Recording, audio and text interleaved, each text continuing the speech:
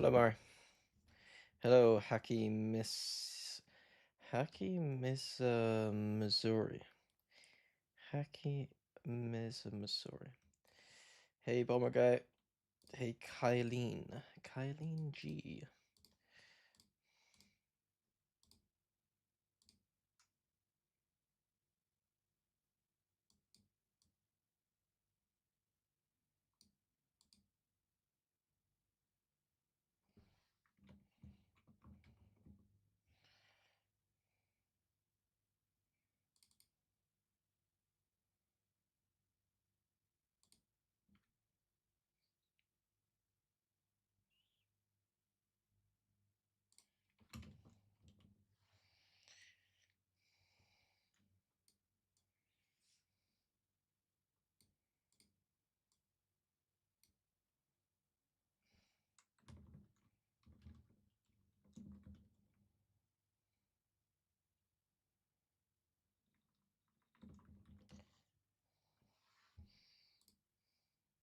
Hey, everyone. Hey, Skiz. Hey, Nether. Hey, Ashen. More. When you play TDM, do you work on your macro? Shut the fuck up. That's a... I hope that's a joke, because it's a pretty good joke.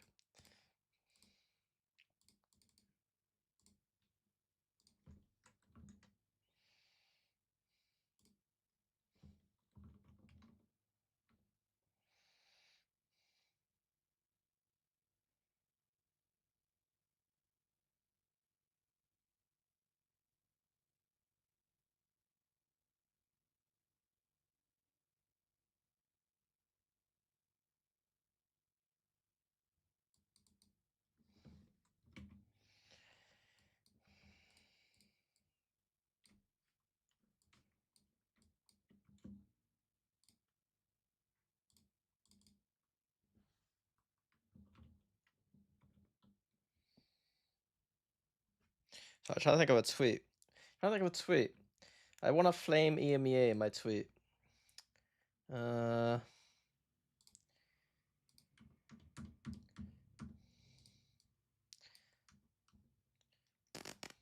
do I flame EMEA? Weakest region. Something about weakest region. I'm not a plat chat now. Hey, Matcha. Weakest region. Weakest analyst from weakest region.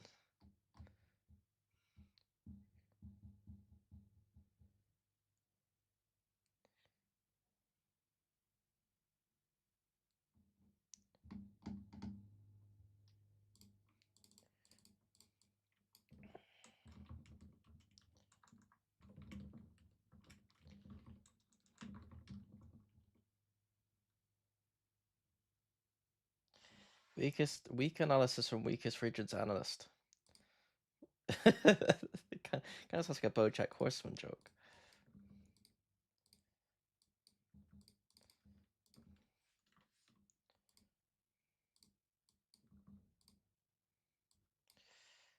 I'm gonna put that. Hey, Fish's Wishes. Why is there such a long break in between? Top 4 always happens like this. Top 4, there's usually there's a venue change for top 4, and then there's a why is my PC not loading up a pen?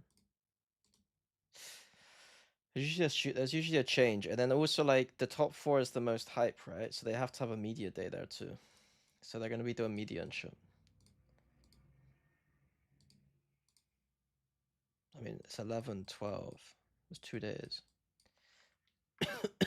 It's usually 2 days.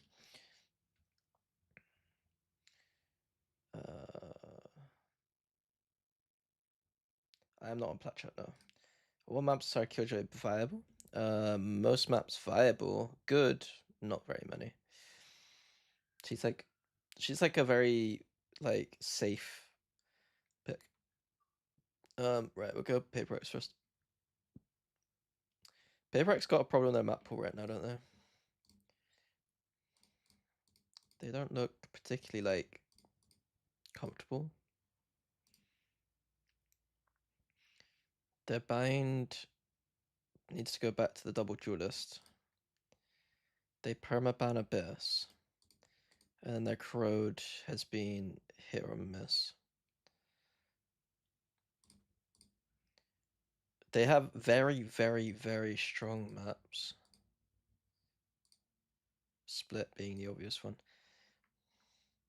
The hilarious thing about Split, I do think they're funny. It's like they don't realize they're good at a map until they win it like 10 times.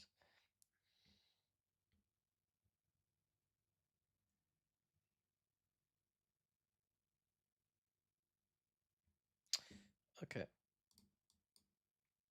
Corrode. Corrode.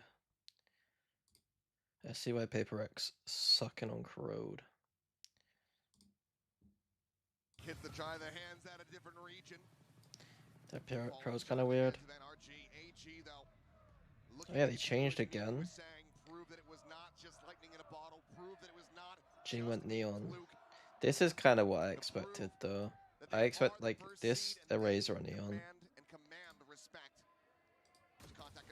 The first seed and they demand and command respect.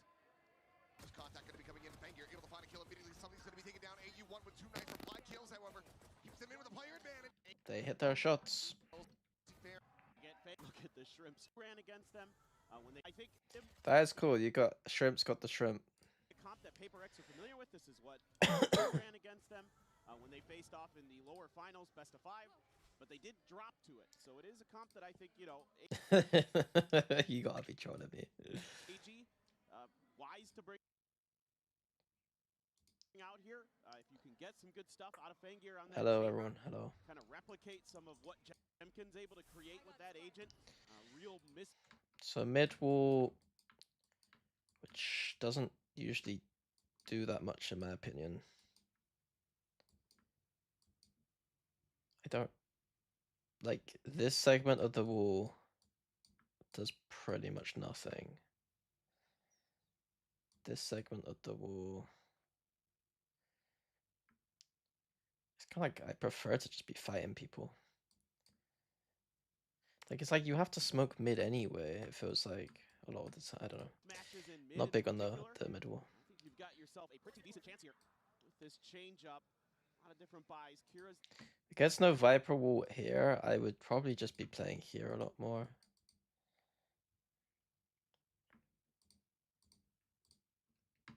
The only one with the full rifle.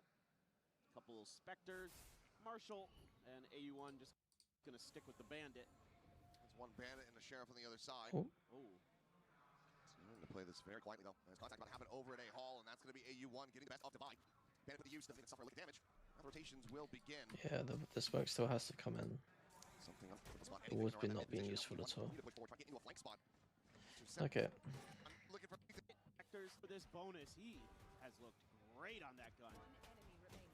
He is a natural at the bandit. Where it's gonna.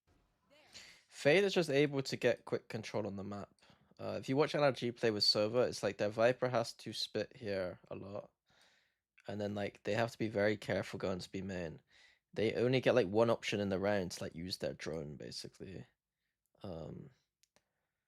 So it's like it can be abused playing the Sova, but the thing is that Brock gets so much value out of it, especially on defense. Rally back into this now, has that phantom in hand. Whoops. That C's didn't go where you meant it to there, Shrimp. So your cross map Vines with Viper. So Viper's in a very good spot. I don't know what orb they're using, but I'd imagine it be like here somewhere. They went for middle control. Saw nothing, so now just reset into A. It's weird that we're playing Vice Flash Elbow. Ain't nothing but a thing. We'll just keep on going. He's had a few struggles with some of the util. All good. 1 minute 20, we're already breaking the Vice wall. Oh, they didn't break it properly. Still stand. By just poking and prodding. Well, maintaining structural integrity for quite some time now. It's AG. Backpedal. I'd expect them to now move back towards middle. Away but... from this A main location. But no PRX watching this. Everybody widely just situated on the sites themselves. They've not done anything. Hello? They're just gamble stacking. AG in their first match against G2, so a lot of miscues that cost them a little bit, kind of led to some costly rounds. Now there you go, finally going to get that wall popped. That's going to keep a couple extra players over on the other side of the map. I don't know what PRX are doing this round. Few struggles with some of the utils. They have a Vice Wall up the entire round, and they just stay 3A. It's very strange. Now there's the other side of the map.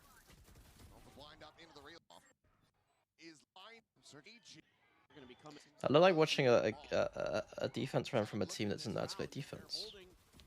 PRX, no defense. That's a good timeout. I mean, Wendler is right to call that timeout. Wendler seems like he's mostly talking. That wasn't a very good round. Something skirting the edge. Gets the first. Wow, what a shot on the Fengir. Fengir dead. AU1 bringing out a couple shots, so we'll keep that interest drummed up on.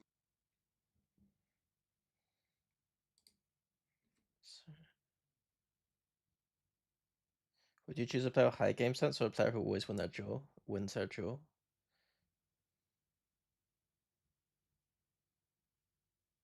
Your volume's a little low. Like my microphone volume or the game volume? Because the stream volume I don't really care about. My mic volume, really? Is it actually?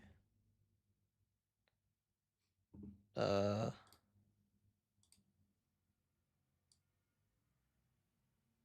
about now? Is that better?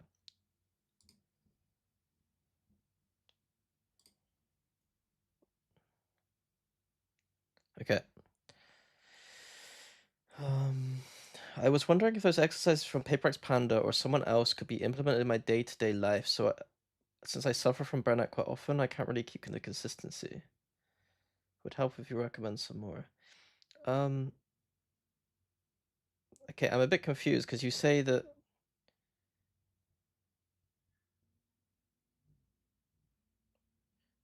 I'm confused by the sentence.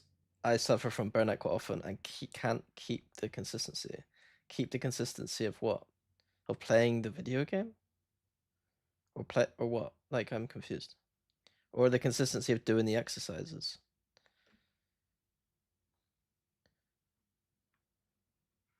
The exercises Panda is doing is just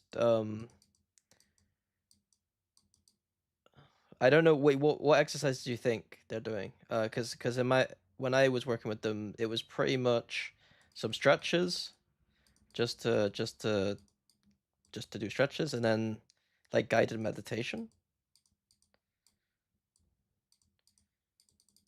I mean,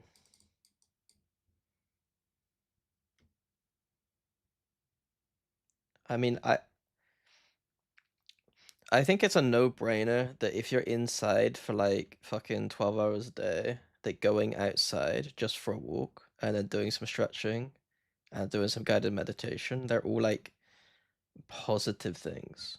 I think that you just replace this with any form of exercise that, you know, something like yoga, if that's your vibe. Yeah, or if you just want to go walk 5,000 steps or something, go walk. And then yeah, guided meditation I think is pretty good. I was thinking about this yesterday. I have this theory that like it's a weird theory that like people who force themselves to listen to music in the shower or can't shower without any kind of noise, I reckon that they are far less successful in life than people who are able to shower just with their thoughts. Like I think that like having moments in your day where you're able to just like let your subconscious kind of just do its thing and just like flare up is like a really useful thing for most people. Obviously it's like hard for me to say, like there's some people who probably there's probably issues with that kind of stuff, but Yeah, I think that I feel like there's a lot of dopamine maxing that happens with the Zoomer generation, and it's true for millennials too, unks and shit. But I think it's now got to the point where nobody actually like relaxes anymore. No one sits with their thoughts for very long. Now player advantage to PRX. This is what I like to see from PRX. Take a little bit of map control. You've got long A, you've got mid. I'm not pretending I'm Put some pressure on much different, but he's got a little bit extra help with the I do try my best. So can play a little bit of control. Gets the first. You're not used to with a team. You might be more prone to call an earlier timeout. Something skirting the edge. Gets the first. Wow, what a shot on the Fengear. You're dead. You got a couple shots. We get that interest drummed up on that side of the map. Kira now going for timing. Just misses the window to be able to get a punish there on the Jing. Now player advantage to PRX. This is what I like to see from PRX. I would highly suggest, if you're unable to literally sit with your thoughts and you overthink things for 2 hours, I would highly recommend, like, if you can afford it, therapy, because at that point, like, you shouldn't be going to bed and not being able to sleep for 2 hours because of your thoughts. Like, that's not normal. Take a little bit of map control. You've got long A, you've got mid. So you're going to put some pressure on the Forsaken on the Viper, but there's like, I can't remember what it was. There was like, if you can't afford therapy, that's like this is a very useful tool here. Let me see here. I'll type it in chat. It's like a CBT website that, like, a lot of CBT. If you don't know anything about CBT, then go look it up and shit. It has like a bunch of stuff that's like separate into categories. And so let's say depression. Go into depression. There's like a bunch of different modules. There's like worksheets and shit. It looks a bit like school, which is probably the reason why it's probably not very popular. But reasonably speaking, there's a lot of resources here that if you truly are struggling with something, like, there is an option that is free. So yeah, this is like, you know, it's pretty decent if you can't afford therapy. bit extra help with the Vice util there. CBT is cognitive behavioral therapy, so it's a bit like, it's not like the kind of therapy you'll see in TV shows where they're like lying down and kind of talking about their parents and stuff. It's a bit more practical, day to day, trying to shift your kind of way of thinking a little bit is, I think, the way. I'm probably bastardizing the explanation, but it feels like a bit more of a practical thing, trying to fix actual problems in your life rather than trying to get at the root causes as to why you're like that. Catch him off guard around this corner. Triple stack. You're in London today. That we ain't get a drink in Soho. I will be in London tomorrow, but I will not be drinking with you. Meanwhile, forward. Here now with one of his own. I'll be taking my mother for a very nice lunch. Here now with one of the Vice. You're dead. So something gets to kill middle, and then they go aggro mid. It's a bit risky, but there's not. Put some pressure on the Forsaken on the Viper, but he's got a little bit extra help with the Vice. Viper gets 2 thorns and a flash, so they can't really go B that effectively. Catch him off guard around this corner. Triple stack in the mid and B. Trying to play them in. There's another smoke, just going to be cycled forward. Here now with one of his own. Ilia's still got the line. Gets a dink again. He runs over. PRX won this round. As long as they can now, because of all the damage Ilia's done, he's 5v4 and a dink. That's now get the fuck out. We've won the round kind of territory. Okay, he's won the round. Like, he's just solo killing everyone. Now 5v3, they understand it at least. Envy doesn't need to do anything here at all. He doesn't need information anymore. Just play here and jiggle. Get Viper over the fuck over here. Fade can be here. Envy goes for the jump peek, spots him out. Paranoia going to be sent the relay bolt, not going to get to catch the Prowler there. Trying to slow them down, but GRQ still sliding forward. Why would depressed guy read about depression? Some people realize they have a problem in their life and are able to try and fix it. It's not reading about depression, it's reading about how to try and maybe shift your perspective or figuring out how to understand. Like, I guess it is to some degree about trying to figure out what it is or why it is. The more you understand something, the easier it is to problem solve it, right? Like, if you have very naive understanding of some mental health subjects, then like you're not in a position to really help yourself get better from them or improve from them. Again, I'm not like some fucking psychologist or anything, so everything I say here I'm trying to say is like least controversially as possible.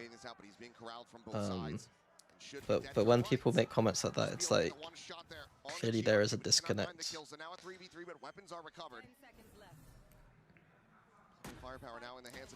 Like a lot of young men think that depression, they don't recognize depression as a real thing and think that their own free will is enough. Like, oh, I can't get out of bed in the morning, I must be an idiot, it's my fault. Instead of, oh wait, I literally have depression.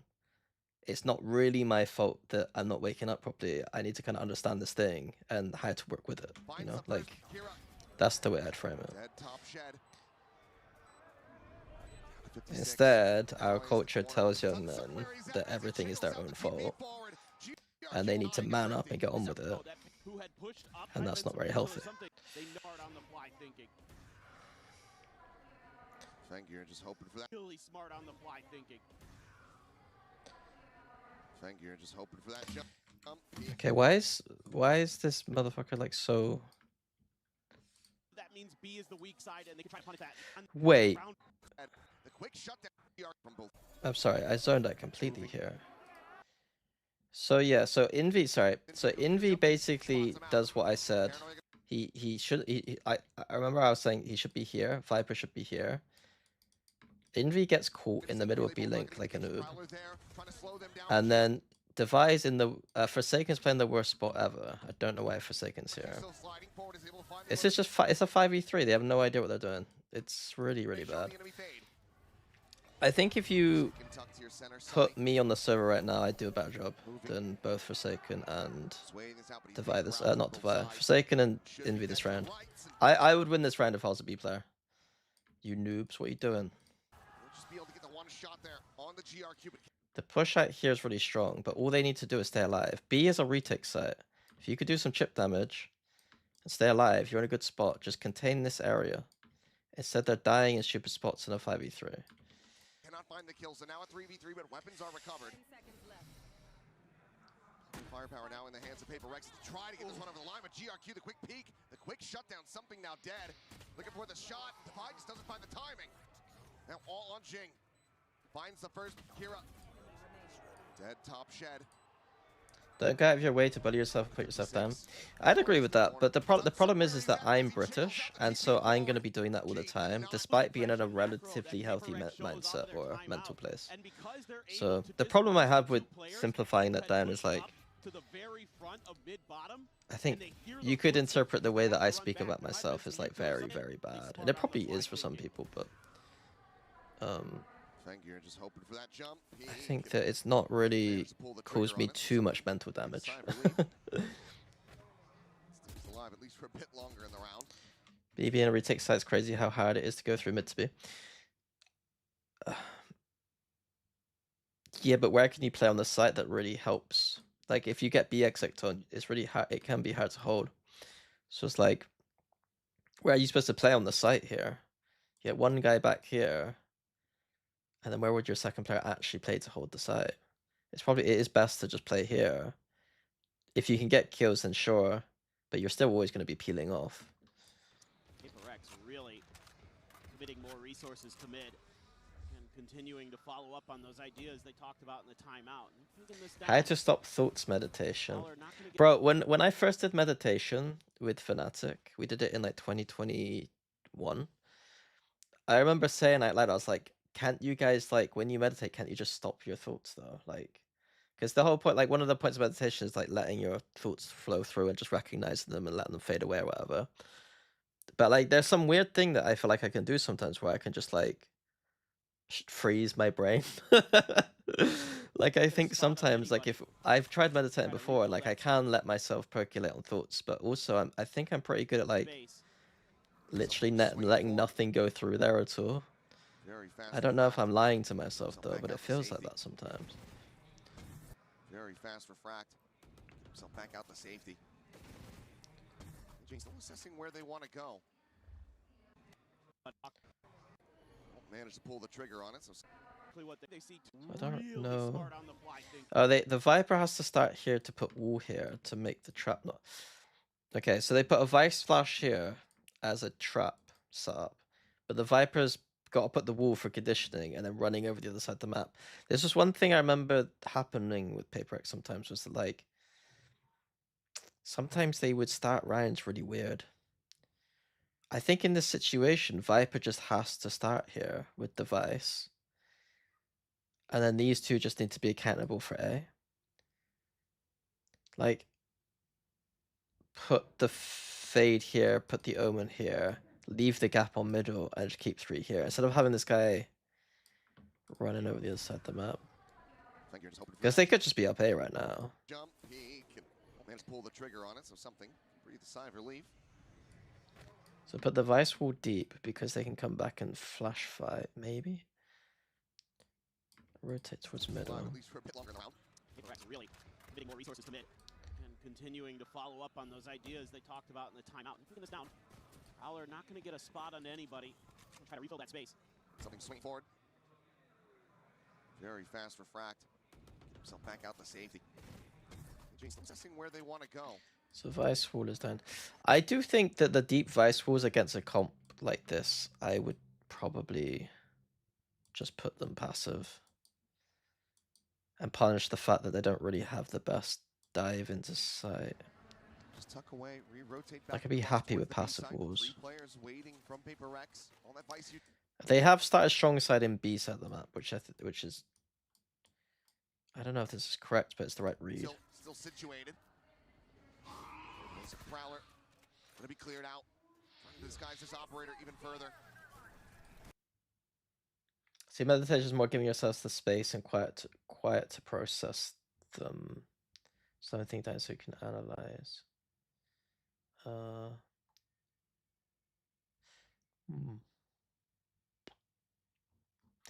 See, I don't see it that way. I think I sometimes just do like I used to before I did therapy for a little bit, but like before I did therapy when I was like in my mid-20s maybe, sometimes I'll just sit down and just think about stuff. And I don't think thinking through something is the same as meditating. So I would use meditation more as like a relaxing, calm down thing. That like maybe I could let some subconscious things like percolate or bubble up. Whereas like if I was trying to figure out something out, I would just sit there and think about it, you know. Like lying it before, like I'd lie in bed and just like try and figure out things I didn't fully like about myself, you know. Or things that like annoyed me. Something just sending out that saturate, trying to slow them up on this approach. Jing at the same time, TPing over. Joins in this side of the map, 35 seconds remaining. AG gonna have to start making a go of this one sooner rather than later. Already too late to try to rotate towards that A side of the map. Obviously, it's not the same for everyone, and I don't suggest. I'm not trying to say there's like one way to do anything, of course. Time very well could just get away from them here, but now the executive's ready to come through. Flash to try to slow them up. The re-swing in, Divide not able to find a kill. Jing gonna be taken down, but not before he's finding Shrimp. One now fallen. Something. Even this looks a bit awkward here. 3B. Why did it feel so awkward? There's no smoke on the choke for some reason. AG still fracked. Get himself back out to safety. AG still assessing where they want to go. Got one smoke now. Just randomly smokes A. Okay. Even further.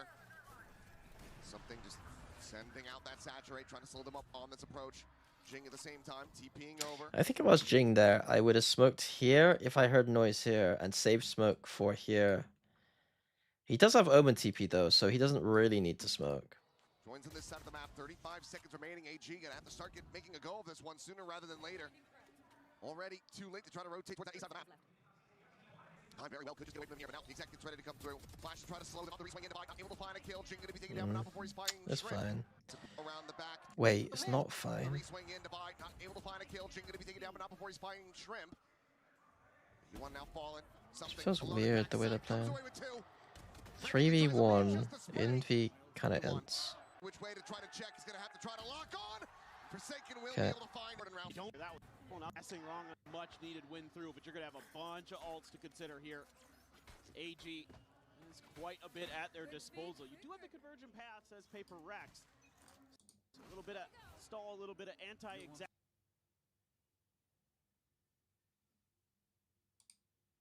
You have ADHD, so maybe it's the opposite.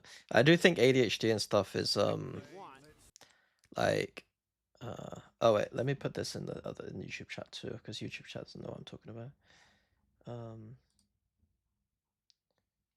This was the thing I was referring to earlier for YouTube chat.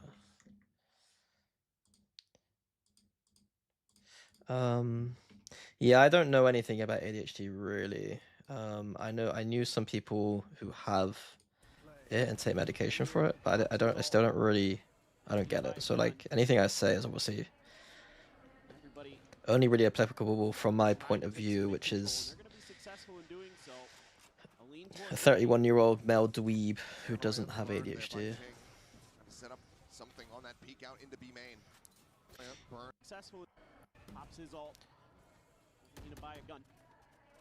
So they have deep A line, B line, sorry. They're going to be successful in doing so. I'll lean towards A.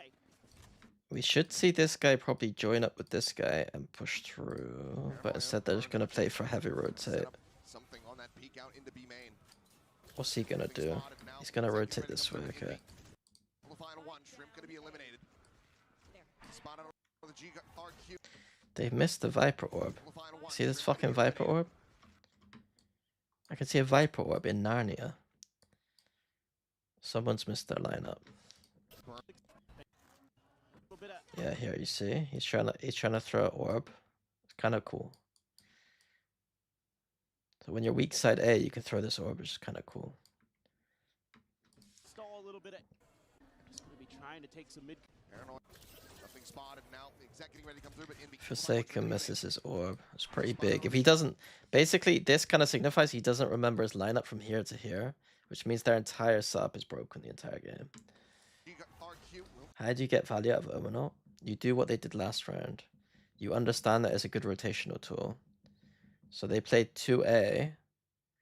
Like you could, like realistically, like it. The best Omen ult examples are like playing like a 2-1-2 where you can fast flood, and then this guy becomes like the rotate. The best example is probably the best example for Omen ults is the Sun. You'll see it gets punished quite a lot, but like you basically play. I think that I remember making a strat where like you just put Omen ult in here, the Omen ult here, and then if the enemy goes B, then you just ult backside, and then you play here because you can fight A main, and then if you get stuck here, you can just TP out, you know. So like this is a pretty good example of like Omen ult. Otherwise, you can just play normal, and you're just using your ult to rotate fast. There's some maps where it's possible. Map like Haven is like pretty shit though. It's like play C site. You can't really ult anywhere here that's like good. You're kind of like just rotating. And on the flip side, it's like by the time you've like you can probably do this, it's fine, but it's like not great, you know. Cleared out. Trying to disguise this operator even further. Something just sending out that there by Todd. Slide and divide. I don't know, the GRQ will get that seize out of hand as the overdrive is going to be popped. The slide and divide, able to find his first kill. GRQ will get cut down mid-slide. Repeats for a little bit more though. Yeah, Divided needs to repeat there. This is a contain now. We've got a 5v4 and we're completely fine. We have numbers. We have full delay. We've got ults if we really need them.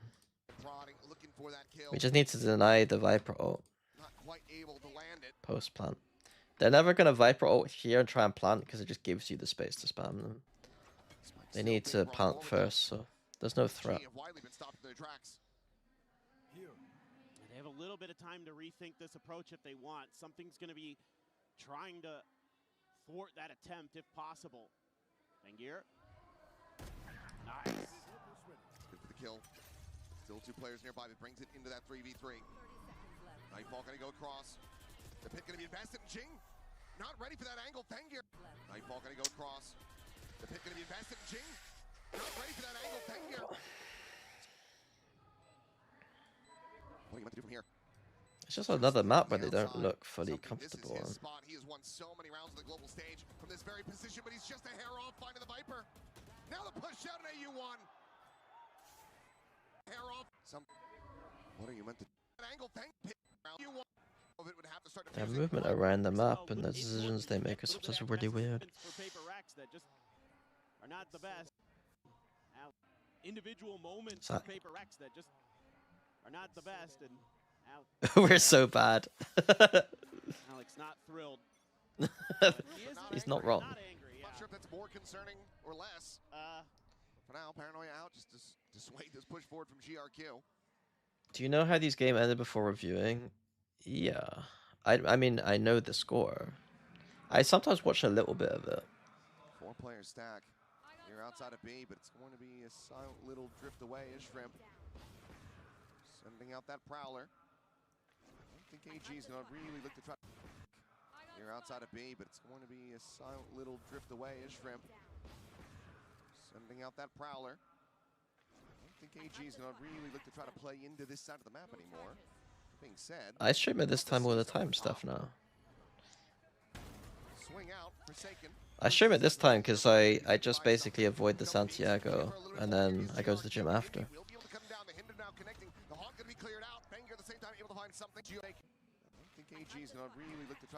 What is AG doing here?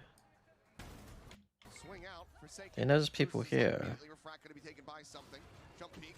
Oh, they're just getting cocky.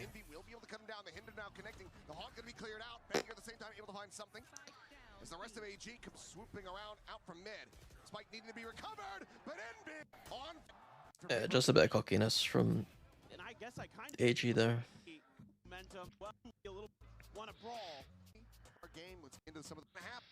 AG taking a timeout there is a bit weird.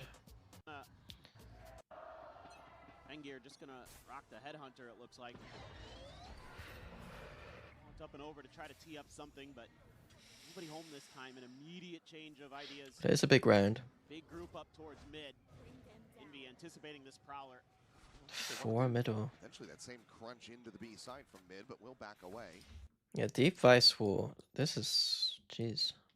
This should be round winning. Let's see how they move though, these noobs. This guy should probably just go this way. These two can just double up here.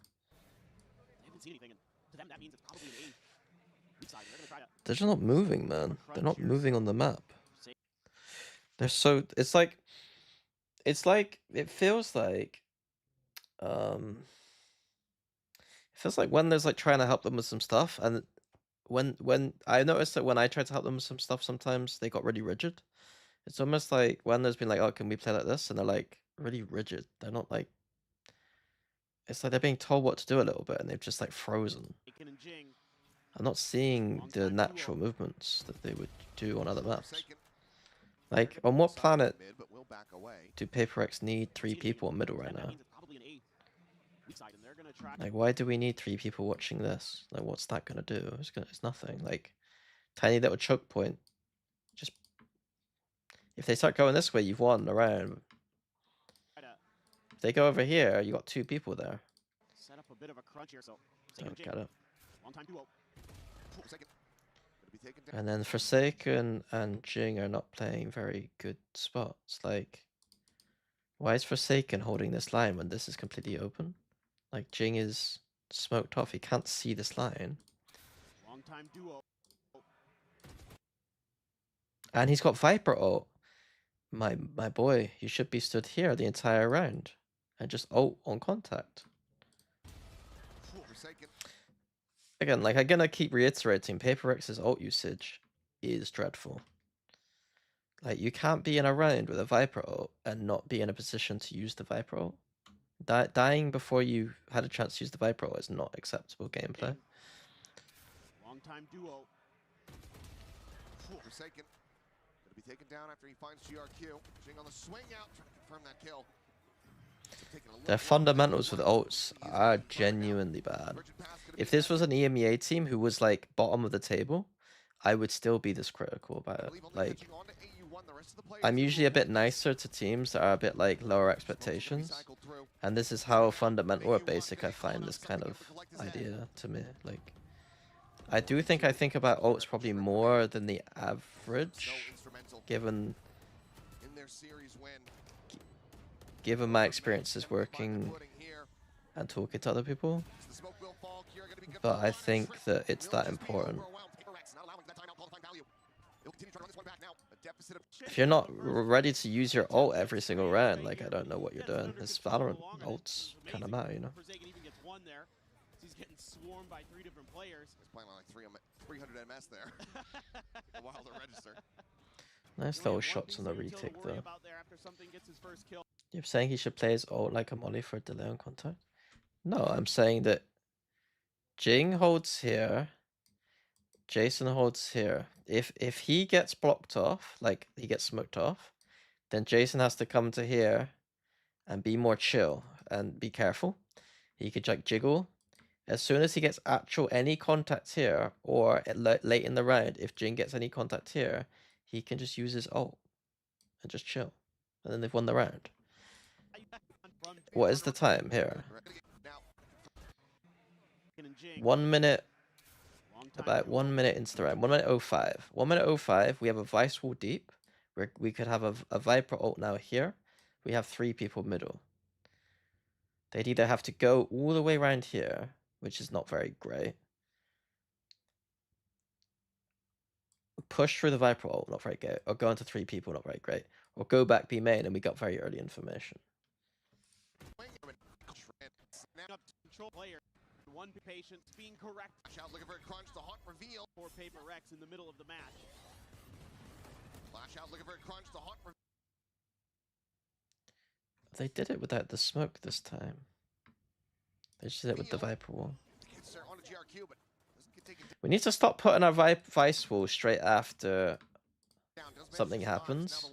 Like, this ain't good use of the Vice wall. Like, we can't, like, the whole putting the Vice wall deep thing is you're putting it there when you know nobody's there. You can't be fighting 5 people and then putting a Vice wall in front of them and just making them walk up and clear it again. It makes no sense. And they've not been able to do anything off of this Vice wall punish. They're sticking around. Triple stack, though, from PRX, assessing how they want to stand in position, but that blind does absolutely monstrous work for them. Position. I don't know what they're doing, man. Triple stack, though, from PRX, assessing how they want to stand. It's nice by Fanger. That shot by Fanger was incredible. Yeah, PRX needs some work on this map. They need some work on this map. They're gonna get rolled on this map right now. From the outset, something gonna be riding through this. Now they finally use the Viper ult. It's quite a nice one. He can catch somebody off guard, and Kira might just be playing right into this one. Oh, it's just but no, he hears the footsteps, he hears them rotating out. Will not be able to find a kill here on either side. Meanwhile, AU1 steps, he hears them rotating out. Will not be able to find a kill here on either side. So our win condition on the other side of the map is now dead too. Meanwhile, AU1 takes out the Vi. Just peeking from behind the box at A-main. It's a tough watch.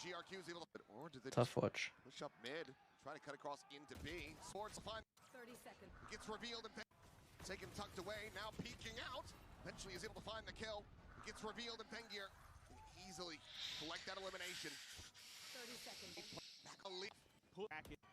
It feels like a skip kind of game right now. Like I'm not like I'm watching a team trying to figure out a map. Top 6 like global.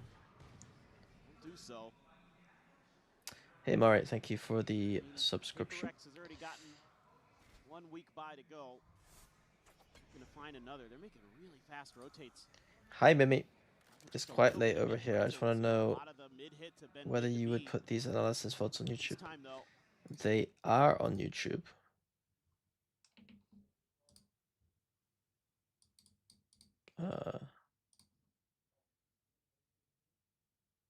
They literally are on YouTube. I'm streaming right now. You can go have a look there.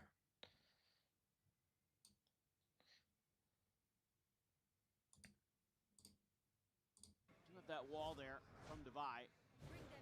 Thank you, Anima. 14 months. That's a long time.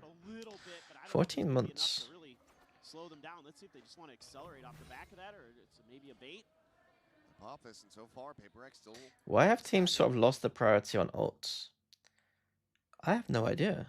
Let me think. The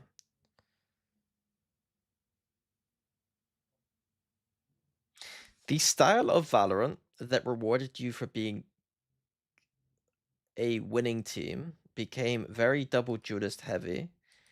And so the kind of teams that have been doing good at international events are the kind of teams that can get away with not having as much signed theory because they are mostly just running around the map a bit more and doing really well with other things.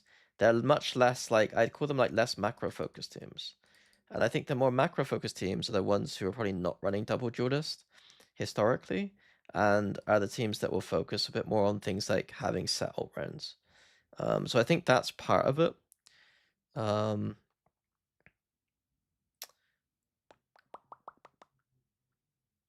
don't know what to say. Other than that, I don't really understand. No, maybe it was always quite bad, and I was just seeing it from my POV as like a coach who was coaching a very good team and thinking about it all the time. And then I would obviously have to prepare against the good teams and notice it more against good teams. I don't know.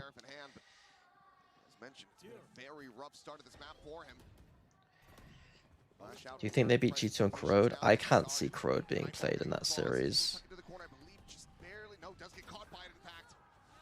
I think G2 are bad at Crode too, to be fair. So I wouldn't really worry about it. If that map gets played, it'll be a shit show, I think.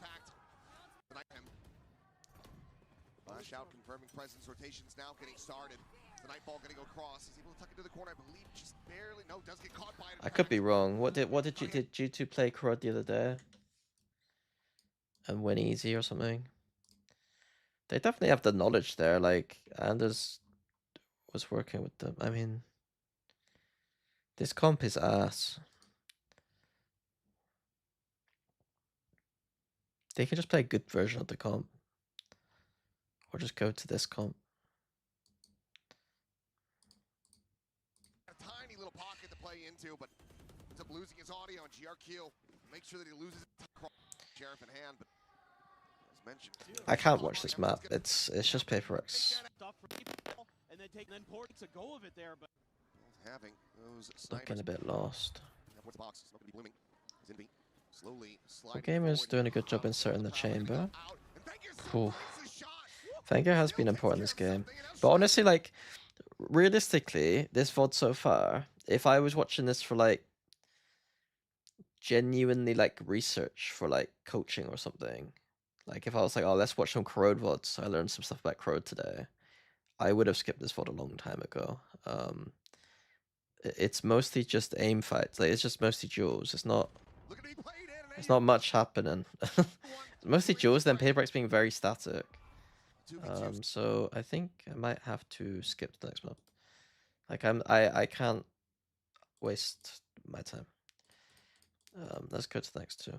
The unfortunate nature is that, like, I'm kind of saying it's a waste of my time, but then it's kind of like I'm not really giving All Gamers any credit. But it's like, I do think in the last VOD I watched All Gamers, they were good. The Gentlemates game, I was very impressed with, like, their defense. Even on the 13-5, I was impressed with their defense throughout the series. And then their attack side is just go kill, which is pretty good for them because they can kill. So I'm not trying to skip it just because all gamers are all gamers. It's more just I don't have to all day, and PRX aren't really showing me much. This is for all the marbles now. PRX in confidence on their pearl. Yeah, Anders had leave G2.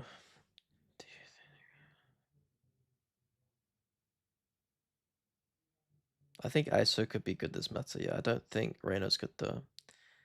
Do you think if C9 watched Coach Potatoes, they qualify for international? Watched Coach Potatoes? No. No. No. I think it's coaching is two things, right? Well, in terms of strategy, because you're talking about strategy, it's like theory and implementation, right? If you're talking about Coach Potatoes, as in like me and Sliggy, that's one thing. If you're talking about Patreon, like that's got nothing to do with like pro play. Like there's some pro play stuff in there, but it's not like it's not fully implementable for pro play. If you just talk about like me and Sliggy talking on stream, I think Sliggy's pretty good at acknowledging like it identifying weaknesses for teams. As in like this team isn't abusing the outlaw. This team just needs to do this. I think that I'm obviously doing a bit more of like, hey, they're losing this map because blah blah blah blah blah. I mean Sliggy does that too. So there's probably some stuff where like teams could learn. Especially in the slower, like longer analysis sessions. But at the end of the day, implementation is still most of the job. So it doesn't really matter like what your theory is. If you can't implement it, like it doesn't make sense. I mean, it also depends because like also like C9 they played a lot of Breach, right? And so I could just say right now at this very second, don't play Breach. Does that mean they're not gonna play Breach? Like, and like saying would they qualify for an international is like not. I really worry that the average viewer feels like a coach could just listen to a stream and then be like, oh my god, I'm going to qualify for an international event now. Like, it's not that easy. How about TMV? You've missed the point completely if you're now just asking about other analysts. TMV is a good analyst, but like me and Sticky were former professional coaches, so I would hope that our input is like generally more applicable to professional coaches. They need this to be the staging ground, the start of a reverse sweep here. It's Devi. Left to his own devices, recalling that flash and getting caught up as Shrimp is able to collect that kill. Pivot back through, full 5-player approach from this stair side. Bolt not going to catch anything, but for now, they will find. Just an interesting question, really, about general.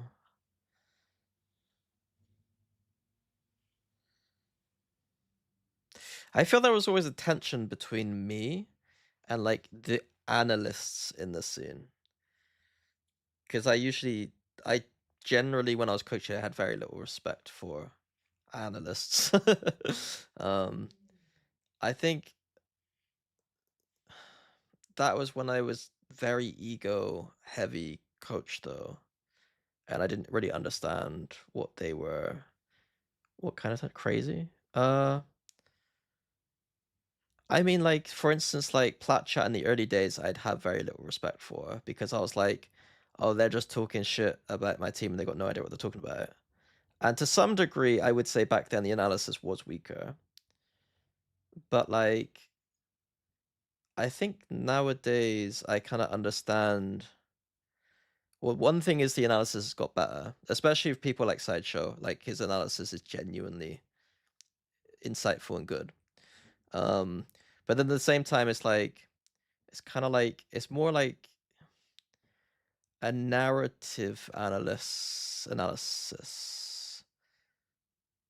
And it's more me understanding that it's kind of their job to kind of present the information the way they do. And they can't know everything. So I think I was kind of justified to some degree back then, kind of like not giving them much thought. And also, if you are in a team and you're actually paying attention to Plat Chat or any analyst, you're probably stupid because you you should be focused on your job.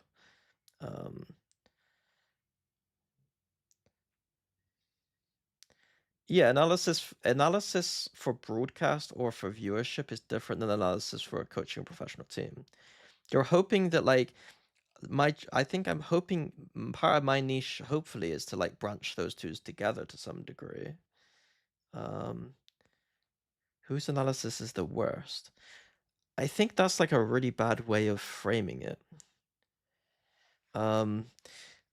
It depends if they're trying to do good analysis or not. Like if there's someone who is trying to be someone who's talking about game analysis in a way that's about understanding the game, and it's not very good, that's very different than someone whose analysis is more narrative driven or player driven or kind of jester maxing. You know what I mean? Like there's not like one way to do analysis. And so I used to brush aside people who didn't know too much about the game as like, well, like their skill set wasn't as much game focused as like other things. I would like brush them aside and be like, they don't know what they're talking about. Why would I ever like give them a second thought? Which I think is genuinely probably a healthy way to coach, by the way. Because again, you want to be in your own bubble when you're coaching. You don't want I don't think you should be thinking about these outside people at all. But I think that there's like a healthy way of getting out of that once you kind of stop coaching. Is like, oh wait, like not every single fucking sentence on the broadcast or every sentence on plat chat needs to be hard hitting analysis that is like being sliggy nerding out or something, you know?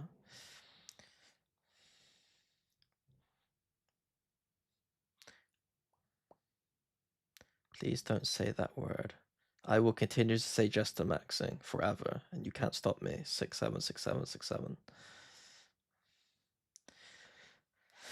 So if the question is who's the weakest analysis who tries to be an analyst, who's like very game focused, I can't answer that question.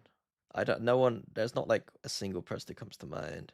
There's probably I was interested in maybe doing one day like reacting to content that analysts put out. Like I remember Sideshow recently, I was like thinking about like I remember making the point to like go back and watch some older content from analysts. But like I think it'd be kind of fun to critique like what like it would put do you remember that guy Content Cop, like the YouTuber who did the Content Cop stuff? I don't think he's very good nowadays. Like iDubbbz isn't like a but back in the day he would like basically like go and bust like shitty content creators,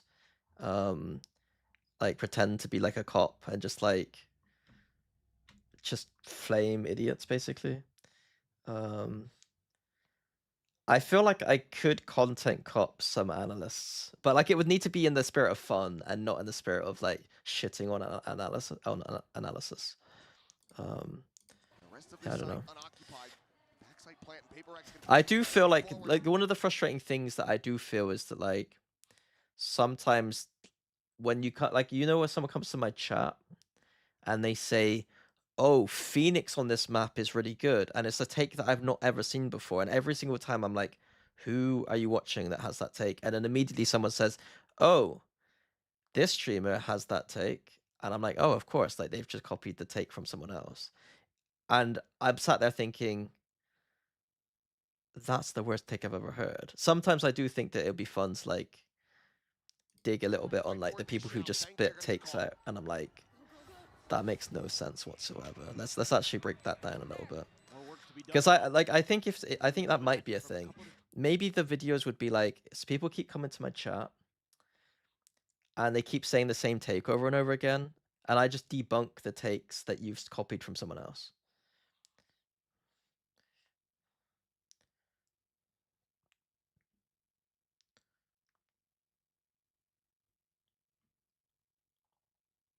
What would this agent need to make a better shift or make a good splash? Something to rival Viper or Astra. A smokes player a smoke agent that is relatively self-sufficient is probably the answer, because teams keep refusing to play agents that are smokes players that aren't self-sufficient. Different angles, but with their flank out, through secret. Sorry, let's watch back. It's Devi. Oh Left my God. devices, recalling So that they fire. go for A, they Caught just off, but crunch shouldn't be able to A. collect that kill. They Interesting back here. through. So we got A main. So we now should probably just someone should stay here, plant, and then the other three should just push up. Full 5-player approach from this air side. But I said they all just rush CT, plant for CT. Yes. They should be absolutely aware that PRX will almost certainly push CT here. PRX can continue to try to fight forward. Fight forward, they shall. The fans don't know anything, to be fair. Well, their takes are based on watch party streamers discuss while watching. Yeah, I know. Like, to be fair, that's... But I think that's like... I was thinking about this literally in the shower today. I was thinking, like, I think my job will be... Or, like, my goal will be to present analysis in a way that you could still copy my takes if you wanted to, but ultimately, hopefully show you and break down my ideas in a way that's like, you can agree or disagree with it, or you can take the actual working out of it and not just the end result. Instead of me just literally saying over and over again, I don't like this thing, I give some reasons for why I don't like it, and then you can take it or leave it. Jing gets the other. PRX will close out the opening pistol. It still feels a little shaky for PRX though, doesn't Hey, it? well, I no. mean, with Devi getting caught trying to recall utility, you know, that was a quick dissipate on that Astra smoke. Yeah, I don't know. But then when I say that out loud, it sounds no less... When I say that out loud, it doesn't sound very fucking deep. But the way I felt it is a bit deeper. PRX still some life, still some firepower. This round they're looking to maybe spread the map a little bit. If all I do as an analyst is get a bunch of people to copy my opinion, that is not what I've not succeeded. If as an analyst people start thinking about the game more critically, I've succeeded. And they can disagree with all my takes. Looks like he's been in the hyperbolic time chamber a bit here with this Neon. His shooting across that first map was probably the most Jing been consistent thing practicing. for PRX, and he's looking to maintain that here on the Neon. It's just It's a speed demon.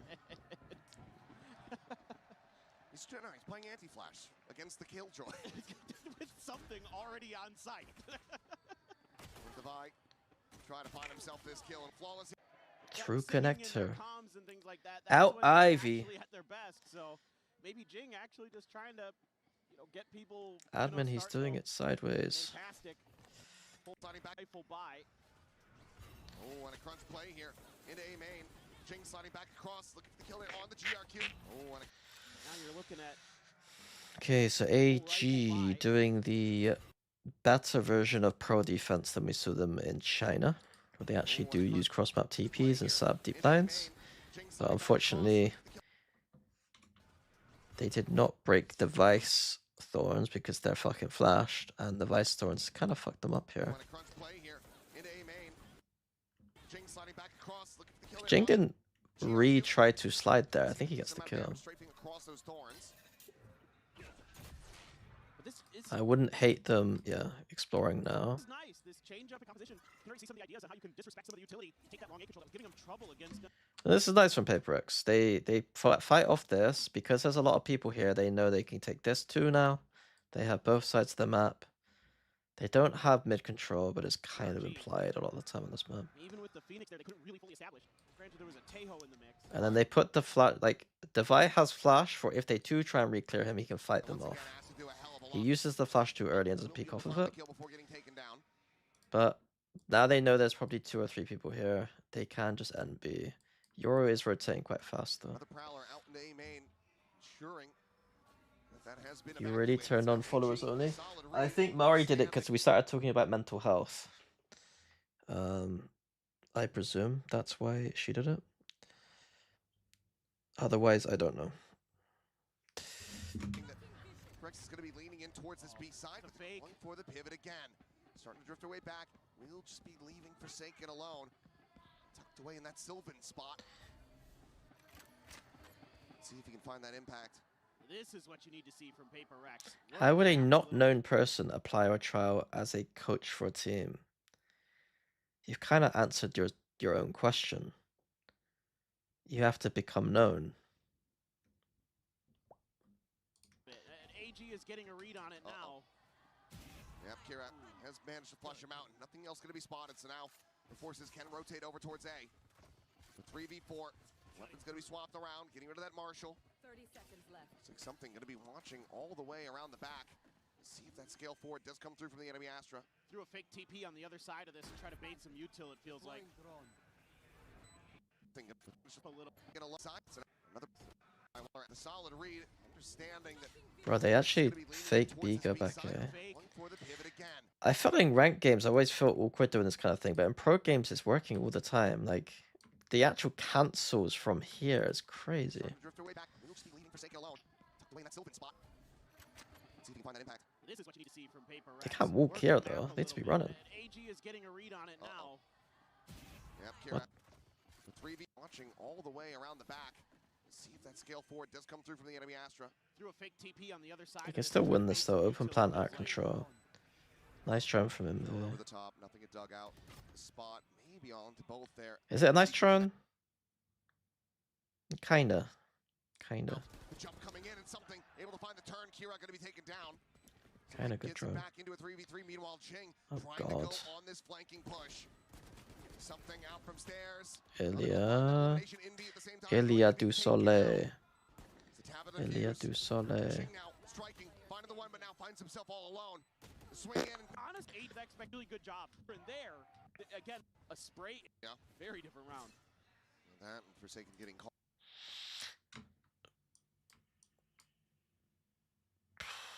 I would be abusing. We know they're going A main a lot in their VODs. True.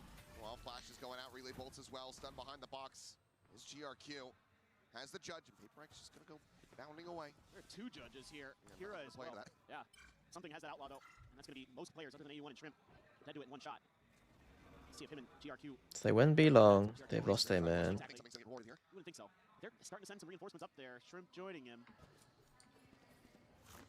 Interesting from Paper X.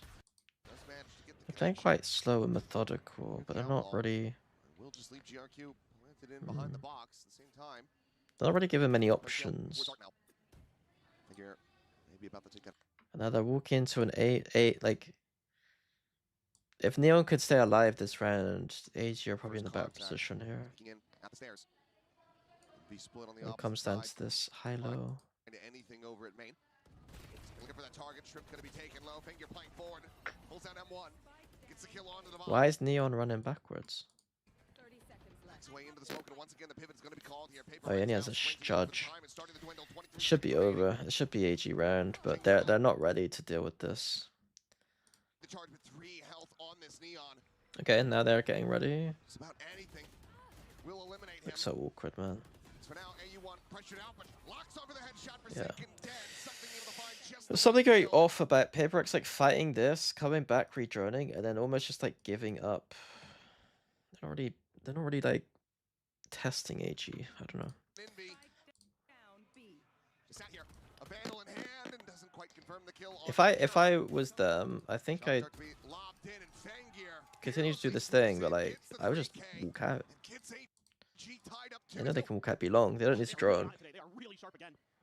Paper X tries to go for the quick pivot, but again, Aid You got the players who like to walk really out. feeling it. See him saying how many times, clearly a repeat error or repeat misread, whatever it may be. Alex not happy that he's still dealing with it, that he's still witnessing it here on his.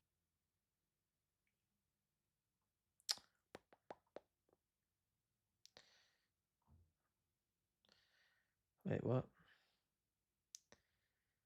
I skipped what, map 1. I watched a bit of map 1, but you guys just looked. The boys looked a little bit lost. They looked a bit static. It looked like yeah. It looked like they were trying to follow like some instructions, but didn't know what they were doing a little bit. I don't know. Sniper, what is it that Danby does that others don't?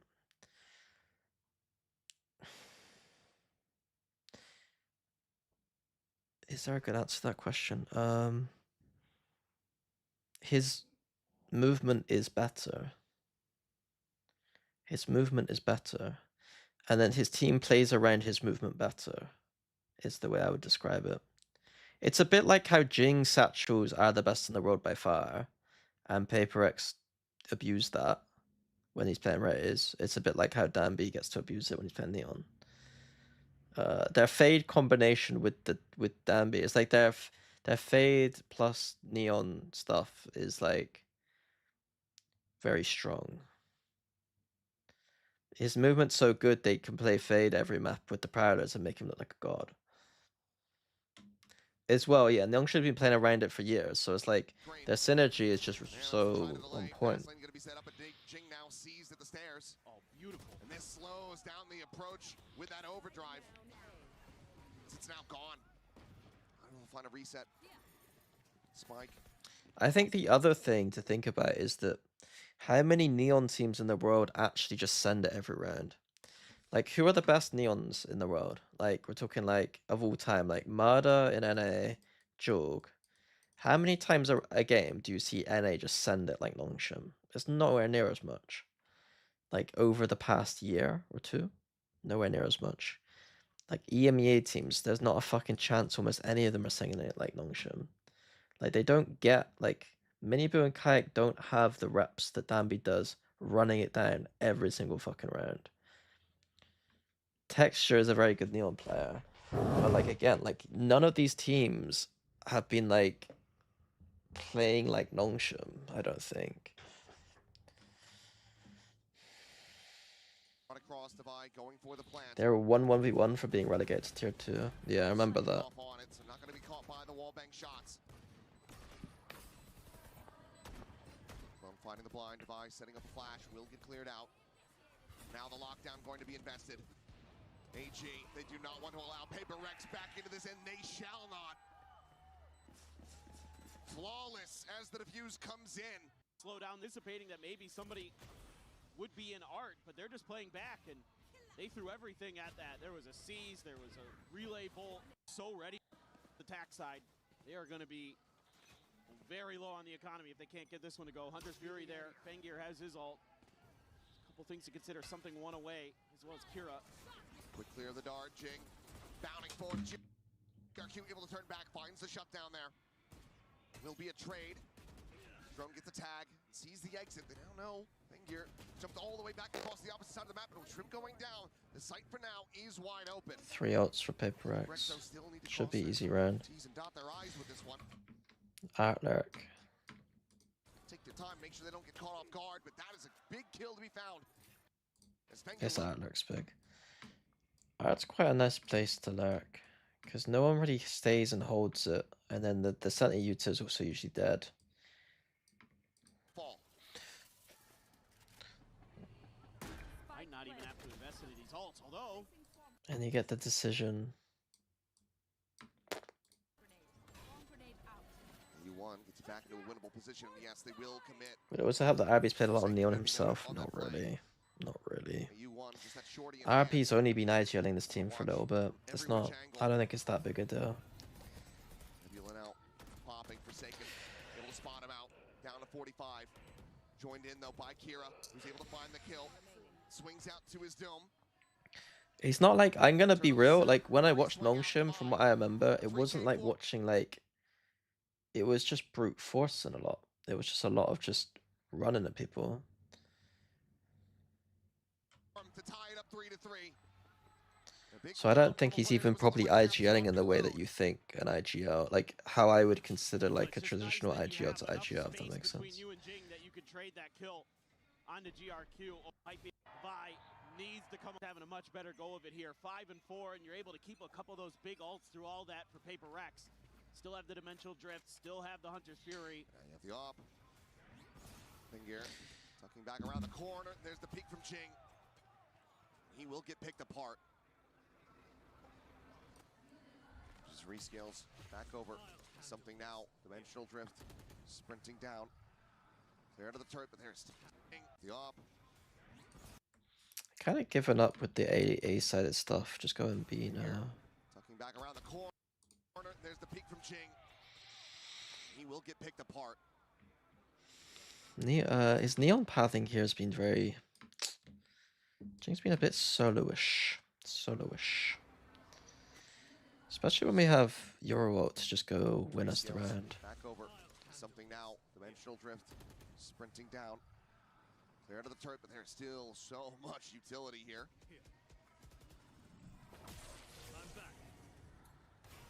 Makes his exit.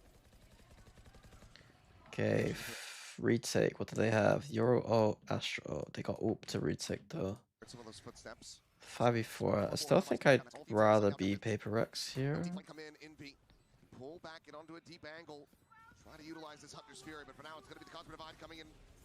No, and just opens up with this one aggressively. That's a... I think I would rather just... I don't think I want to wait to serve ult plant because it's a bad plant. And our teammates aren't going to be playing with us, so... ult gets a lot more value trying to fight people here, but doesn't get anything.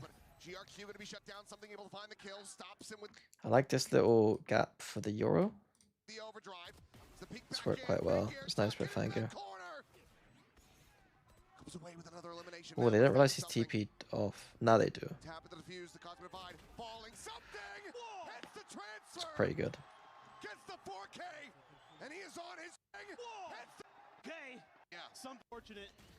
Yeah, he has had a lot of good clutches this tournament. Just the 2v1s have been strong. I think 3 or 4 I remember.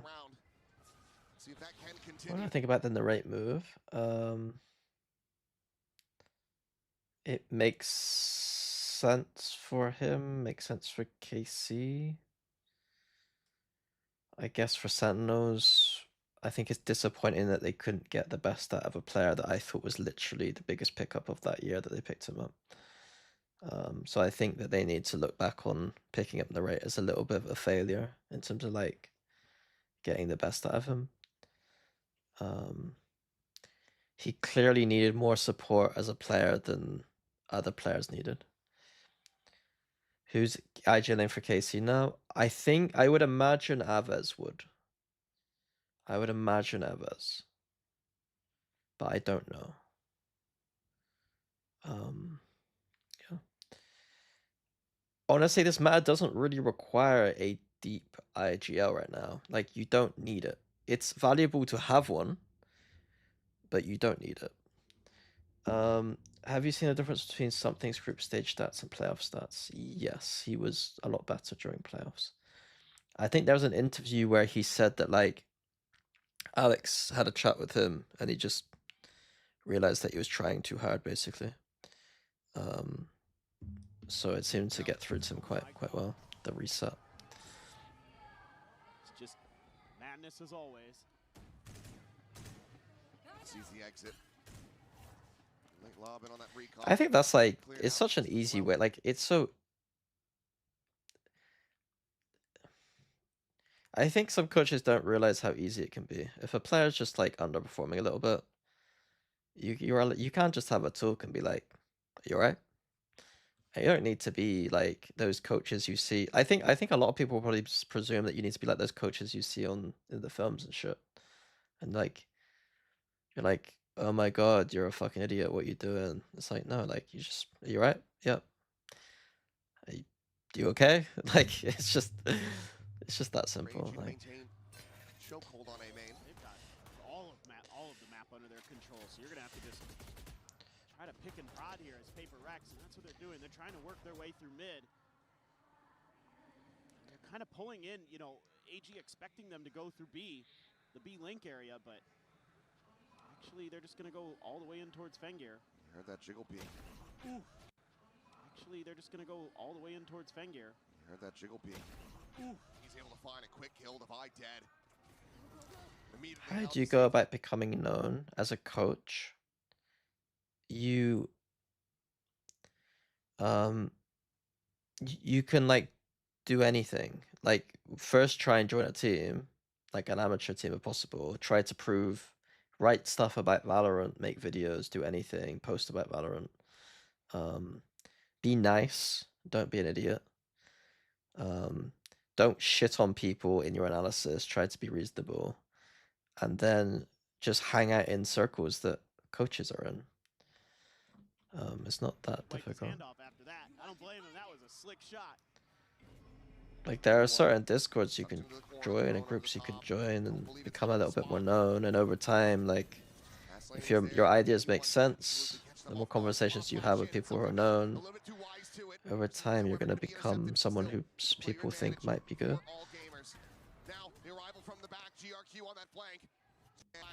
Okay, anyway, back to Valorant. Actually, they're just gonna go all the way in towards Fenrir. B pick it up.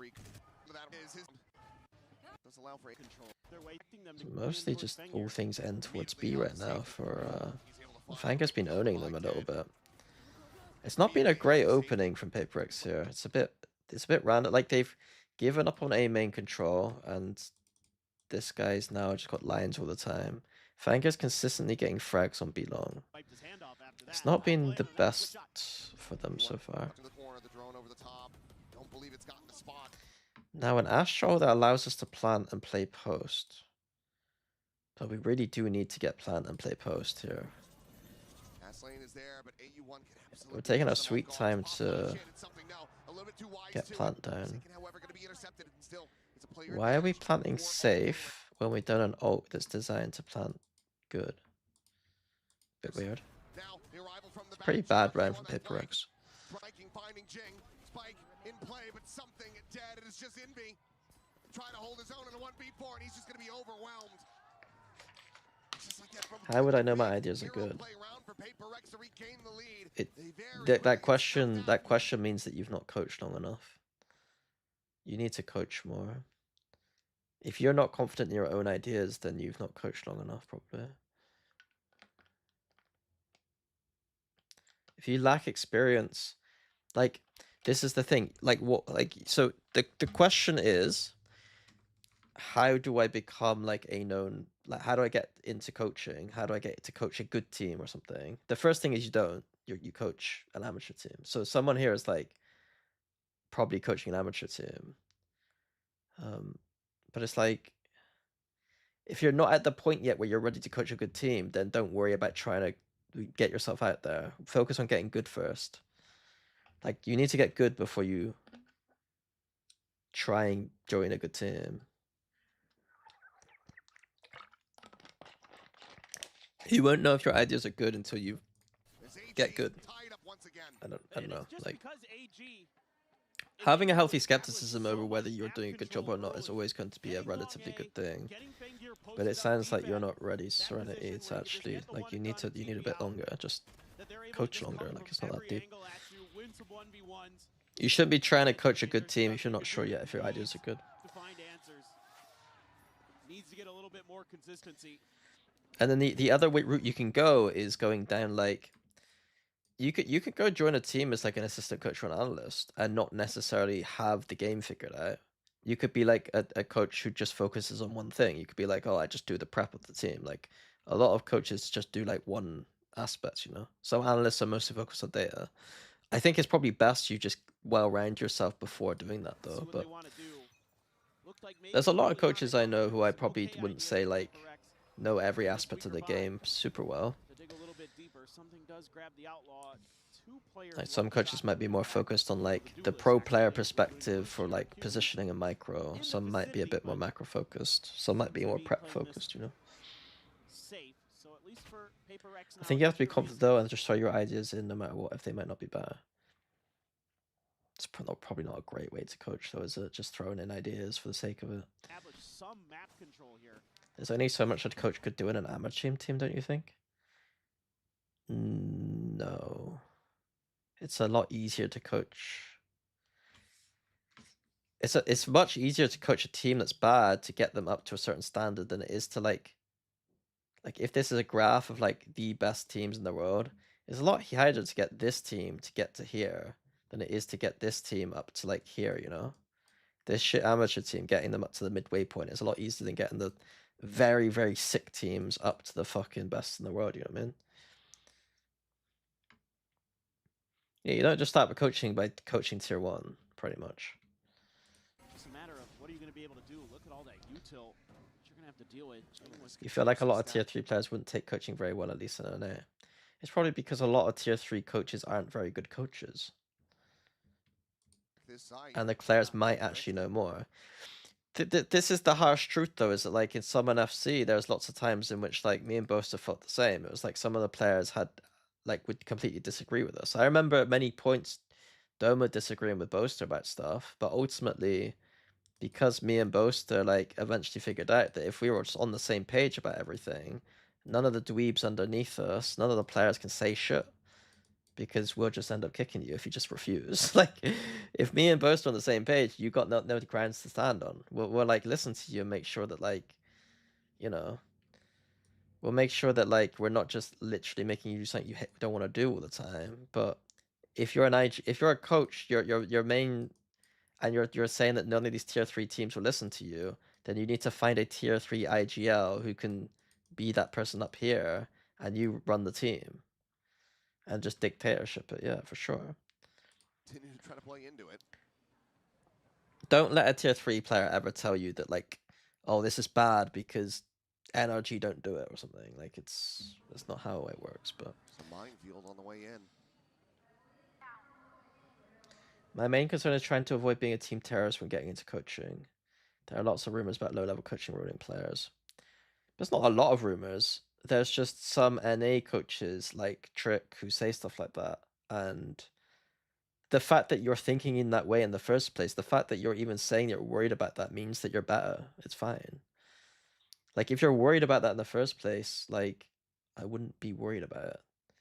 It's the people who don't worry about that stuff that need to worry. Trick slander. It's more like Trick has a lot of stuff he understands a lot about, but like, realistically, he's not a coach. Like, he's not a coach, so who's he to tell someone who wants to get into coaching that they shouldn't be coaching? Like, you know what I mean? If you are like, I think he's got a good point that there probably are some coaches that are basically doing a worse job than if they weren't there. But if you're the kind of person who has empathy and understands coaching at all, Sends out the first shot. you should be fine. Like, if you're worried about that in the first place, you should be fine. SOK had this, literally, SOK, I remember having a conversation with him once. He was assistant coach during Fnatic's 2023 year, right? He won 2 trophies in 2023 with me. I remember him talking to him once, and he was like, saying what you're saying. Like, he was like, I'm worried that some of my ideas are literally making the players worse. And I was like, the fact that you're thinking like that probably means you're not. Like, Crash does not take gear back towards this B site. Is in B. Big opening kill. AU1 getting frazzled, turning over towards that back hall's exit. Gets caught. Stavai able to find the quick shot. Weapons now scooped up in PRX. Looking to get this one over the line. There's the spot out. There's the judge from Jing. And gear around the corner. 2 shells left, and 1 is good enough. It's going to be a massive. PRX this will re-clear this space, and when that happens, that's when. Is there a reason why PRX changed their pro cup so often? So this would be my logic.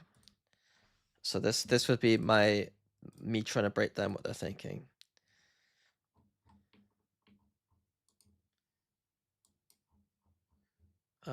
Let's go here. So what the fuck is pro?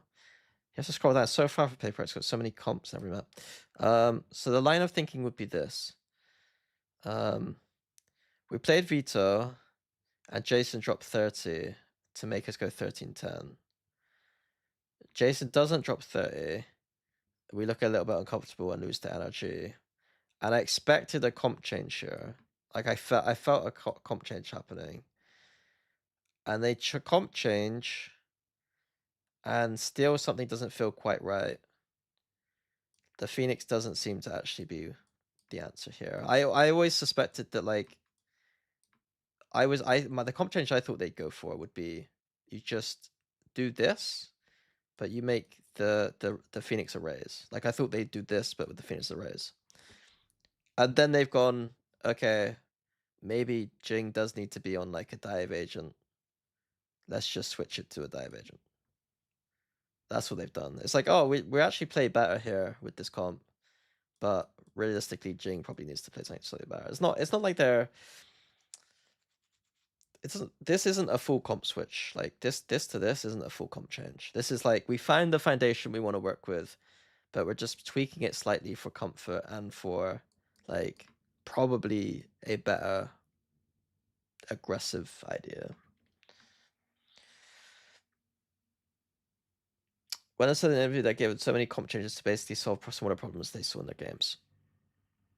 Yeah, I mean, what I said kind of is that. Like, the problem here is that Jing doesn't get to be Jing as much.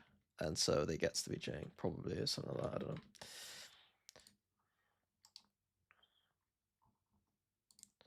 For the B site, and they're able to hit some nasty sheriff shots along the way. So better macro ideas this round. Angus Khan, a Phoenix pick. That's pretty funny.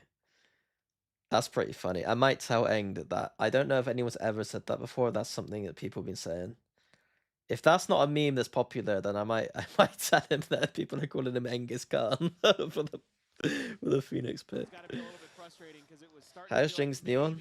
I mean, it's not dandy, but he's decent. He can bunny hop backwards, which is a good sign. Oh, and something just does something like that. Much more than you could really do. Hey, interclock Kill into the games. exit, and once again looking and leaning towards this B site. Drawn with a spot and the ping on defend gear. Start generating a little bit of snowball. Oh, and something just does into the exit, and once again. Okay, just a little anti-eco cappuccino. But already AG getting themselves in a position to try to counteract this. It's GRQ on his way around Hall, sliding forward. That stinger in hand. Shrimp trying to just Shrimp whiffing. The PRX. Back to back and see who can pick it up, and it's going to be. Is he supposed to stand up after all his whiffs? Stinger in hand. Shrimp. Yeah, I mean, Shrimp did the. Wasn't it on Split? Why does that feel like there's beef already between them? Feels like there's already beef. I don't know. Trying to just line up something with that sheriff. Doesn't manage to make a go of it. It seems like for AG. MasterCard Thrifty just not in the cards. Not for this round. Who's the biggest kryptonite for PRX in this top 4? He's gonna look to play in. Probably NRG. It's gonna be Jing. Flawless round for PRX. The win back to back and maintain the lead. Yeah, they're really starting to feel it now. The Sharks are looking sharp, and they're just accelerating when they need to, finding their kills. Starting to look like the PRX that you expect coming into a global event. Did you and Sticky not coach together in the past? Because you both loved the rivalry. What rivalry?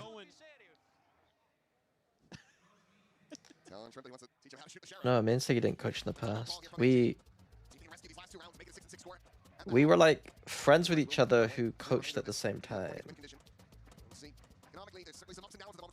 You and Sticky in heated rivalry. Oh, shut up. They had the economy that they could have invested into it if they felt like it. Yeah, absolutely. Going to be talking about how you want to post up, how you want to reestablish some map control. Are they going to go back to kind of that sort of default they have where Bangir pushes up long B and you let Shrimp and GRQ try to control long A? He was Tyrush talking him all game and standing up, looking at Hoym specifically since the start.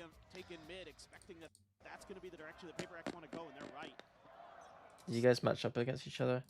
Yeah, I mean, played each other quite a lot. It was quite 50-50 back then. It was quite 50-50.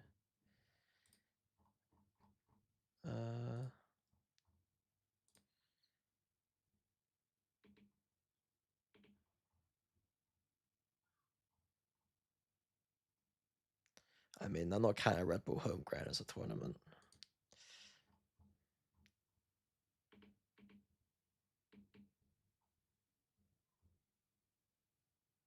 Again, I'm not counting Red Bull home ground.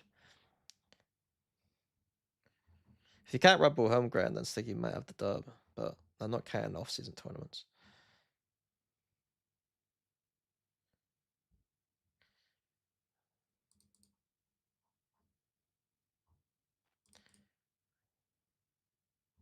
This was a seeding game in which Boaster played Reyna. So this is a game that matters. This is a game that matters. This is a game that matters. This is a game that matters. Okay, so in the 4 games that matters, we won 3, and they won 1, but for whatever reason, it's not said here, but Team Liquid, we didn't get to ban. It was there were 6 maps. There were 6 maps in a 7 map pool. There was only 6 maps in the game at the time. And so what happened was TL banned Icebox and got to win the series because for some reason they had a seeding advantage in the lower bracket final. For whatever reason, they had a seeding advantage in the lower bracket final and got to ban our Icebox. So in the history of Valorant, we got the most fucked over by a poor tournament organizational decision I've ever seen. We had to play Breeze. We were 8-4 up, and then we couldn't hold on defense. And all because we couldn't just pick Icebox.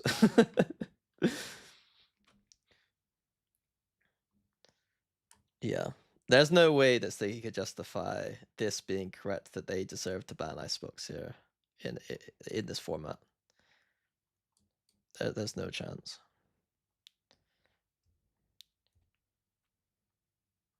As well, look at the team. So look at the teams we lost against. We lost against Giants. They lost against Giants.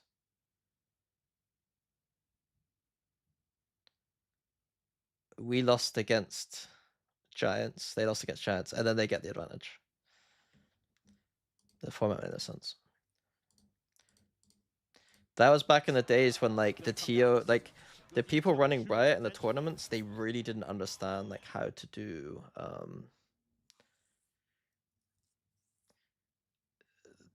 they didn't really understand how to do tournaments.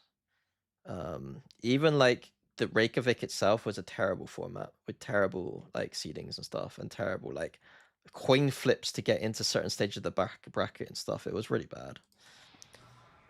It was really bad. Like honestly, like me and Sticky come from like UKCS, right? And there was a guy in UKCS who was an admin who used to run the tournament in like the modern era of like Counter-Strike Source and like early CS:GO, I think. And the way he formatted the tournament was so good that it was better than any of the early Riot tournaments. Like this guy was just some dweeb who just like who did it for free, would get shit on by everyone because being a tournament organizer is basically the worst job in the world because everyone's just mean to you and says that you're an idiot. But he was extremely good and would do incredible seedings and like figured out the ways in which seedings should carry over between games and stuff. And it was like the most like well organized thing ever. And then I go to a professional game and the fucking tournament organization at the start was not very good in comparison. You say Sliggy and you and Sliggy are Euwok and Warbirds of EMEA? I don't even know what that means. I don't know what that means. I know they're both decent coaches, but there's no equivalent of me and Sliggy because, well, for one thing, you know. Feels like it was just a hard read. Unless Bonkar has some like sidekick that he used to play against back in the day, I don't think there's a really good equivalency of me and Sliggy. Suspicion about where he just jumped back with that gate crash too. Shrimp around the corner, swing out. He has him dead to rights. Rough with the sheriff, Leo. clean with the vandal. AG. One away from tying this. No, I think me and Sliggy are like there's nobody else with that kind of story. Yeah, this one kind of feels like it has to go for PRX the way the map's been going, but this is just a good read. Like there aren't two coaches who started coaching at the same time at the start of the game and both very successful, and then one goes off and does content creation and the other one stays on and wins some trophies and then stops coaching afterwards. Like it's a very specific storyline, you know what I mean? Sorry, I've mostly been yapping this session, so I apologize for any yapping session. Striving forward, finds Divide, the overdrive from Jinx, gonna be able to come away with the kill. Swarms his way into A. So, the PRX have Exodia. So they should be looking How would I... What would I be doing this round? What would I be doing?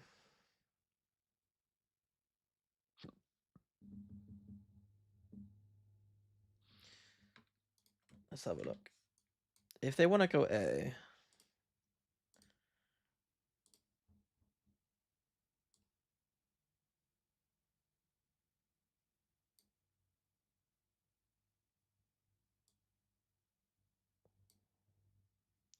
We have an Astra. We could... No, we need it there.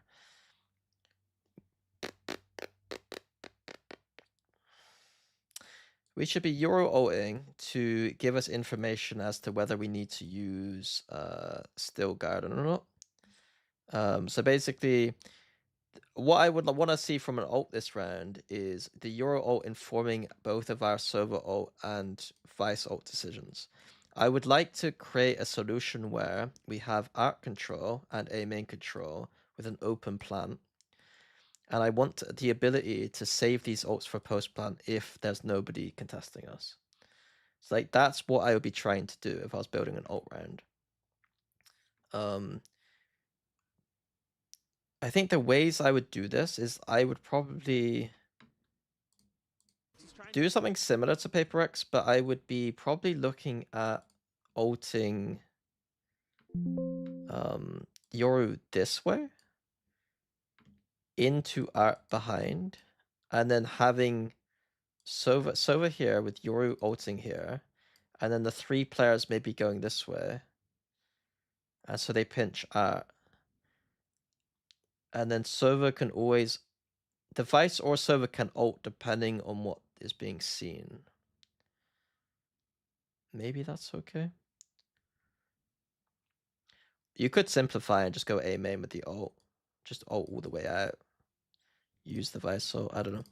But there must be like a nice... I think there's an elegant solution to being able to take everything from A, reacting with your Vice or Sova ult if necessary, saving them if Yoru finds nothing. But I think this solution doesn't look that elegant.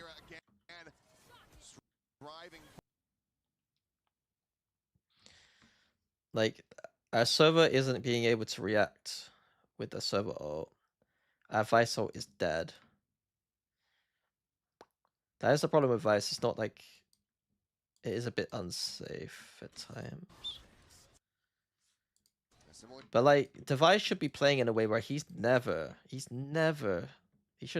doing... I don't know what Jason's doing. We have 3 ults. The win condition is these 3 ults. Jason lurking is not a win condition.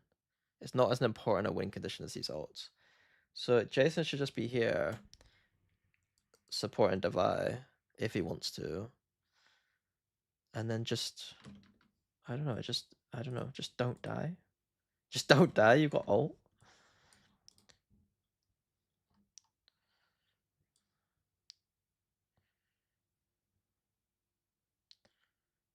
Yeah, I don't know. Yeah, I'd just be setting up a round where like either the Vice or the Sova can ult on reaction if Ilya sees stuff, and if he doesn't see anything, just save them for post basically. You could wait for first reaction. I think that's also a smart decision. You could wait for like bait AG into going aggressive, and then you could use your ult as like an answer, and then also like you expect them to maybe do something aggressive here, and you could just probably react to A main. But long story short, don't die. I mean, it is that easy. Not staying alive is pretty easy. Missed the window, and they're respecting this so heavily. Meanwhile, Kira is able to find something. And now they have to push back into A, and AG are in the perfect position to try to defend this. Give me Prime Darker here, play any choice I need. All the other 3 have flexibility issues. I mean, right now, Durka seems to not... It feels like he's veering away from Yoru a little bit. And then Neon... His Waylay's been iffy on the one map he was playing on. And his Neon last year wasn't great. Like, to me, he's a very strong Yoru jet raise, and I've not seen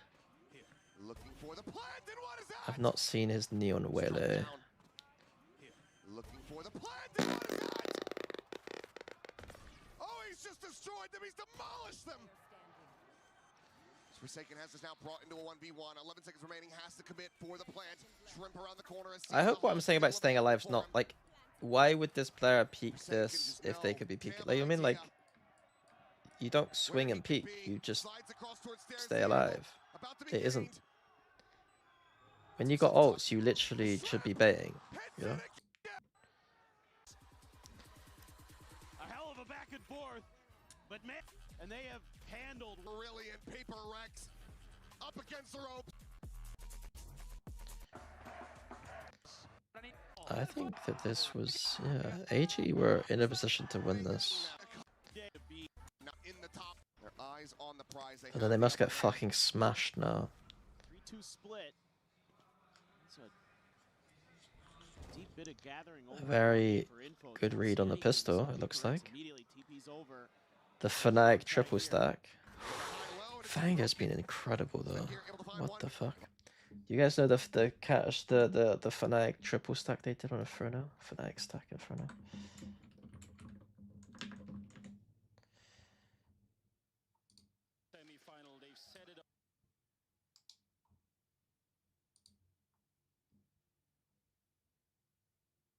Nardo Hugh. Yeah, it reminds me of this. They just like 5-man boost. Some shenanigans, man. It reminds me of the exact same thing. They're going to be rethinking this push on a B just a bit, but we got some noise. On B split, on a B split on pro, should your strong side always be long instead of R? I remember seeing AG do 3 R and thought that was work. You mean A split?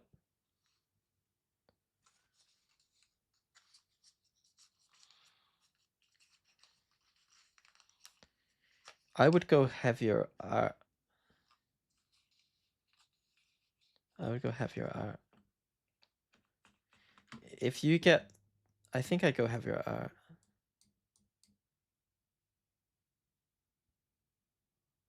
It depends what kind of strat it is. If you're going heavier this way, you need to get through this way probably. And it's more like a crunch than a split. Whereas like if you send 3 this way and the 2 get denied here, you're kind of reverse clearing. Oh, you mean B? I would never send anyone here. You're using this lane as a specific reaction, I feel like, to the defense. If I was doing a strat that was like this, the other team is very bad at playing B-Link and doesn't know how to hold B-Link, I would send 3. But like, it would be very rare that I'd want to do B splits. Drifts across, gets himself behind screen.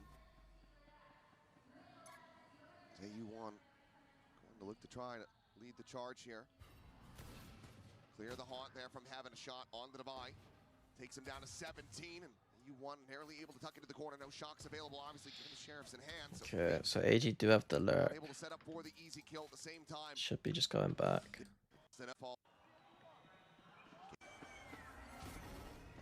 Now popped, the spike planted. The fuck? Shrimp getting onto this angle. Have they let any credence to this? No, they have not. Divide able to strike. Kira now turning in, has been spotted, dealt with something. Finds the kill, and it's just AU1. Able to find the first. AU1 is a cool name. AU1 is the kind of name that you could brand very well because it means gold, right? I feel like you can make this into a thing. Like it's kind of, if he was like one of the best players in the world, he could do some sick things with that, I reckon. And they're thinking about it from the get-go. You know, Forsaken is really trying to get a read on his counterpart here, and something is watching Flowers the whole way. And that keeps PRX very much alive in this map, in this series, in this Good branding for nerds, maybe. See if they can. Bro, like, it doesn't matter. Like, but all you hear. No, that's not how branding works. Because the brand itself would tell you that it's gold, that this means gold. Like, you after hearing it for the first time, that you're like, oh yeah, that's gold. Like, you don't need to know anymore. You've been told. You know? Hang on. No, it's important. It's important because it's like Have AU1 with the bandit, Fangir with the ghost. you create a brand around that idea of gold. Some problems. Slide out for second You can be like, you could be a dumb fucking moron and not know it means gold, and then you create a brand around that gold thing, and you hear it for the first time that, oh, AU1 means gold, by the way, because it's blah, blah, blah. And they're like, oh, that's kind of cool. Like, there's an actual story behind the name. Like, this can take it down for now. This is comfortable territory for PRX. If they lose anybody else, that damage is really going to be felt. if his name was gold, there would be no aura at all. There's no story. Swing out. Enemy remaining. Instead, he's at spectre spray eventually. Clean killjoy. Swoop back here. PRX once again get themselves that. But in the right direction. Other than this is just kind of, you know, shotgun versus shotgun, and you're gonna. I would say every AU1. time in that situation. Ooh, nice little flick down from something. Or we just start calling him in gold, but then that's confusing for noobs. Something. Get that full armor into your duelist at the very least. AU1 just dealing with something right off the rip. Just couldn't get a clean shot through. Only puts him to 49. Bot coming back. Those on League of Legends. Right off the rip. Armor into your duelist at the very least. AU1 just dealing with something right off the rip. It feels like the game keeps trying to make it noob friendly, but I am a noob, so I don't mind it. But like, I think if I was into it on any kind of strategic level, I would be getting more and more frustrated with the game being kind of so newbie. See if they swinging out towards B main. Yeah, they're looking for follow-up. I only would find it fun to watch like Korea. You know what I mean? Widely notorious. Like, I wanna watch the good teams play. That's something that, you know, I'm sure AG was watching yesterday with NRG. This is how a lot of the rounds start, where they're just holding angles, looking for you. Like, I do enjoy the spectacle of worlds for sure. Seeing what you do in mid, looking for a counter. What smokes do you like on an exec B? Like these two.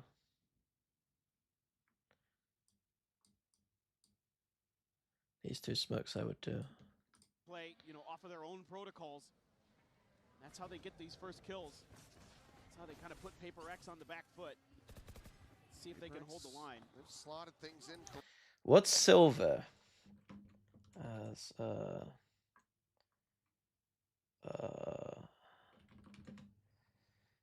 AG. Bronze. Oh, bronze ain't a fucking thingy, is it? It's not an element.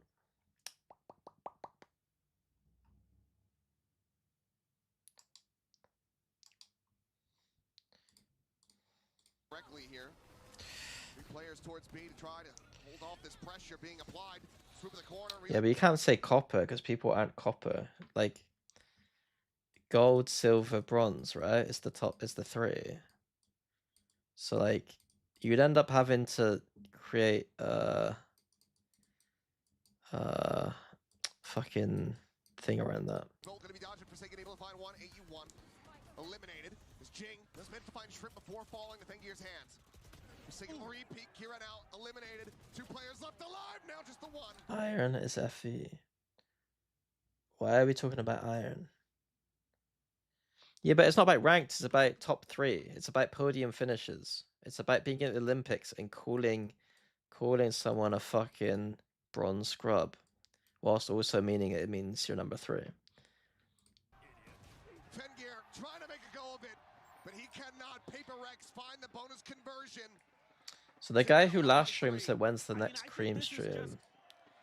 Has asked, has anyone ever tested out your taint? What do you mean by tested out? What does it mean to test a taint? And guess correctly on the direction that AG's going to want to end up in. Because that's not... I don't think that's how that works. That allows get those one taps onto those players that are coming through. Huge for PRX that they get that bonus. Kick back. Huge for PRX that they get that bonus. Kick back economically now, RAG.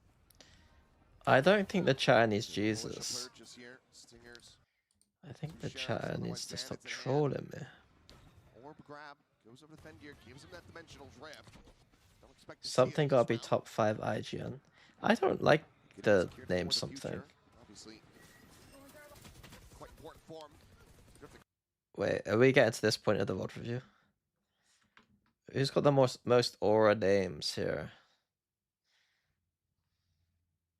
The problem is like with logo design, where like the Nike logo is good, but at the same time it's only as good as the product. Like you're far more likely to choose a name that the player is good. Like you are far more likely to choose a player that's good. If you list the most aura players of all time in terms of names, you'll notice there's a huge correlation between them being good.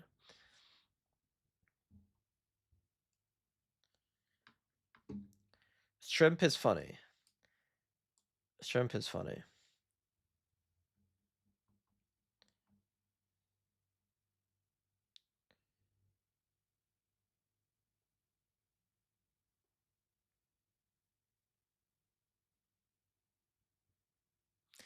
Envy is a good name.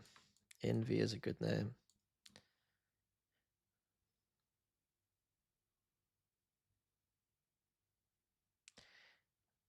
I think I like Envy and Jing the most in terms of names. Because Jing is very unique. Envy's vibe.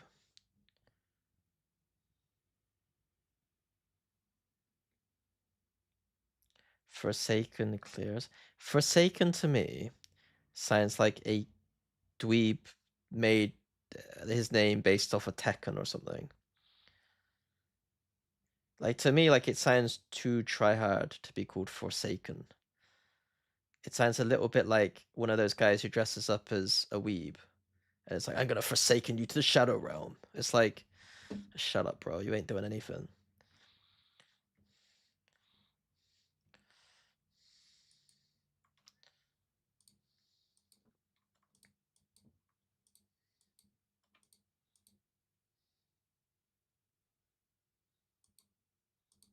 It's only Forsaken's name's only cool because Forsaken himself is cool and therefore gives it elevates it.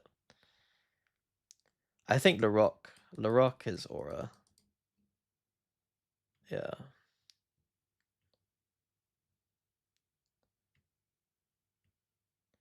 Boaster is kind of good. Boaster's kind of crap.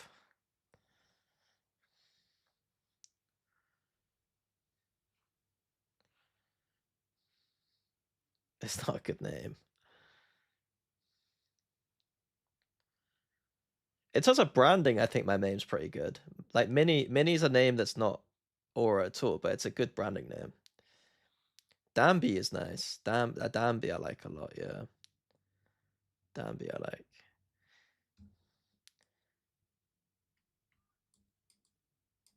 There's a lot around the name though here. Like there's a lot of story there. There's a lot of story. Patman. I don't like Patman.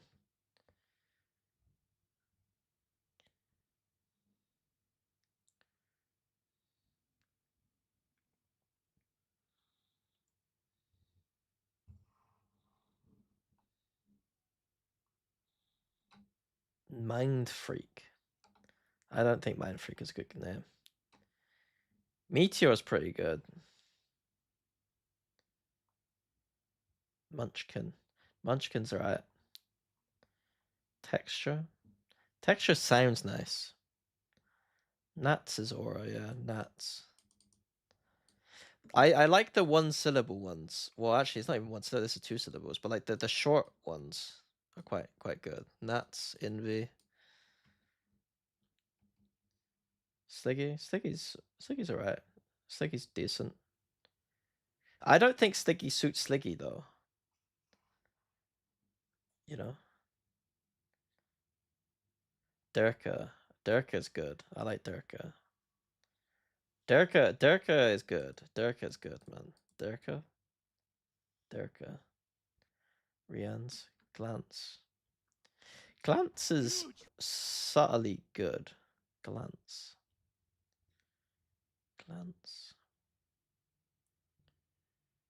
For Paper X that they get that bonus.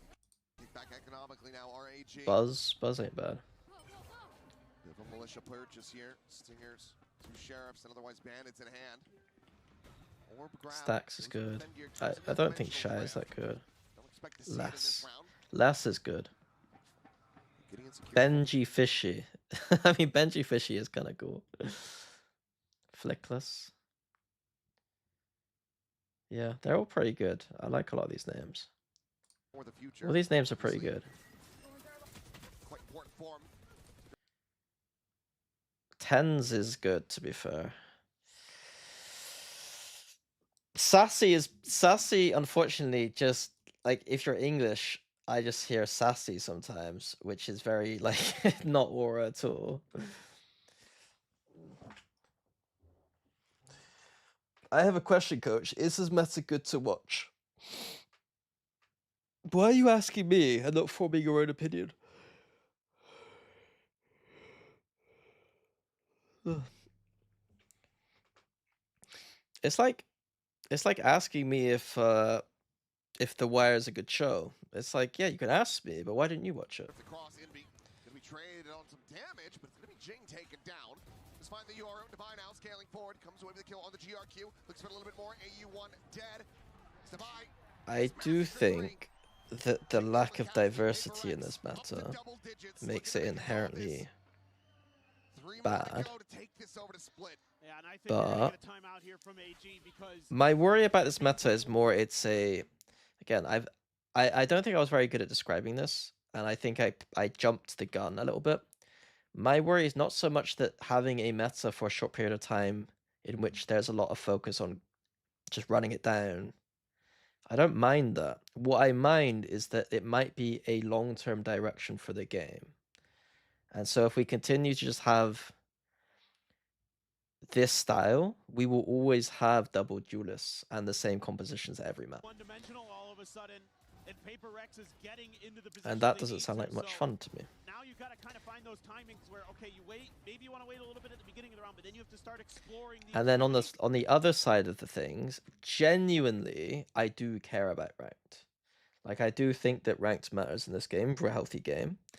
And if we are punishing players for playing anything but the quote-unquote ranked agents that have historically always been good in ranked, and now are even better in ranked, that's a problem for the health of the game. Start forcing Paper X's hands a little bit.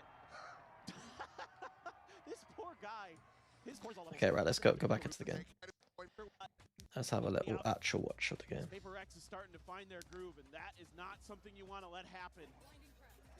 Paper X are notorious for coming out on a map, looking terrible, and then just figuring out and running over the next two. We're skipping rounds, so I don't care. Also that. Shout out to them versus Liquid back in Toronto. Why is Forsaken taking A main by himself? Huh? Still lives rent-free in my head, but We need to get B, guys. I don't understand the setup. We do have Vicealt for retake on B though, so let's see how they play this. They got 2 options. Get over here fucking fast, or play for retake with the Vicealt. the dimensional drift already here. Knowing Paper X are gonna do neither. Clone to go forward. Good defaulting out of the Vice, but Paper X should be stopping that clone. Still some doubt into Paper X. Yeah, they've got an alarm bot here. Kira does get the spot anyway with his bot. Jason has a deep line. If they go R, they got 2 people there. If they go B, we can retake with Vicealt. So Jing tries to push out, can't find a kill. Drone to re-clear, does catch. Spot on the finger there. Paper X. Actually thinking that this is gonna end up B off that info because Forsaken can just keep holding here. Yeah, sure, there's a Prowler, but there's no follow-up. Yeah, there's an Astra, but he's not hearing or seeing anything else. Although they're running, they're rotating off that. Oh my god, it might have worked. Backpedal here from the Vice, just trying to reposition. No, it's all about Vicealt, surely. So he doesn't get scouted by this. Near the exit, where the teleport's gonna be taken. Something sending out a couple shots. Meanwhile, potential timing here in the mid as Jing swings around the back. He'll find GRQ. Now the Steel Garden going to be invested in that. Interrupt. Steel Garden interrupts plant. They're now behind this line with 30 seconds left. We've got 4 or 5 people holding B. They have to save. If AG don't save this, they are bots. Jumps up over the top of the box. I think they're trying. Oh no, he just straight back into with a vision. Envy now fights too. PRX is actually happy to just play Flood retake. They have the Steel Garden. One's trying. Had to have known where you're getting shot from. Should have been able to spot him. Meanwhile, fight over A main and Fengir does manage to come out on top. Jing eliminated bottom. Meanwhile, fight over A main and Fengir does manage to come out on top. Jing eliminated. Solid early kill for AG. We find the rope. The tide is back up. That's solid. Meanwhile, you had to have known where you're getting shot from. Should have been able to spot him. Meanwhile, to make things really going in your favor is that it's a weaker buy. So reclearing middle off of the loss of A main control. Right. For now, it's going to be Envy to try to hold the line. Too far Low forward, buy though, it's kind of annoying. Once that pressure starts coming in, he is going to have his work cut out for him. There's the spot. Wow. It's the headshot to put Fengir down to 10, but Fengir. If I'm a Sova here with... I mean, I don't have recon anymore. It's just play. I would just be chilling, man. I'd be chilling like a villain. Work cut out for him. There's the spot. Wow. It's stunned up. 4 players still surviving. Weapons going to be recovered. Jing might be a spy. AG, this would be a I don't think massive Jing's trip. ever going to be jump speaking this angle, but yeah, I mean, realistically. Divine Forsaken trying to deny. Kill on the 1. Grabwell going to be avoided. Forsaken right in the wall. Forsaken plays Omen angles with Astra. That's what players should be doing, though. There should be a lot more players who do that stuff. I think that, like, running up solo start around here is crazy and probably not advisable. But in general, this idea that we need to be playing agents with, like, no aggressive tools extremely passively isn't true. You can get a weaker buy to Especially in this meta, I feel like, where, like, it's extremely valid to try and get you to let your opponent. One by one into the meat grinder. They kind of lose their mental.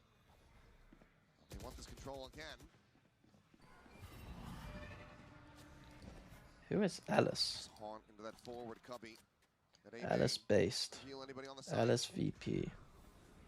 Clear of the Prowler. Shrimp's got his Nightfall. Maybe they might make a go with that, but I think they're going to try to. Well, I thought for a second they might try to Again, establish some like, presence look, like, with there's no reason why Astra can't do this. I would argue that he needs to have a star in his pocket to do this. Like, so he can start here and escape. But if he gets contact here, he can come to here and then fake smoke and get out. Like, so it's fine for him to be the deep lane player. And you don't need to be Omen. Trying to equalize the one. So the TP over to safety. The spike now recovered. It's a little bit harder because he's trying. He can't hold the line the entire time and do cross map stuff. It's a little bit more of a struggle. But Well, I thought for a second high low setup on 8. They love doing this shit. I think they're just going to go for the Nightfall here. Turn to the flash. Should be looking for the reset of the aim, but it's going to be Fengir coming away with 2. It's a nice reaction to what otherwise they were just trying to abuse A main every round, and then just like, fuck it, we'll just stand still. We'll get the line B. Player taken, able to find the first. Swing out of the smoke. I don't know what Jason's doing though. On what planet in a 3v2 does he need to do anything here? The answer is on no planet. PRX slowly looking to get into position. Forsaken able to find the first. Oh. 3v3, he makes a play, which is fair. And as soon as he gets that kill, he should be chilling. Instead, he just runs out like a noob. Something could back away. Nice little flank arena. During the dimensional drift, which you have to suspect he's going to be committing. He could have just Euro it if he wanted to, right? Okay, Euroing now is fine too. Tuck to the corner, the reposition. Minor damage going to be suffered. Goes for the exit. The shorty able to collect it. Swing out. Kira unable It's nice. to flood. from the B tower side, so why not go for some fingers? Absolutely crazy today. For what it's worth, Shorty goes looking to take us to split. And the buy is going to be a little bit messy. The Singer there with the overdrive. FNS was pissed off there. I mean, he should be. How many bad decisions do you think was made based on scrims? What do you mean? I think that PRX in general probably... Well, I mean, I know this for a fact. They would play that situation in scrims exactly the same. I.e., Jason would peak that 3v2. They're able to finish it out, so PRX to make that a 3v2, to make that a 2v2, yeah. It's going to be a little bit messy. The Singer there with the overdrive as well. The back pocket for GRQ has been having a rough go of it this time around on the Neon. They do get some bad habits from scrims. I mean, like, they don't train at bad habits, I guess what I'm saying. Sometimes. He's going to need to try to find a reset, but he won't be able to find one, I don't believe. The slide out, Forsaken holding his own, the Hunter's Fury. Crashing in off the flank, but widely doesn't find much of anything there. And here with one, Jing tucking back. Tagged low, the shorty from here at range. Here with one, be able to find one, I don't believe. Just running down the clock as he's they chilling on A. They chilling? No, not really. I'm gonna say, they never chill on A, man. They're always trying to fight. The flood in here is quite nice. On A side, they never relax for a second and then just regroup themselves. There is a problem on that side of the map for them.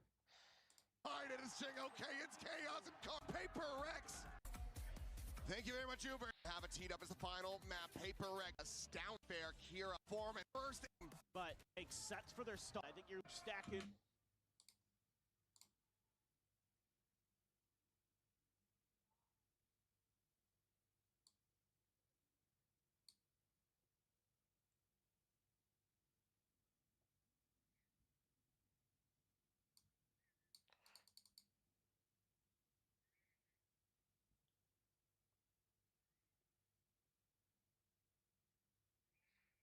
Ooh.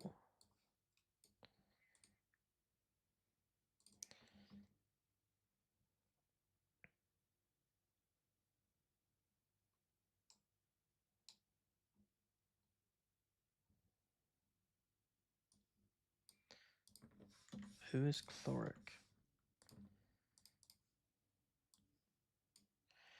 Energy Academy.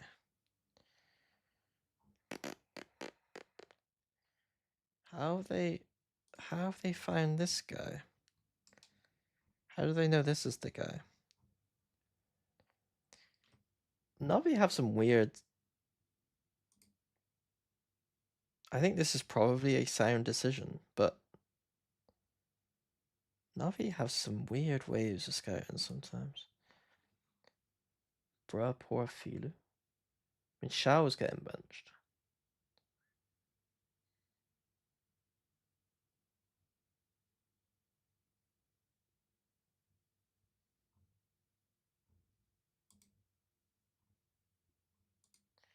Feels bad for Shao.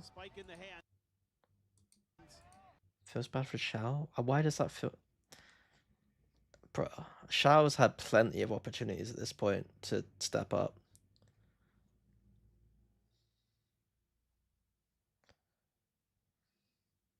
Of Forsaken on the Omen. They're going for a push out.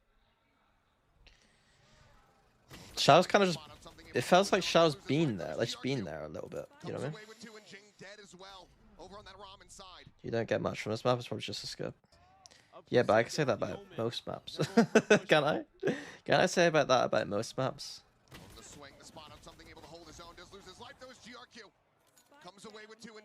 Okay, push mid, bro.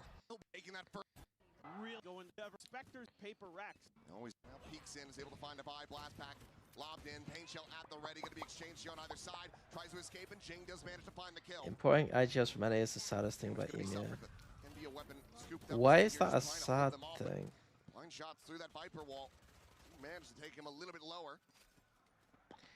This is just going to be a full rotate from PRX. Are they going to...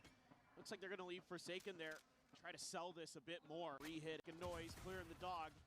But now the it in two round. Confirmed trim. Just trying to get a little bit more ammunition. And then oh, the round just barely PRX. I don't think Gives him a shrug. I don't think something quite realized that it had already been held to half. But still tons of damage done here for PRX. Wait one sec. The EMEA hate Arch is interesting to watch within Valorant. It's kind of obvious why though, isn't it? Like, we were good early on and we competed with NA. Like, this is how it goes, right? This is how it goes. APAC never says anything controversial. And everyone likes them, so they don't get part of any beef. China is genuinely usually just quite bad, and we don't speak the same language most of the time. It's like we don't really even like, they don't even feel part of the beef ever, and so it just becomes inevitably NA and EMEA. And then because all the spaces in which the EMEA people watch Valorant through is dominated by NA, i.e. Reddit is America's biased. Global events are generally a little bit America's biased. And then obviously the America's broadcast itself is like, and most of the popularity comes from America side in terms of Western Valorant. Like, it's kind of obvious that we're gonna get shit on. Go into their anti-bonus, which isn't going to look like much for AG. Plat chat is EMEA biased. Absolutely should have been able to have that. Yes. Really? Historically, you think it's been EMEA biased? I would say they inflate EMEA slightly, but I wouldn't say it's biased. Something more than happy to give it right back to him. Does that make any sense? They inflate it, but it's not biased. Maybe I'm just saying the same thing. Well, there's that vengeance. He's already jawing at him. He's giving it to him after that one kill. Yeah, maybe you're right then. Maybe you're right. I don't know. It's unbelievable. Nowadays it's APAC biased, but like it's not bias. It's truth. Like like I kept saying, like APAC are just the best region.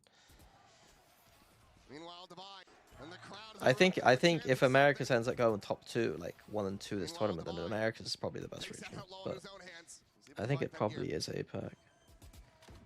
PRX looking to get themselves on the board. I think they give EMEA more credit, benefit of the doubt, ranking other regions. Find some punish. Yeah, they had a couple bandits and a sheriff behind this, but I think reasonably coming into this tournament, EMEA didn't have a team that had any experience ready to step up. Like, there's no way anyone could predict Team Liquid doing well, in my opinion.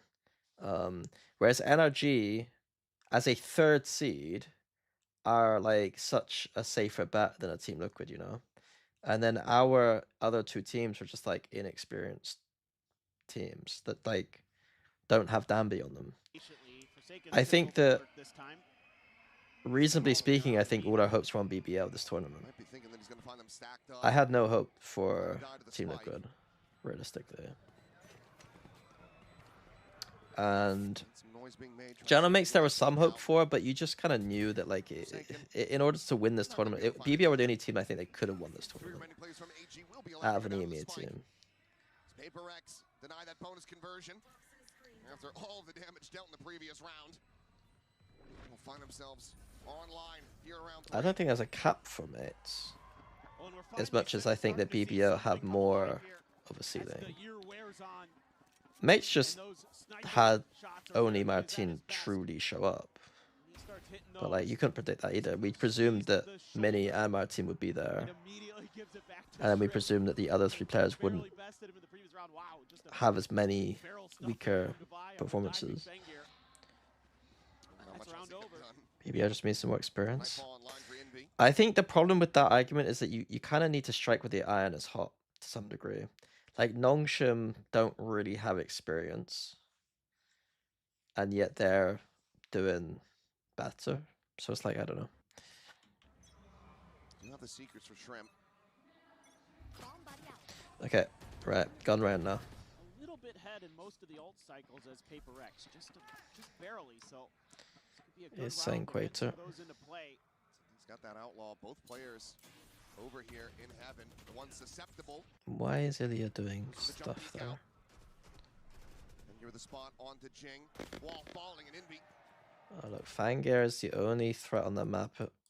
He just peeks a ramp by himself constantly. Able to immediately find the punch. Really now eliminated. Bouncer much faster approach, not having to worry about those saturates as Jing's pushing forward. Shrimp gonna be flushed out. Kira just managed to trade one back. He just frankly just won. And it's just for when the angle keeps Thunder might be right. Find you. Thing with the cross. That's really there's sure till though they've been finding some success, you know, they felt like the weight has been lifted off their shoulders a bit. Euro fade, raise up. We should just be Euro ulting right now. Like PRX, Decide whether we need to raise or off of that contact. Jing probably ults now, right? Yeah. lobs it in, and that's gonna be Kira dead on the floor. If he catches more fade, can ult. Something is being the heat-seeking system for that missile. Flash over towards backside. Kusikin gonna be taking down Fengir, able to put this on the floor. Something is being the We needed seeds on CT here. Envy needs to seize CT. heat-seeking system for that And that's missile. easy for me to say, but I was surprised he didn't ult at all. But he needs to seize CT. Flash over towards backside. Kusikin gonna be taking down Fengir, able to find Jing as well. And this round starts getting away from PRX. Suddenly a 2v3. Ults were used relatively effectively this round by PRX, but because they don't do set ult rounds in the same way other teams do, they miss details.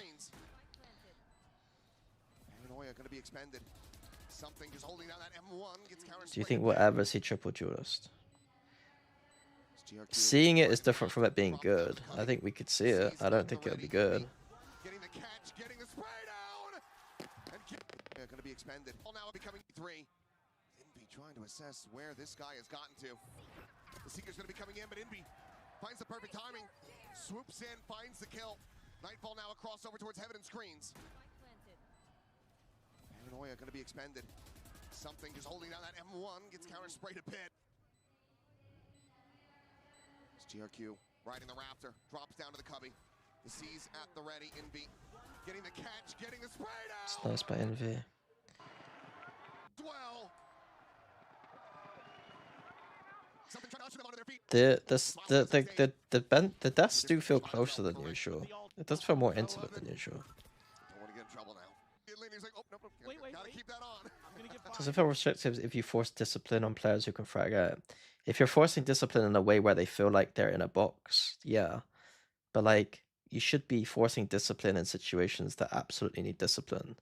PRX should be forcing discipline in moments where it's absolutely necessary. Like, there are some, like...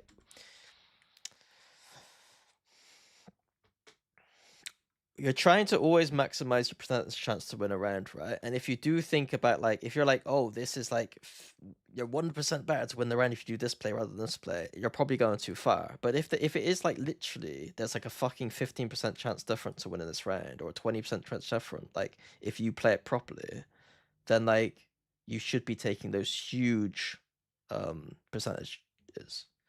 And unfortunately, PRX often don't. Like, I think if you did the percentages for, like, let's say a 5v3, I reckon someone smart would probably tell me that a 5v3 is probably, like, at least a 70% chance to win the round, at least, you know? I'm being very conservative here. And, like, they'll play 5v3s as if it's only a 50% chance. And it's like, well, could you please just play discipline there? Like... Don't want to get in trouble now. Boombot cleared. Paranoia going to be sent in. Fengir trying to find something. Back in a flash. This is a little bit of damage on the Jing once again. Is the Prowler going to be chasing? Because you see so many moments of hero plays which are so risky but sometimes still win. It depends on the context of the round. It's always just the same analogy I always give. It's just poker. Like, you can keep going all in and winning with bad hands, but that doesn't make it good. But sometimes you go all in with a bad hand, or sometimes you show a bad hand or play a bad hand to disguise your range, maybe. And PRX are very good at disguising their range, because their range of play is so disgusting. But they don't have to do it every single fucking time on a 5v3. He's in the site. He's stuck in the site. Okay. He is trapped. The rest of the value. Delay tactics are there in Vi. Opting to just back away. Do they not maximize it because they're winning without it? Okay. I don't know what you mean. They would win more rounds, win more games, and win more tournaments if they stopped throwing 5v3s. He is trapped. The rest of PRX now going to go on a attempt here. Could you elaborate on disguising their range? So one of the things that people say about PRX that is slightly true but not fully true is that like preparing against them is difficult because they don't have as many structured strats like other teams, but that's not the reason why. The reason why playing against them can be difficult is because they make decisions that don't make sense in situations you would expect. And sometimes doing things you don't expect can be a good thing because the opponent isn't expecting that outcome. But at the same time, you shouldn't do surprising things all the time, every single time you have an easy win condition in the round. Everything I talk about is win conditions with PRX. Like when I talk about ults, I talk about anti-ecos, I talk about 5v3s. In those moments, most of the time, it's better to just play for the win condition of those rounds, which is, you know, playing together, using your ults, playing together. Like, not die, like, you know what I mean? So, I would prefer them to do their range plays, like disguising their range, when they're in normal gun round situations. Do stupid shit in gun rounds, and then when you have very easy win conditions that can just easily win you the round without having to do any shenanigans, then play to the win condition.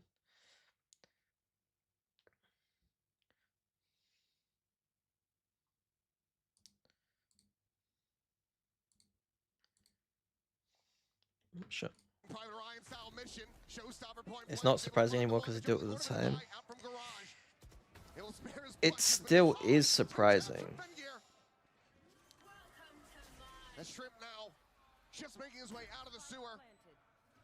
Have you said these things to them when you were there with them?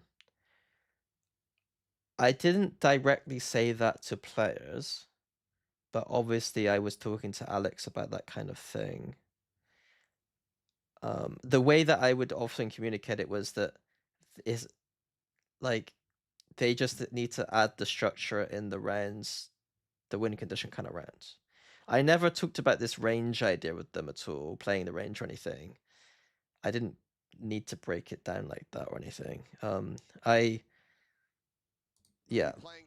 think it was mostly just like, can we just fix ults and anti-ecos? I couldn't figure out how to do it. And I was hoping that, like, obviously when he's going to have a bit more time working with them over the year and hopefully the future. And in that case, I think Wender will eventually find a way, I hope, to figure out how to implement those things with them. Yeah, I mean, the defender side, they're usually so sturdy, but PRX is kind of picking them apart one by one. And if they can't learn that within the next year or two, then they will be a big what if team. Because like they could still win a lot of trophies, but my question will always be, what if they just fix those things that I think are relatively simple to fix, but somehow are very hard to implement. Curious to see what they bring to the table. Can't afford enough to try. This is a see that it's actually AG wanting to contest B main, but PRX is just heavy A all the way.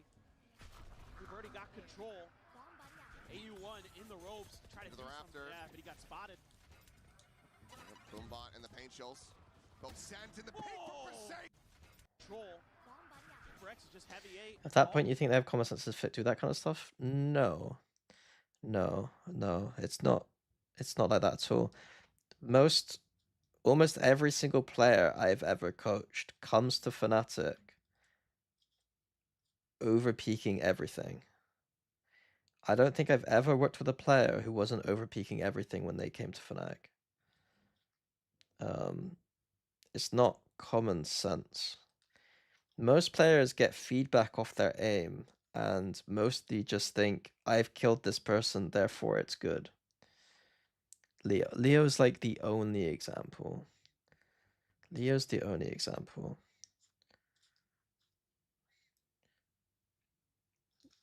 Way. We've already got control. AU1 in the ropes. Try to Into the do some- raptor. Yeah, but he got Yeah, the caught. only counter example. Boombot and the paint chills.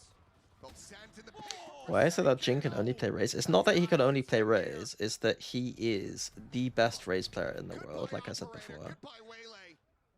And on the other agents, he isn't literally the best player on the planet playing them. He's a very good player playing them, but he's not the best player in the world. Will manage to find a kill on a Forsaken. So if you are literally the best player in the world on an agent, you're always going to look a little bit worse when you're not playing that agent. Could just back away and try to save that. I'm not on plat chat today now. Especially now that he's been spotted.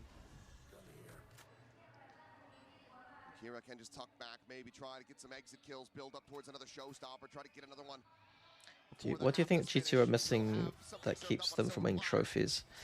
I think in the past they had a problem with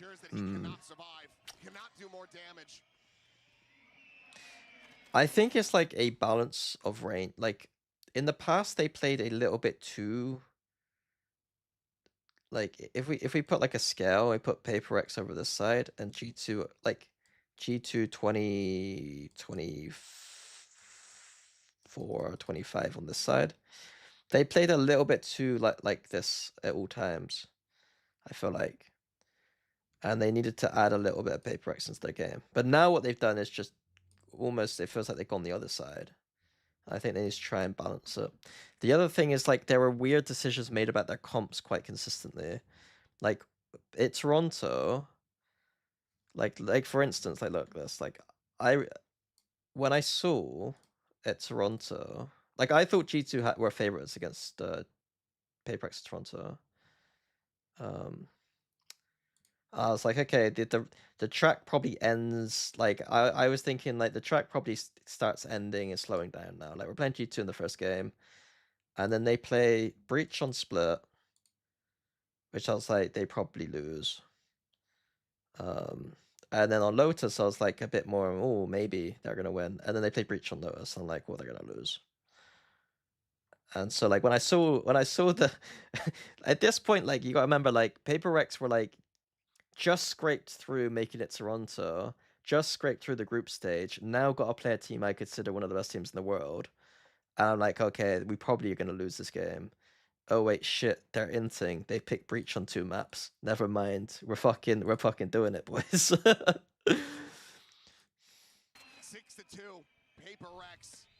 I don't think G2 gets enough shit for those comp decisions because I don't think people were good enough analysts back then maybe to like actually call them out on it.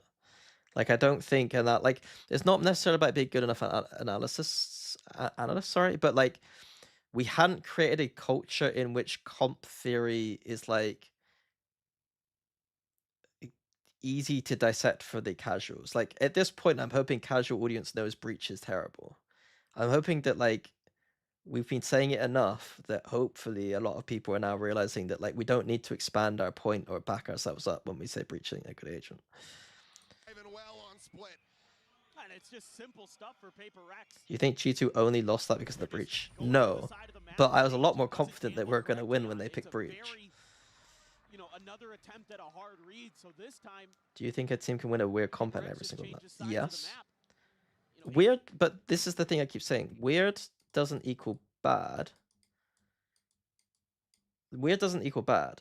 Weird to you, as again, like, I don't think the casual audience necessarily has the best understanding of what makes a good comp or a bad comp, or like what is strong right now or weak right now. Because most analysis just copies the meta trend. The most analysis looks at the best teams in the world and says, these are the best teams in the world, therefore,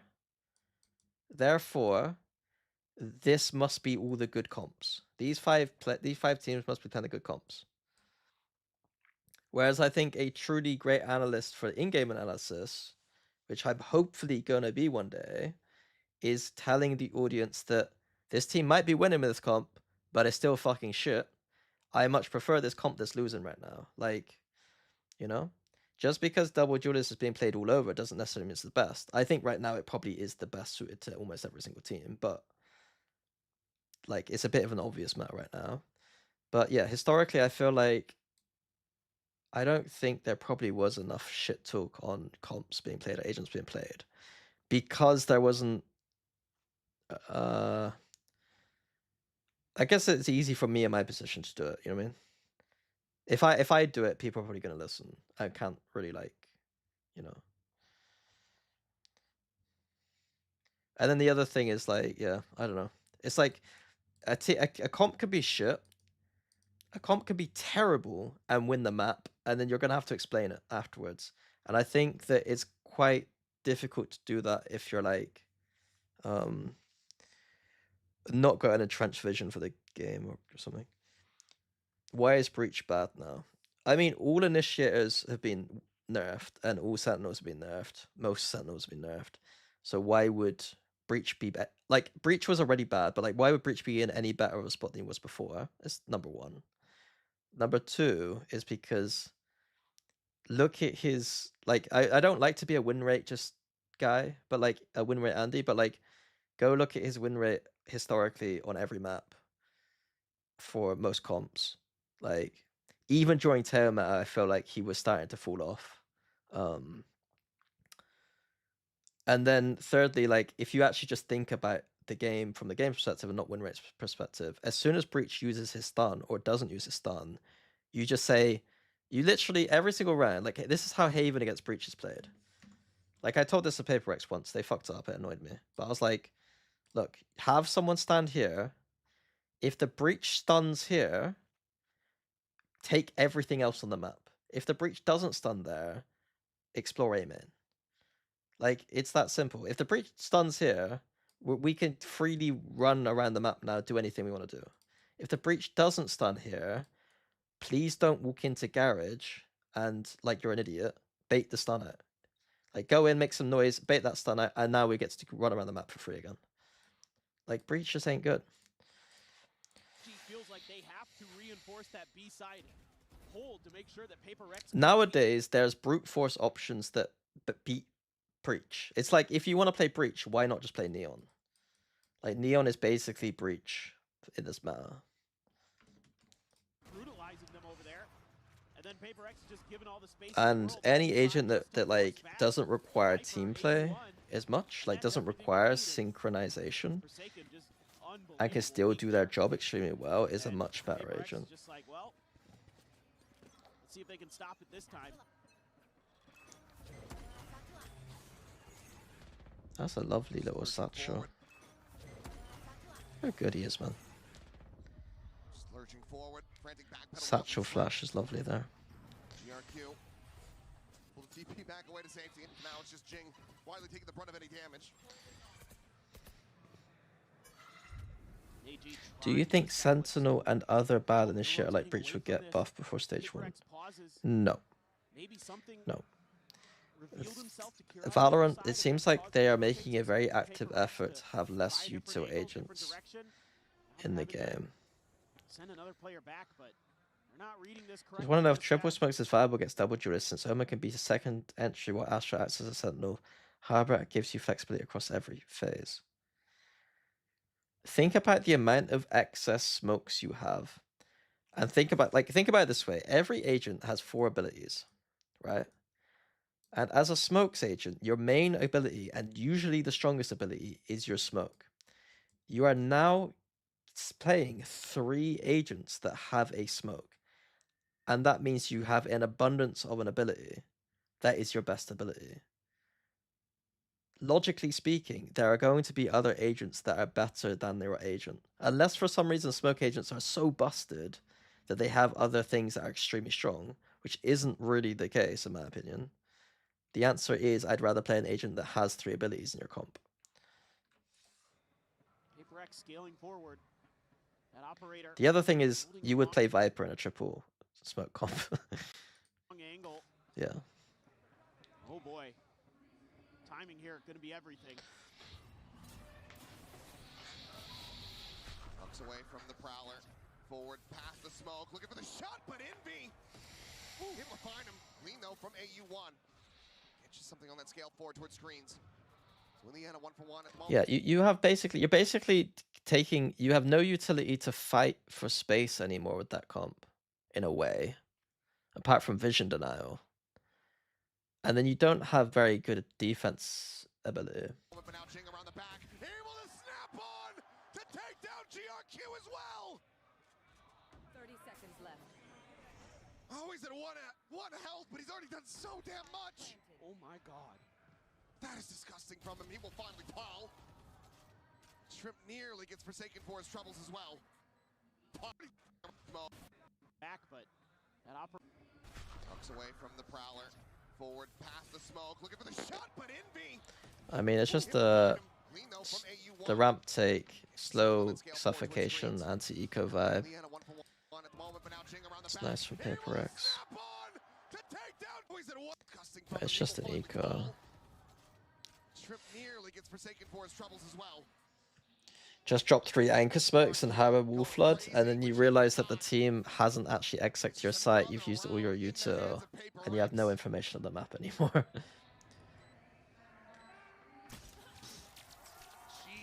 Do you think GX will go back to their stage 2 champs for 2026? It's just a pause that throws AG off their game here. I've been thinking about EMEA desk for when I get back, and I think that what I really want to do is talk about how every team, like, give like 3 bullet points for every single team in which they need to do in order to get better. Like, how do they need to, what did they learn from kickoff, and how do they take that and change for stage 1? And for Giant X, it's rough, because like they tried changing comps during, they tried this kind of comp change idea here, where like they're trying West Side on Yoru. They're like, they're understanding that double duelist is strong right now. Let's test West Side Yoru, and they get owned by Enterprise and Foot. Like, so it's like a decision needs to be made. Either I think that there's 2 options. They either literally copy NRG, stop playing KO, and play Teo, and go for the more Teo heavy comps. Like, they copy this kind of style, because they are a double initiator team, Giant X. Keep putting Westside on actual Senti as well in this. Like, stop trying to put him on like Chamber and shit, because I don't think he was getting too much value. Or they continue with this double Judas route, and if it doesn't work, they will need roster changes for stage 2. Like, I think if they have a very weak stage 1 and the meta continues like the way they do, I think they might need roster changes. Yeah. Their team was never built to play double duelist, and it's not, they don't have enough flexibility, it seems, right now. But obviously this is just like very early into their break, so they could come out looking a lot different in stage 1. But stage 1 is going to define a lot for this team. I think the irony of Giant X is because they didn't make a roster change this year. It feels like their timings to make roster changes are like, usually roster changes happen like every year, right? So like their timing is like just being delayed till after stage 1 naturally. And I think that that is the timing they need to be looking at if this goes wrong.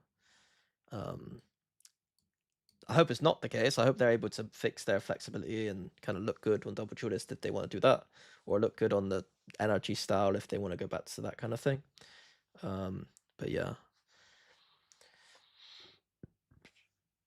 Are we going to see Alpha and Phoenix or Kayak on Euro stage 1 like G2? If I see Alpha on Phoenix, I'll be very upset. He should be playing agents like Raze or ISO or Chamber. Phoenix is fine. It's fine. But like, I want to see him mostly on Raze, ISO, Chamber kind of agents. I don't want to see him on Phoenix every map or something. Phoenix for Haven, sure, whatever. I don't care, but... Something that PRX really doesn't do a lot. They don't show this very often. where they clear some space and then just wait you out. Where they I think Aura just needs to be. What was Aura playing during recently? He needs to be in Neon every map. Stop playing Raze, almost. I would play him Neon every map. And he does need to step up again. Because, like, he hasn't been that good this year. A lot of times it's fast rotates to try to do something else. Would Alpha Euroscope spam not farm? No. I think that Kayak is a very, very well-rounded Euro player. I don't think Alpha's more of a aggressive player who just wants to play aggressive. He's more like a Jing, you know? He's not an Ilya. That's a good start for Kira. Damn good one. Boombots exchange on both sides and a back away from that position. For Liquid, all 3 points should be stopped letting Mini Boot overheat.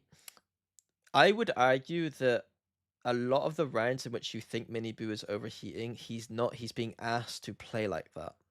He's being asked, like, the rounds are built around, like, it's not Mini Boo over. If you do a push, if you do a B main push on this map and your Neon dies with 3 people pushing, that's not your Neon overheating. That is, you've designed a push strat that didn't work. When I watched Team Liquid, their defense was push strats like every single round. It wasn't Mini Boo overheating. Their entire game plan looked like pushes. I think Mini Booing isolated for that is maybe not correct. Maybe there was more of that than I thought. But when I watched the game, my interpretation was Team Liquid just basically threw the playbook out the window just to pushes every single round. We're in the mail. But I think that's that's the very interesting difference between my analysis and a lot of other analysts' analysis, is that I always view it through the structure of the team, through the coaching eyes. Like, whereas, like, what Riot probably want really is to see it through the players' eyes, but I don't think it's the truth that Mini Boo's overheating there in a lot of those moments. I think he's being told to play aggressively, and so it's not as narratively interesting because it's not the player who is the star of the show doing it. It comes down to the kind of strategic structure. Yeah, there's something I need to think about more. It's like, because I do generally don't really analyze through players' eyes a lot in the way that, like, I'm sure that Riot would prefer, because, like, obviously it is a lot more interesting to hear about the players themselves making the decisions and not everything being through the fucking coach's puppet master lens, you know. Plan to come in now. 4v3.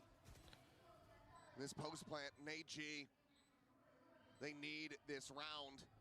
I think they might just save. I don't know. They're going to make a go for it. PRX is sending a lot of players around alert. It's kind of like how Meteor's playing currently pretty bad because he's been positioned pretty badly. I think that one is like... there's...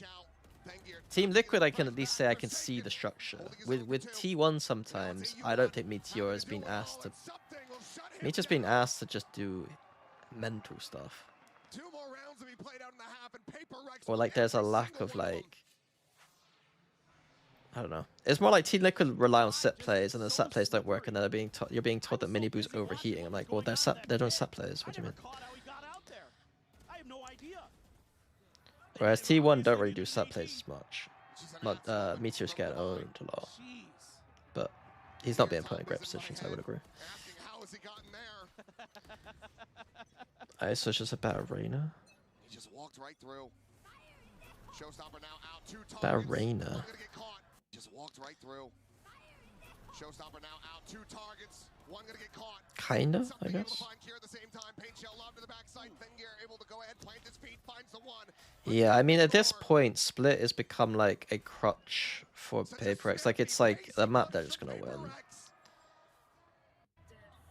I can't remember them losing it recently. They put it to great. They have no idea what's hitting them. They have enough for... They're just slamming them. Well, all rifles, but a Guardian for AU. Euro ult. Couple ults on both sides. Why do they use their ults well on this map, but no other map? What's good? Is this part of the reason why they actually fucking use their ults on this map? It is a bit easier to use your ults on this map, to be fair. Long last advantage for AG as PRX might just be overheating a bit, and they have If you're a coach playing against PRX and Grants, it's an instant ban. Most likely. Depends. Quick exit. Will rewrap back in through Omen. I think it's because Double Joe's been popular for a long time on split. Yeah, but I would argue that when they played Jet, they actually didn't have the best split. At least defense was not very good. Their attack was probably fine though.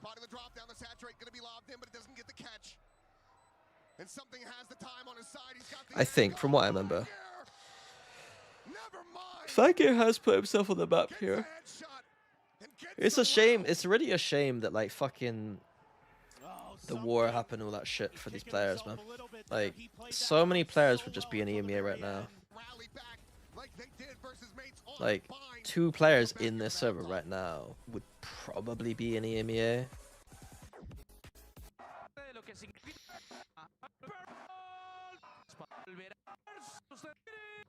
Margins there in the crowd. They're just PRX saw what they were able to do. Just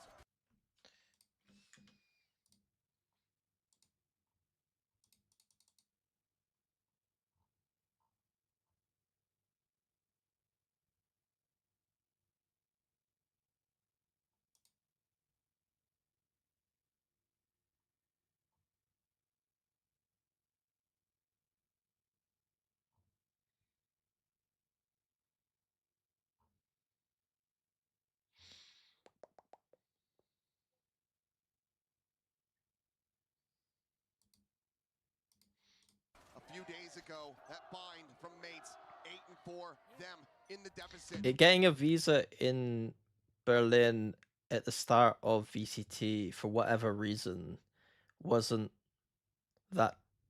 difficult but not impossible. Kron and Nats got their visas with a lot of hard work, but like it wasn't impossible.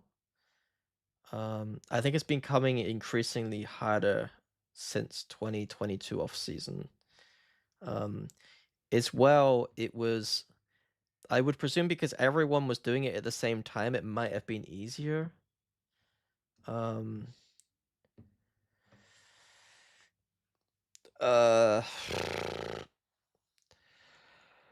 don't know. I'm just chatting shit. Like, I don't know anything. I just know that, like, if Chiwa got fucked over, and then, like, I don't know. It's also crazy to think that you're 2-something. I would presume, like, EMEA teams are pretty dumb sometimes, but not that dumb. They ain't giving away, like, all of these players for no reason. Doesn't really see much early. Meanwhile, PRX is like, they're going A-ramp. I swear they're going A-ramp, boys. Actually, they are going to be going over towards B and Divide. Well, Jing kind of just retake B. wrecked his boom bot. Didn't bounce into main at all. So no info going to be gained there, but Divide having to backpedal away. Alone get into play. 5v5, and this could be absolute carnage. PRX for the moment doing well to read this potential flank around the back, but as they jump peek over into mail, nothing's going to be seen. Sees nade with a nade. The nade missed completely. Not gonna be there. Shrimp. It's a nice, it was a nice flank by Gold, but got nothing.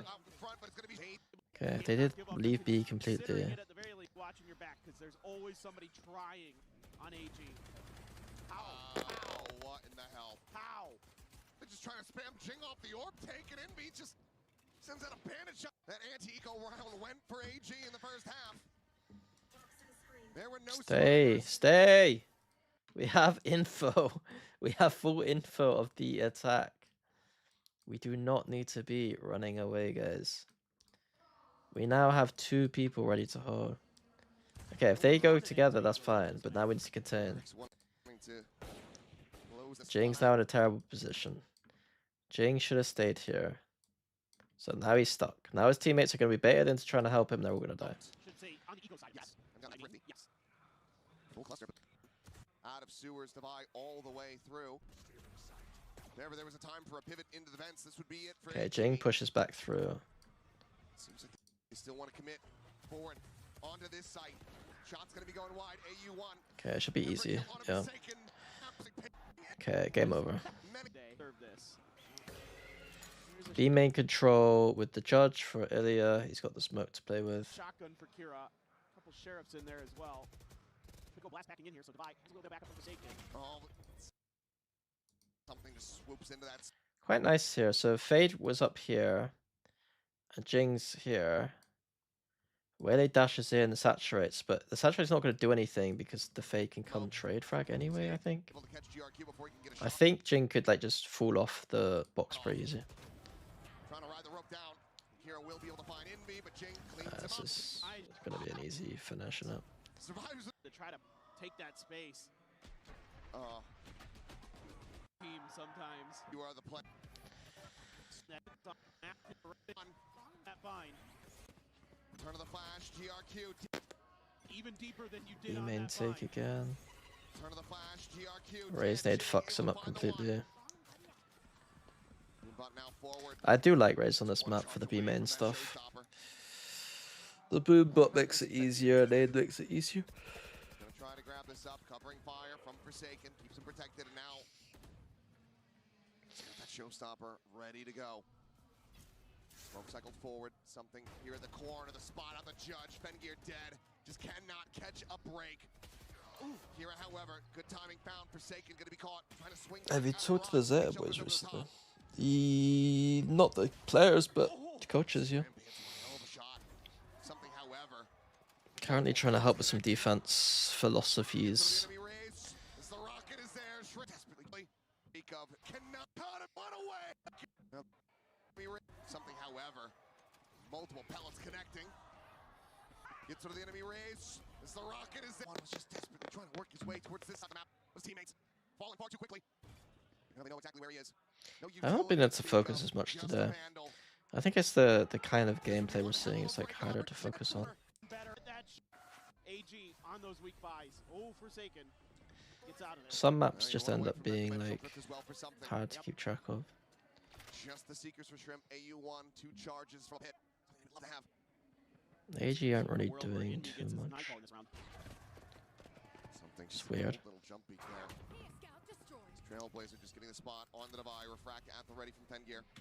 This TP should be going over here probably. Paper X. If we're pushing A main right now, we need this TP over here, bro. For that push out, but now AU1 trying to hold his own. Flash is able to turn that. Some damage across onto Envy. Paint shell going to be lobbed into the corner, and Envy will collect the headshot. Re-clearing beam. Okay, let's see what's happening on the entire map. Damage there, but that push out. Just So, getting the spot on the Devi. Refract we at the leave ready from Fengear. Metal. Paper X. Beware, but that push They out, should but be now going to AU1 re-clear trying B to hold his main. own. Flash is able to turn that. Some damage across onto Envy. Paint shell. Like, it's just nice. Like, their defensive ideas, their movement's so much more fluid than on other maps. Like, they lose middle, they immediately re-clear A main. The weak side is kind of fucked, so they're like, fuck it, we're getting split on. We'll take B main. Like, Gonna be lobbed into the corner, and Envy will there's collect the shot. little things that they're missing, but ultimately the overall picture is A strong. player down Like, now. the macro generally is kind of Something strong. launching the exit There's upstairs. little things Flash are from here, definitely pounded. messing up, but Forsaken, however, has fallen. Going to 3v3, but 2 ults available inside PRX. it's those little things that it's like hard for them to not mess up with because they're so fluid. Sends it. They see the split of the players. One to the But corner, like, one to yeah. backside. The exit from Jing. Now the swing around. Finds it, and now it is just GRQ. Little things like TP was here instead of being cross map. Viper and Omen not really playing connected together fully. Like the Viper probably needs to join the Omen. Cannot find a damn thing. Something shuts him down. Start. Okay, right. Overall, fine. Paper's got a few maps right now that they need to work on if they would want to win this tournament. They need to look a bit better on some of the maps.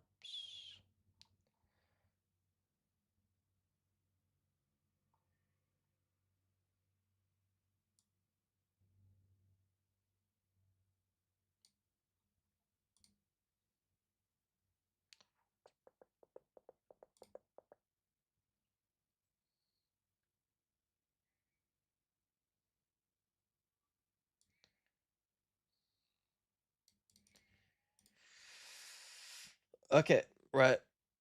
What's the next one? What we got cooking? 3 o'clock. 3 o'clock. Was it G2? Was it G2? The boys losing. What happened here? What's happened here? Okay, so I remember watching some of like the responses to this, and it seems like I remember seeing Shaq's tweet actually. Shaq's tweet's funny because this is how coaches like this is how coaches do stuff sometimes. It's kind of funny. Shaq's tweet made me laugh. BBL is an insane team. We prepared well for this one, but their attack macro is impressive. They should be proud. Basically, he's saying, you guys are terrible at defense. We prepared against you. You're fucking shit. That's what I interpret from what he just said there. The hilarious thing about this idea that like BBR are giving it team, they're like loud and obnoxious and like in your face, you know. But what Shaq said there kind of sums up like that kind of like toxic positivity. Like, isn't it kind of obvious he's just called him BBL shit at defense? Like, it's kind of funny.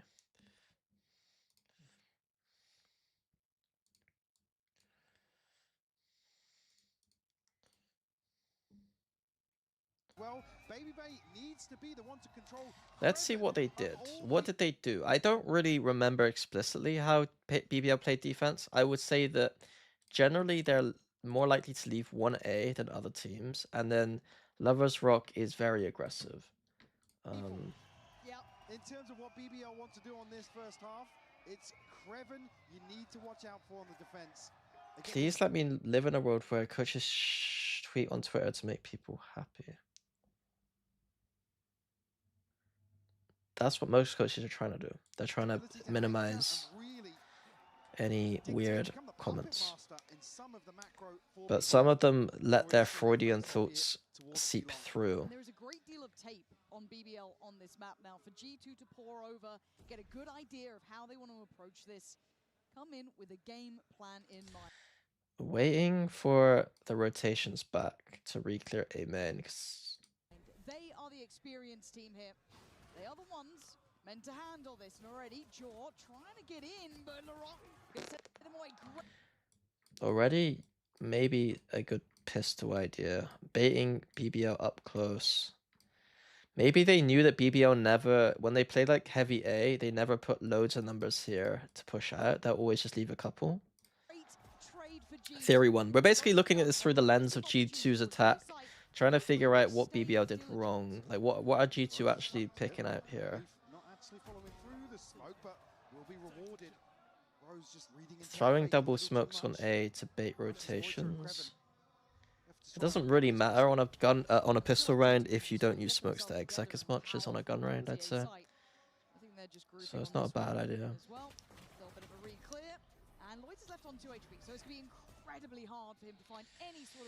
The first 4 rounds a good example of conditioning respect. I mean, that pistol conditions respect in the sense that like they could just be re-clearing you immediately on A. You can't just play up close on A.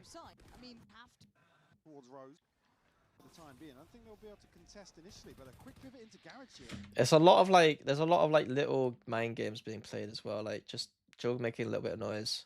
Let's just see. Like they are baiting at rotations pretty well, I'd say. Didn't get that first shot as cleanly as I'm sure he'd like, but you'll take that. Job done there. Open up that C plant now for the rest of the G2 boys. So this is nice work. Very steady. BBL under the thumb. Don't let them build your mind. And then I said that BBL like to play 1A a lot.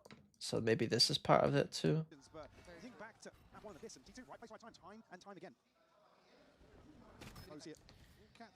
So they take an A main control, they take a full lobby control, and then all they need to do now is put any kind of pressure on the map and then end A. I do think sometimes,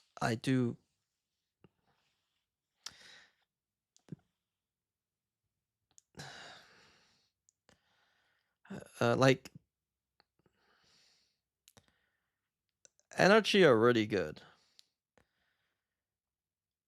but they are the only team now, at least until Fnatic bucks up their ideas, that has a coach IGL relationship that's like, I would say, super strong. To the point where I guess Val and Josh to some degree. And this is kind of like an example of that. But consistency wise, I feel like the relationship between the coaching staff on Energy and Ethan seems to consistently be able to dismantle teams. I don't think there's many relationships like that left in Valorant. And I think that like there's like one thing to play meta. I think that like the perfect team right now would be playing the meta way, but with also the coach IGL stuff happening. And I don't think we have a single team that's like S+ on both those things right now.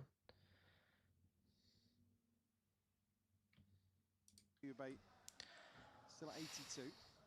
It feels like if you're a team able to follow a good game plan, just a simple good game plan, you can dismantle teams, but there's not enough teams who can right now, I don't think.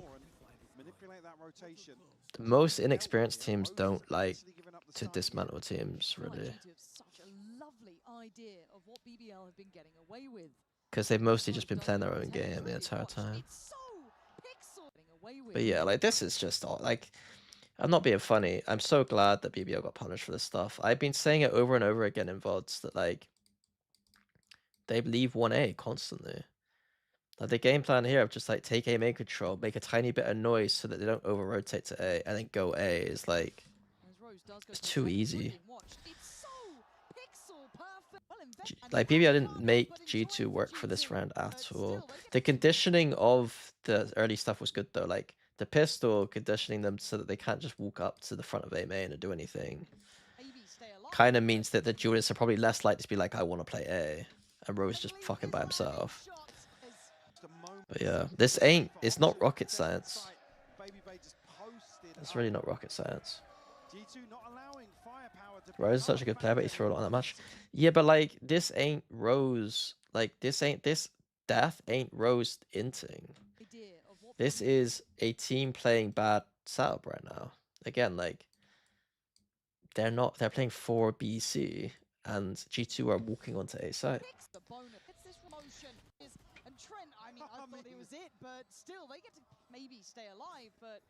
What do you mean that, like, meta plus coach and like, if a team was running like fast-paced meta-style comps,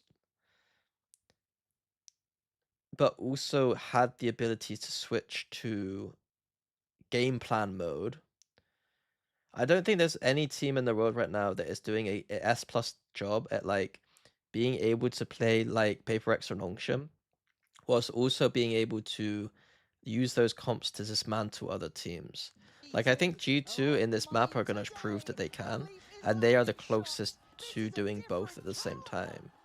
LRG obviously don't play meta comps, but have the other side of it locked down. Just a moment too soon for Rose to give away, just posted up. G2 not allowing. Like, it's almost in some respects a little bit like, it's just a kickoff tournament, so it's fine. But to me, it'd be, if the end of the year is just like, it's just like you're one or two teams. You're one of two teams. You're either the experienced team that knows how to play the game and you could game plan and dismantle teams. The experienced teams, your NRGs, your G2s, your Fnatic, you know? And then the other branch is the all-in kind of teams who are aggressive and playing fire fucking Valorant. Like meta, you know what I mean? Young, inexperienced teams. Like, I would love to there to be more interaction between these two spaces, if that makes sense. Like, G2 are attempting it. I don't think they're quite at their peak yet, though. Can you share how PRX IGL coach relationship works since it's different than other teams? They don't have an IGL coach relationship in the same way. It's a player and coach together on the same page kind of thing. There's very rarely going to be a talk with, like, I would talk with Boaster every single day about Valorant for at least an hour or two. Or at least, like, in the evening, I'd send him some messages, and he'd send me some messages at the very least. I don't expect that's happening between Forsaken and Alex. Like, they all just talk together about stuff. Confidence for Leaf. He wants an absolute fight on it. At least, like, it might happen, but, like, not to the extent of, like, every single thought about strategy from my brain was going to Boaster, and every thought that he had was going to my brain.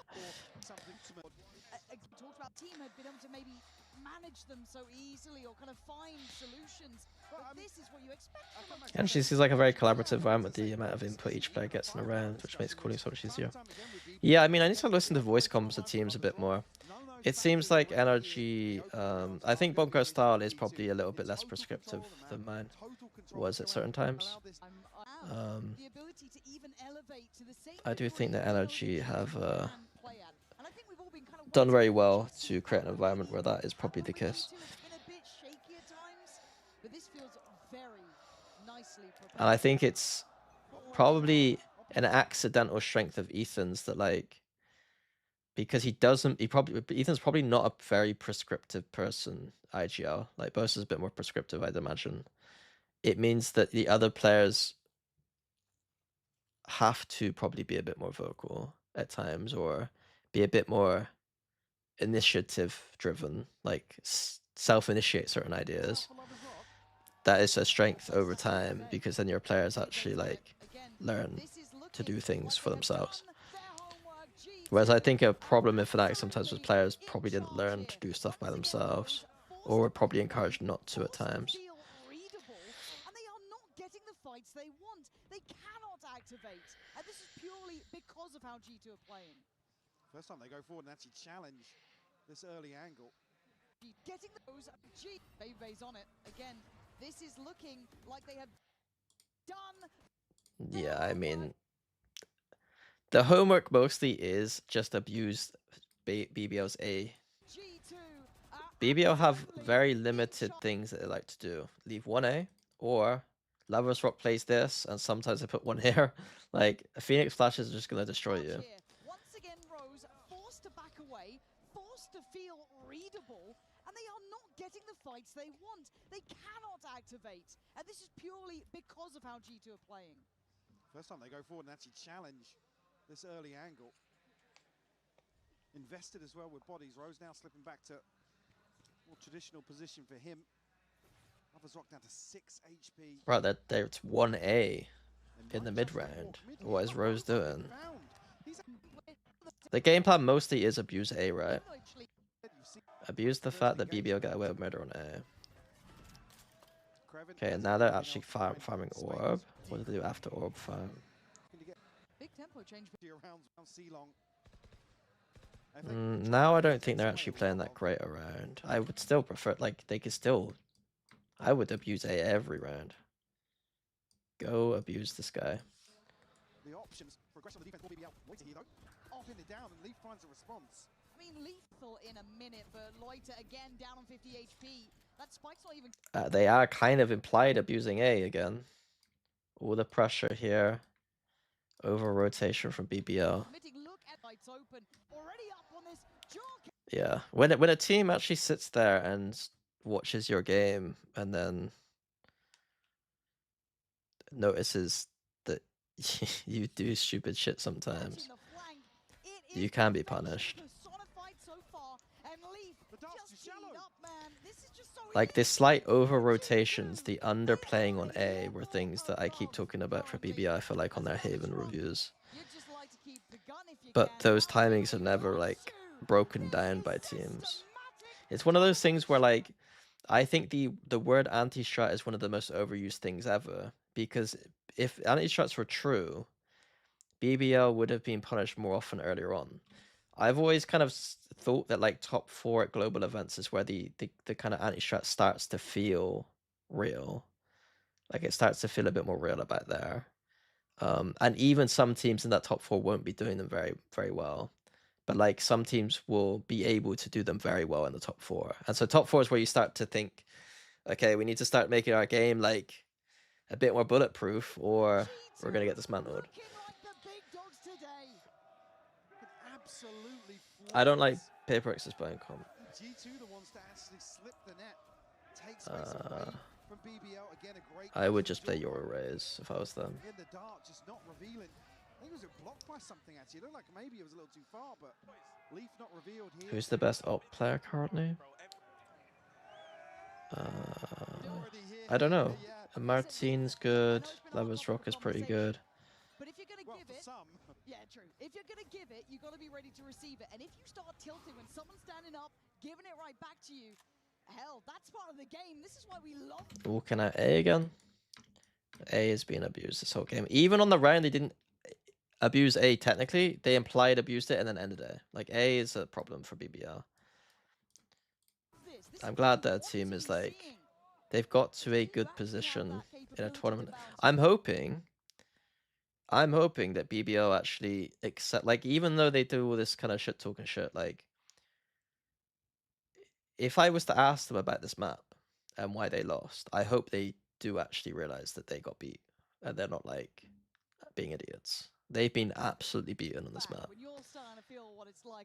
Like it could be 6-0 BBL and I'd still say the same. Like they're getting beat. But for now, G2 creating stormy waters. Leaf again with a little test. They do nice little things. Like they've done this a couple of times, but it's like it doesn't matter. Like they're getting abused, man. They have no like. G2's options are still. Like Rose's info reclears on A aren't maybe as strong as they could be. The kind of re-pushes down and shit aren't as good as what they could be. They're playing Cypher A now, which isn't very good. A little bit weird here, noting Kreven towards A.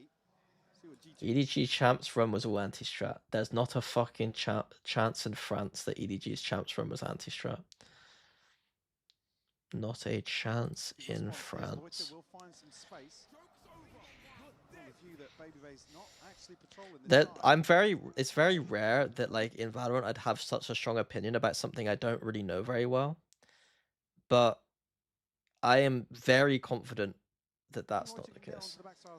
Run it back, but Trent is still here. He's found a little gap, hasn't he? But it's all about timing. And it's going to be a bullet to the side of the brain. Valen instantly collects it.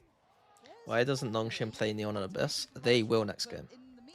They will be playing Neon next game. Don't worry. This is where they want to be. This is where they're heading. Spike is already going there. We'll have dimensional drift here to invest for the retake. G2, I like this. We're going to push forward here. I like this. There's the flash and Jorgamo rewarded. That's Larock gone. And just getting the number. But it's all about time. It's just abusing A. And like it's like. And now there is BBL gone hyper aggressive. Yeah, but Jaw is right there. It's Kreven on the reward, and Valen does the dodge.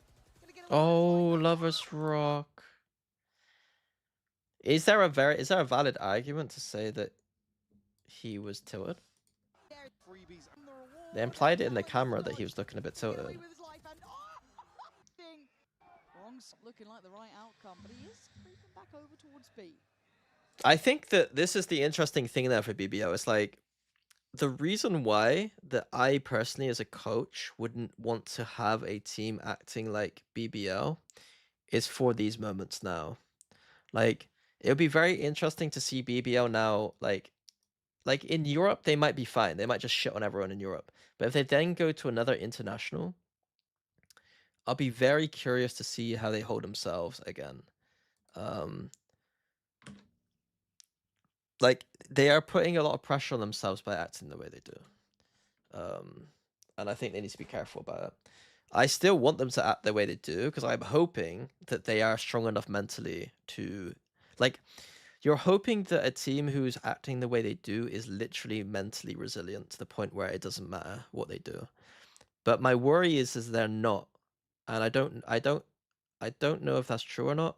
But my worry would be that they're not. So I hope they don't waste this opportunity if they aren't mentally resilient enough. I think they will be. I think they should be.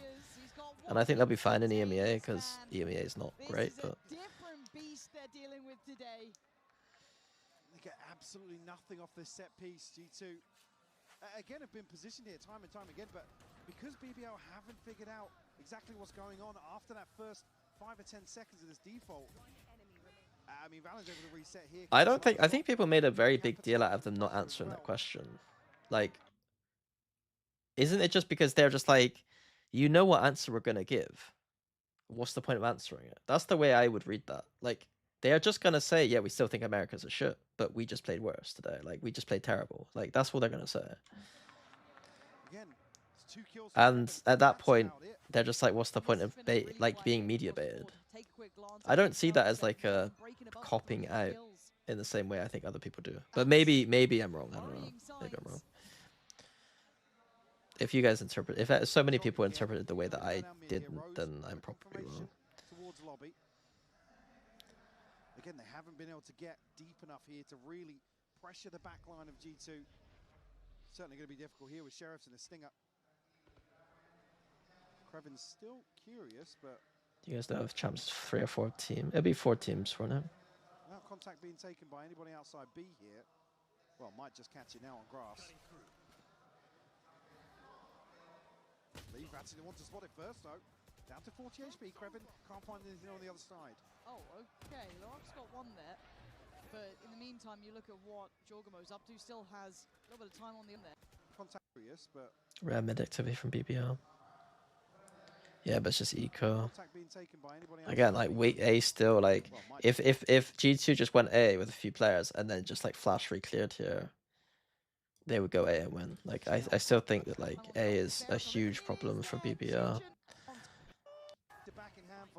Now they put 3A, sorry, with a clone. So I don't know why G2... Yeah. And that's the first sign of light that they've actually had. But it's not safe with Leaf still alive. Rock here between. So BBL's answer is to actually get deep line and go aggressive instead of doing this fake aggressive, which is probably a pretty decent answer being abused on A-main. Rock just posted up on the TP here. I wonder what happened if they started playing with the aggression they usually have on ecos. I mean, they might have been... I think the conditioning earlier is probably a good shout. They probably felt like they couldn't really do it.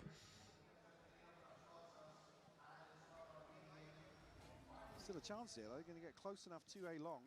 Lovers Rock still operator in hand, but... America's is one region. EMEA is one region. China's one region. APAC is one region. Lovers Rock not going to get given a challenge. They want to secure that plant. The time on their side.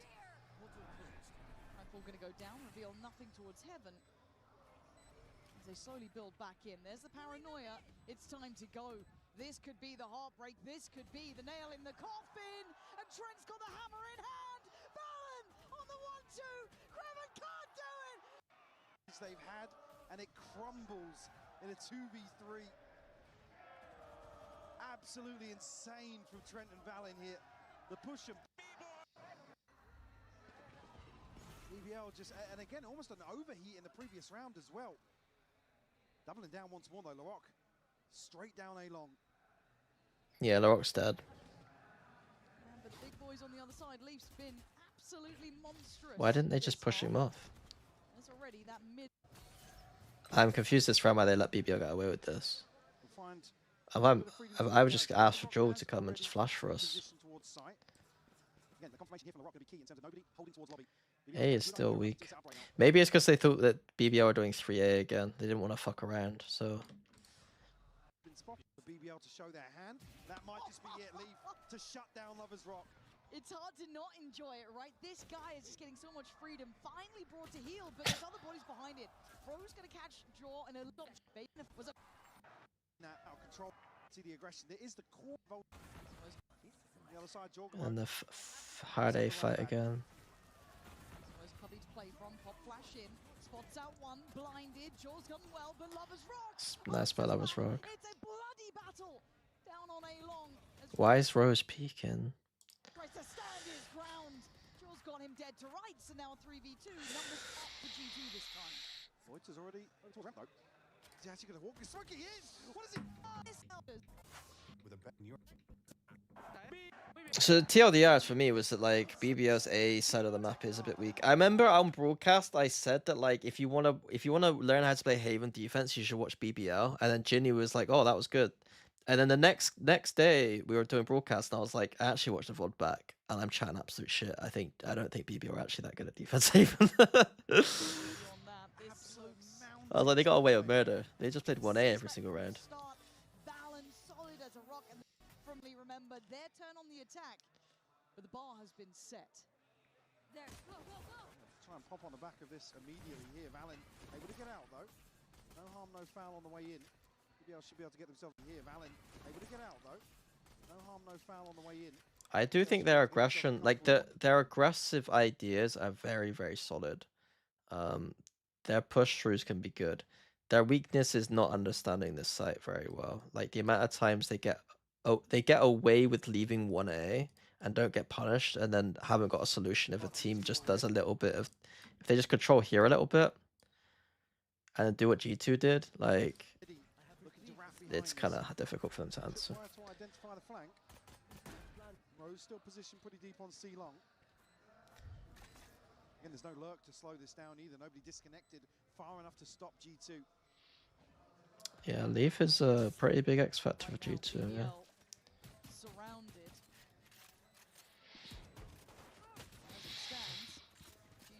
It also helps when Jog is in Jog mode and not in fucking int mode as well. And well, Jorgamo doesn't feel that phased by it all as G2 start as they mean to go on. On the Outman. No playing just yet. Rock getting closer.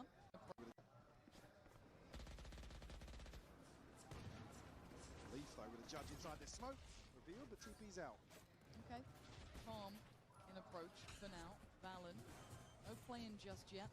Rock getting closer. Why are they still on A and still on B? Holding the other side of that smoke as it drops. Oh, he lost sight for a second, but he comes out fine. BBL gonna find one back. Again, in the 4v4, that firepower is gonna be brought into question here. G2 starting to apply a little bit more on Road from here on out. and it is a start for Gal. Take the hit. To look for a pick. Early interest from Trent, and it's Larocque to receive a lot of damage. Unconfirmed, the smoke was in play, but still, that could come back to haunt them later into this round. And avoid, but a lovely find someone to open this, and Leaf is probably the one I try and avoid, but a lovely pick there from him. Working the map, as you said, almost starting at double doors, then shifting over towards... Buying an up this early. I mean, they're 12-3 down. I don't really care what they do, I guess, at this point. But look at G2 actually have 2 players A. Like, Valen, he's commit on this really. Store in holding the sewer scale up. BBL, do they even think about it? Rose is going to try and pressure and clear through long. Valen still unchecked. They have got to be on the money with this. Loiter tries to challenge. Valen going to find him stunned up. He stands his ground. There is no fear from this G2 it's a nice Phoenix wall. side. And with a scoreline like this, you can't blame them. They're having to put everything into it. They trolled him. Jump scare there on the way back, but Jorgemont's found Kreven. That's what you're doing, right? Shoot someone in the head, your teammate in their head, and watch them just like freak out. So hot take say Loiter's BBL's second best player. I think it is at the moment, but historically, there's a reason why Loiter and Larocque were the ones that every team wanted. Loiter and Larocque are the 2 players that people wanted the most for VCT. Needed now, you can see it, just those pixels. He tries to creep forward, doesn't want to give away anything. Playing together, shoulder to shoulder. Trent was masterful at this before. Lover's was very good during the Ascension run and very good in VCT. I would say like he wasn't like their star player during their tier 2 run, but I could be wrong. I think that it was generally Lovers Rock and it was generally LaRock and Loiter that I was like slightly more impressed by, but I think Loiter actually went a bit quiet this year, last tier 2 cycle. A little bit quieter during the like pre-playoffs anyway. But TLDR, they're the obvious 3 players on the team. Don't know if they'll be able to dig that out early. Say 3, it's 4 basically. You look towards A, it's just Trent down long. Lovers Rock gonna note Valen towards the C side. Baby Bay now on the line. I mean, you can't win the round if this is here. BBL They are weighing eco up though. their options. There wasn't any confirmation. Another player's whereabouts towards garage, but 2 players here. Rose, and actually, that was wrong with fine. Baby Bay. I'm ready for that. Yep, I'm looking at middle as well though. We have pressure coming. Trent trying to buy some time. I mean, Gets cleared by Rose. Valen gonna hear this. They can pull a rotation or 2. That's gonna be a. I would have waited. Okay, that's a big answer. I really His thought spray Valen wasn't had that bad there one though. It was just body shot central. Leaf with an operator jaw with a shield. Why doesn't Nongshin play Neon Abyss? Okay.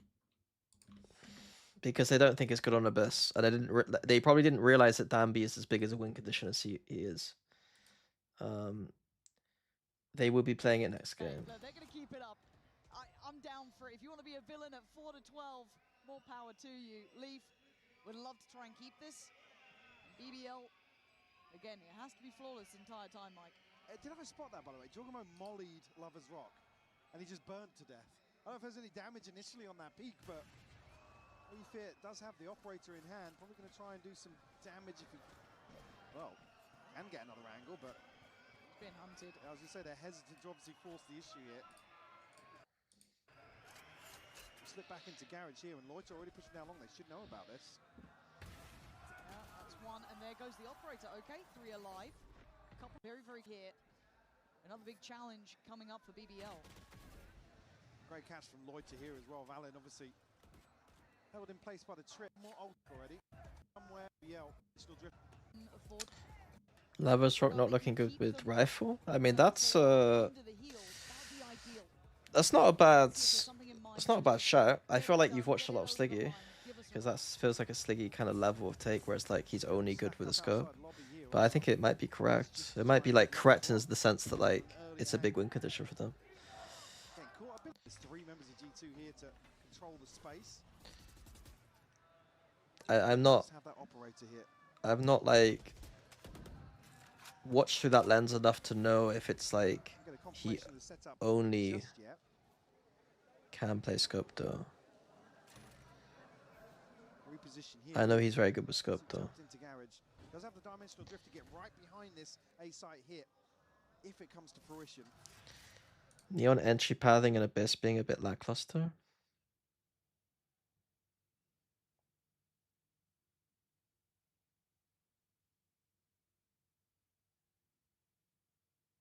It's fine. I think it's pretty good. It's a bit hard to get the initial wall off in some instances, but I think it's fine. Kind of a powder keg waiting to go. Baby Bay's got a line. It's still has Trent there by his side, and obviously Valen toward that CT area, but G2 aren't willing to fully commit to the rotation just yet. Still have enough players here. Lovers Rock will be able to identify quite a few bodies. Okay, it looks like another round could be for PB. Oh no, man. And he's gonna see him, but Jorgamo finds him Yeah, first. never mind. Now Jor has to be careful not to get caught out on here, because look at where that spike's heading. Look at this TP as well. That could catch him here. Do they consider it? I think Jor does. Yeah, Jor I think it's spotted. absolutely does keep it in mind. Loiter might be dead. He is. Jorgamo at the helm. GG. Okay.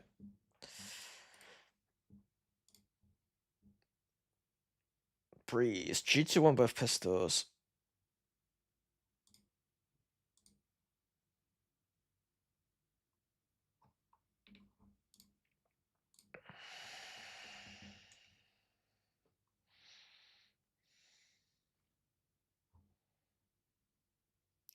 Lovers Rock did end up having a relatively mediocre performance in the end.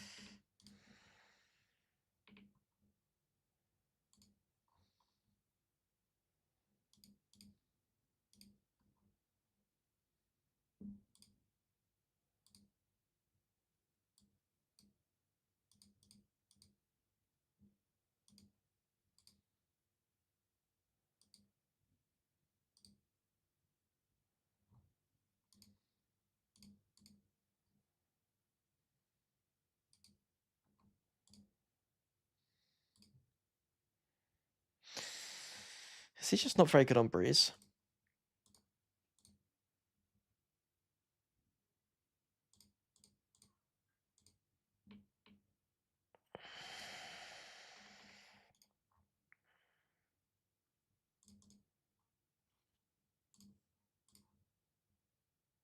He's never gone positive on Breeze this year.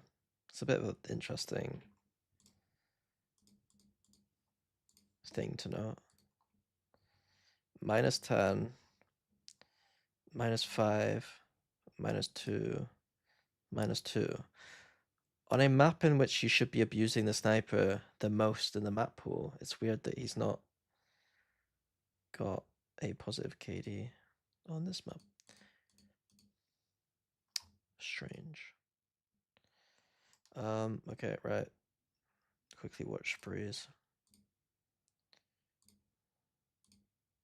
Upper hand in this series, and the upper hand in terms of the mental game on the stage, I think there's a real likelihood here if Jorgamo and Baby Bay just want to. Rashim is the strongest in top 4. The most consistent will be Energy. Energy and PRX, but like that doesn't mean they're strongest right now. I think that you kind of got to give it to Nongshim or Energy right now, right? Put to bed pretty quickly, but the trade's there for Leaf.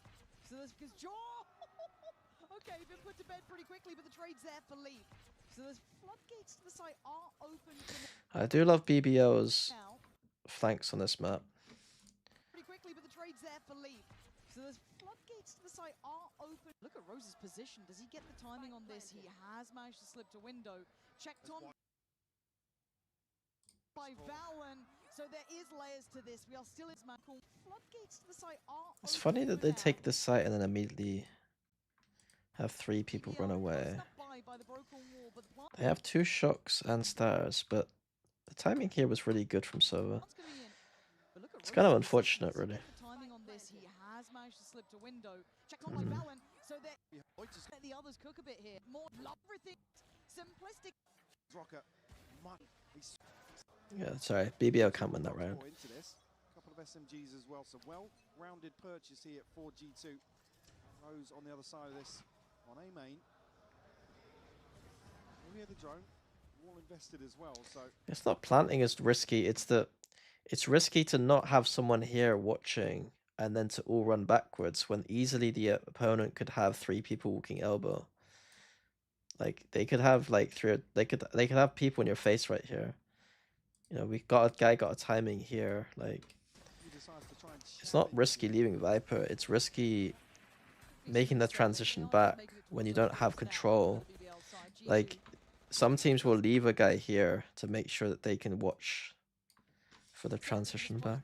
Again, it is classics on the other side, so for G2 an opportunity to try and get some of those ults farmed up here, and Baby Bay, the one to be doing it. From on the map. Really love.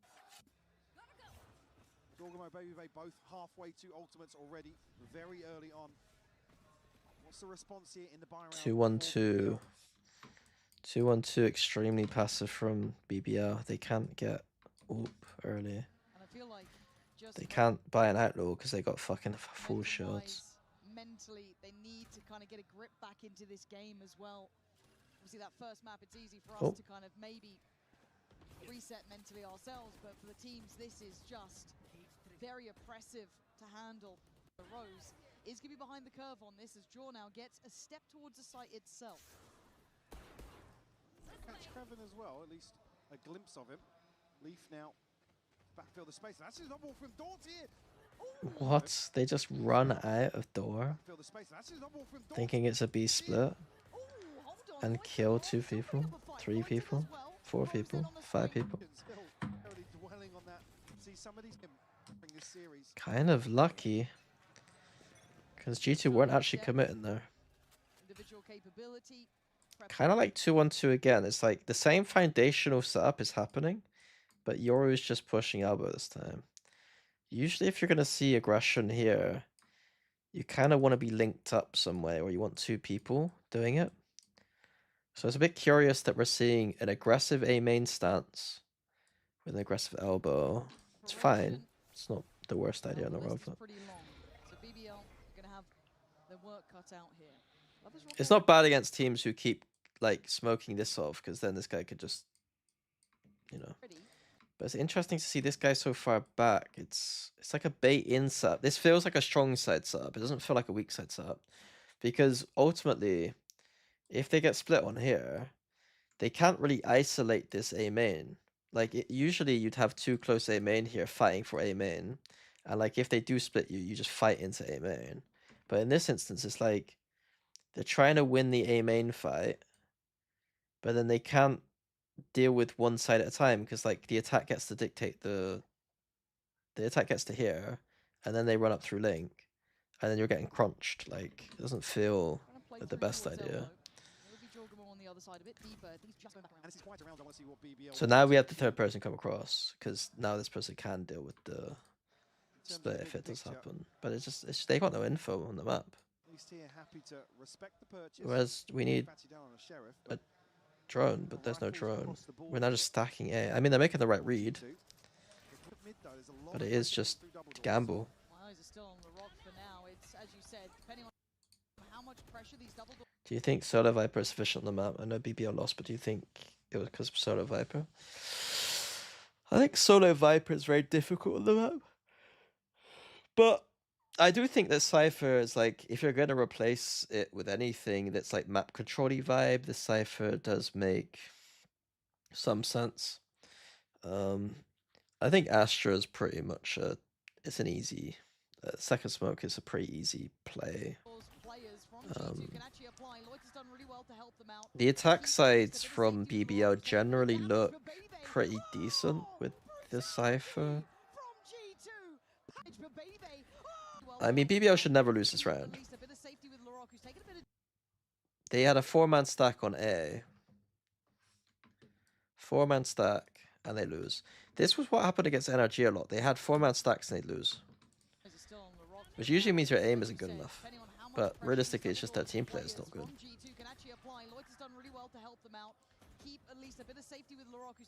Or Rose keeps thinking he's like the fucking best player in the world when he's not. I don't know. Like, I do think there has to be at some point, like, I think there's been a lot of narrative around Rose had some really big games. But I think he still needs to accept that he is still not, like, he's not supposed to be the person swinging here and taking this duel. You know what I mean? He ain't PRX. He's still the IGL, and he's still the weakest player on the team. Like, you don't force that duel. This is a site that's Brevin not going to allow him such free. It's like he's trying to prove that he's not like he's a fragging IGL or something, but I don't think he really is. Like I said, it's why my eyes on these slower rounds, maybe towards the macro ahead of some of these site executes. Well, there's something wrong if you're the weaker shooter on the team and you're taking all the duels. Is beautiful from Trent. Yo, Laroc, hit a shot. Oh, it's elimination day today. You can just feel it.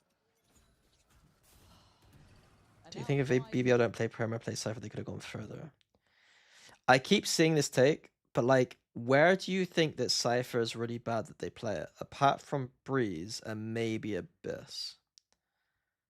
Because like, the problem with this narrative is that I've had this kind of narrative happen to me before, where like, we played something that you could argue was off meta on like 1 or 2 maps, but then on the rest of the maps we're playing completely on meta or ahead of meta, and then the narrative becomes that we're playing wrong. I think that there's a valid criticism that BBL are playing Cypher too much. I don't think that other teams can really get away with that when they're not playing anything better than Cypher. Apart from on like Breeze and maybe Abyss. Like, why do we think that it's not valid anywhere? They don't play Viper on Split. Okay, that's bad then. Okay, I take it back.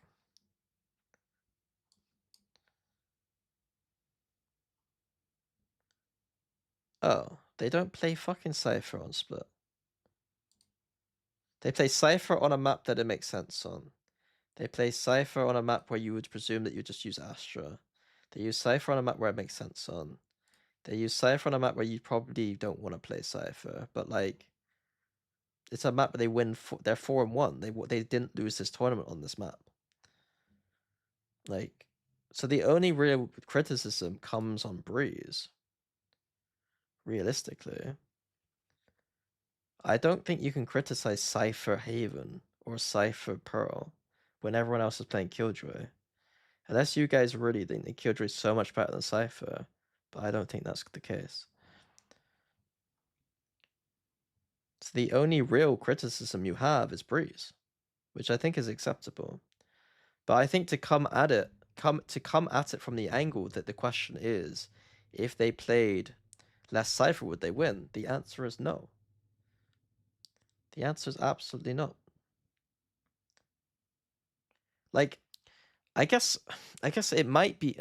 It's hard. It's more like, why don't you ask that about every team not playing Chamber? You know what I mean? Like, nobody else gets that criticism for playing Killjoy. If the option was Killjoy or Cypher, then they're doing mostly fine. It's just this one map that they're doing a bit weird. A little shoddy for BBL. You think that Cypher Pro is worse than Killjoy? I don't know if it is. I don't know if it is. The operator, it's just Rose who's going to be suffering a bit here.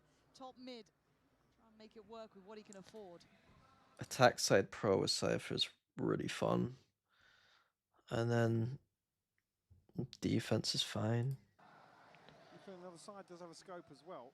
Many light shields, but crucial here is Larocque doesn't fall immediately. I think on average you probably want to play Killjoy for comfort in general, just because players are so used to Killjoy. But you have a literal Cypher main on your team. There's no way that I would be putting my literal Cypher main on Killjoy on maps where Cypher is good.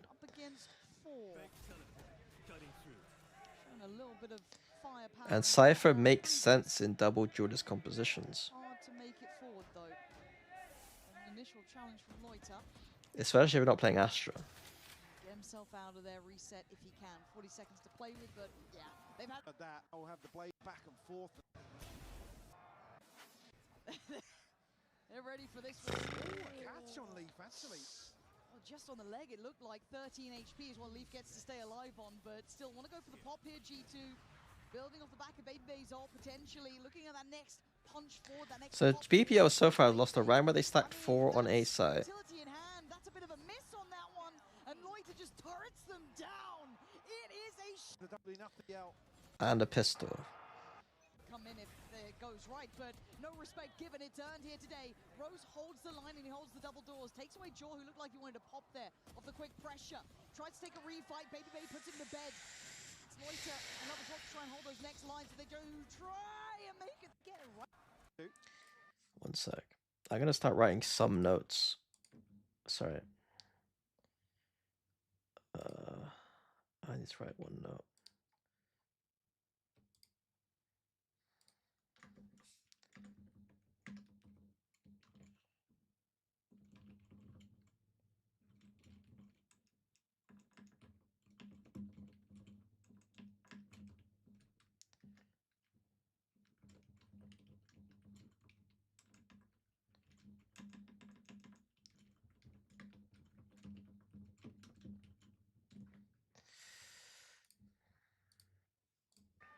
Still, Rose showing the willingness to go forward, to set the tone, try and win out. Neon KO, Fade, Harbor, Astra. No, thank you. No thanks. Mental battle. Neon Waylay, Fade, Harbor, Astra, if you're going to do that composition. Down on the stage. Again, come to Breeze here. It's a map that sees BBL really switch things up, go back towards playing very fast. If you're going to play that composition style, you just go Waylay to the thick KO. Point here for Creven on the neural theft, and it's a fully stacked ult cycle for BBL. What does Harbor even do in that comp? It helps you default and then smokes everything for you. Yeah. Damn. Jorgemon looked like he was bopping to it there as well, actually. But I do want to kind of talk about what we heard during map 1. But Bit better. I mean, welcome to eliminations, I guess, right? You got to get that prep done quick. But you're right, it's the ults now starting to settle into play for BBL. You can kind of see the change around here, that momentum swing that's come in. But G2 are very in the fight, willing to be quite aggressive. I'm a plant installation or retake heavy map. A lot of kind of chances, I guess you could say. Is it really plant installation though? I guess it does help. I guess it does help. Yeah. It adds a little bit of juice. But realistically, the map isn't always spam, and then it doesn't really, it sucks like a bullet, like. Puffing up the chest, showing they're willing to brawl, but having the macro to back it up as well. You're bad. I mean, it's a valid question. Don't get me wrong, it's a valid question. I don't know if I would run that comp. Damage done just yet, but a catch from Lovers Rock won't connect. Nice layering though on the util as well, kind of keeping Jugumo unable to kind of hunt. Do you think that Fracture doesn't need a Sentinel? BBL Playing without a Senti on Fracture is interesting, but I would probably want to play a Sentinel. He's going to need a bit of support if they do continue on that pathing. I think Lovers Rock can still get eyes on if necessary. As the pit just going to go down towards 8. A late round investment. It's just going to be an all-in fest if there's no Sentis. Still looking for something. Do you think Harbor will be increased pro presence with time? I feel like being locked into the spot you want to smoke is really bad in pro. Is that an actual? Harbor's wall goes pretty far though. And you don't need to be locked to your spot to smoke because you got an actual orb smoke now. What do you mean? You can throw a smoke like an Omen does.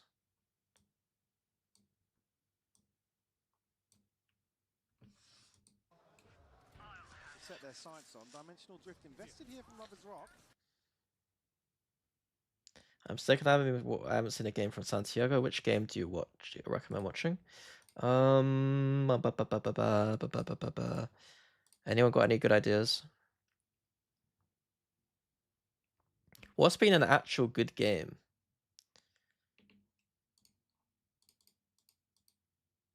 This was like one-sided, interesting. Energy PRX.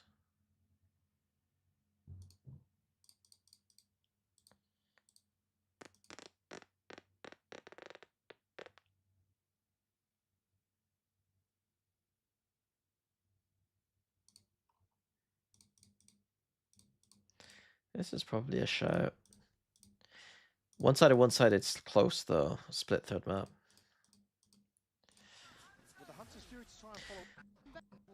Yeah, I mean, watching Danby is pretty fun. I would probably, if you're like fairly, like, if you've watched VCT before and you've not watched Danby very much, then watch Danby. If you've watched VCT before and you want to watch something fun, then watch Danby. BBL again, just passive 2-1-2. There's no like threat on the map. Okay, we get pit down though. Okay, so this is good. He sets Larocque in motion, potentially to explore towards mid. Double doors. G2 still looking for something. Set their sights on. Dimensional Drift invested here from Lovers Rock. Why do we need to Euro ult? I think this is a weak Euro ult. I don't think we need an info ult in this round when we got Viper ult here. Like, we're cool. We don't really need anything. And then we Sova ult off it. We've wasted 2 ults on a round that we really don't need to use ults. Like, we have a full B stack available. If they go A, we have full A main control the entire round. Sharp on it, actually. Lovers Rock is going to have to commit here too. This is getting a bit sketchy. Larocque still solid on the Still, like right now, a pistol and a 4 stack they've lost. It's kind of impressive that G2 turned this half around. This is complete BBL control.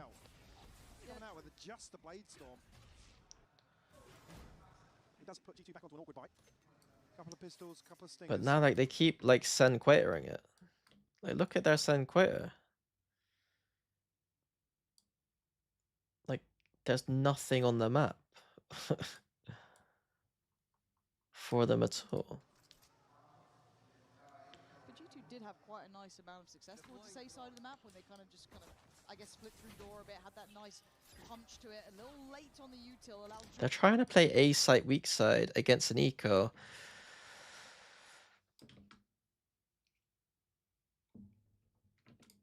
Freedom, and he isolates Rose. He's got to know there's another player here. They know that Lloyd is nearby. This is the round I would highlight to do two things at once on broadcast. I would highlight BBL's passiveness in a lot of these rounds. I would highlight Rose's overextensions and dying first or dying in situations he shouldn't be in a lot of the times. And then also highlighting their weak side bunkering A idea, which is usually a very crap idea. Like, this is where Meteor was struggling on the map playing Astra. Like, trying to hard hold here as an agent not named Yoru Chamber, etc. It's pretty difficult, especially on weak side. Playing against Eco, just shoot them at range. Well, I mean, they can't really let the Viper ult go down is the problem, though. You can't let Viper ult go down, so that is the problem. But then we should be fighting a little bit heavier for A main or something. I don't know. I'd rather let the Viper ult go down than fucking play like this though all the time. So anyone that can get out of this space, like you play here with a escape agent kind of thing, you know what I mean? A lot of teams play Astra here right now with Stars here, which is okay, but it's like you're still asked to do God's work a lot of the time. What kind of support did Boast have when anchoring the game so much success? I don't know, but it's not a long-term strategy in my opinion. And he isolates Rose. He's got to know there's another player here. They know that Lloyd is nearby. Jogamo would, I mean, ideally find him, and G2 again threading the needle. I mean, who was he playing against? He was playing against. They got owned against Na'Vi on that map. On this one, going back to what was working before. Dismantling this A side hold. They haven't beat anyone on Breeze. And then they beat BBL on defense in this map, so. But he only got 6 kills, so I don't know if they even had to hold that site very much.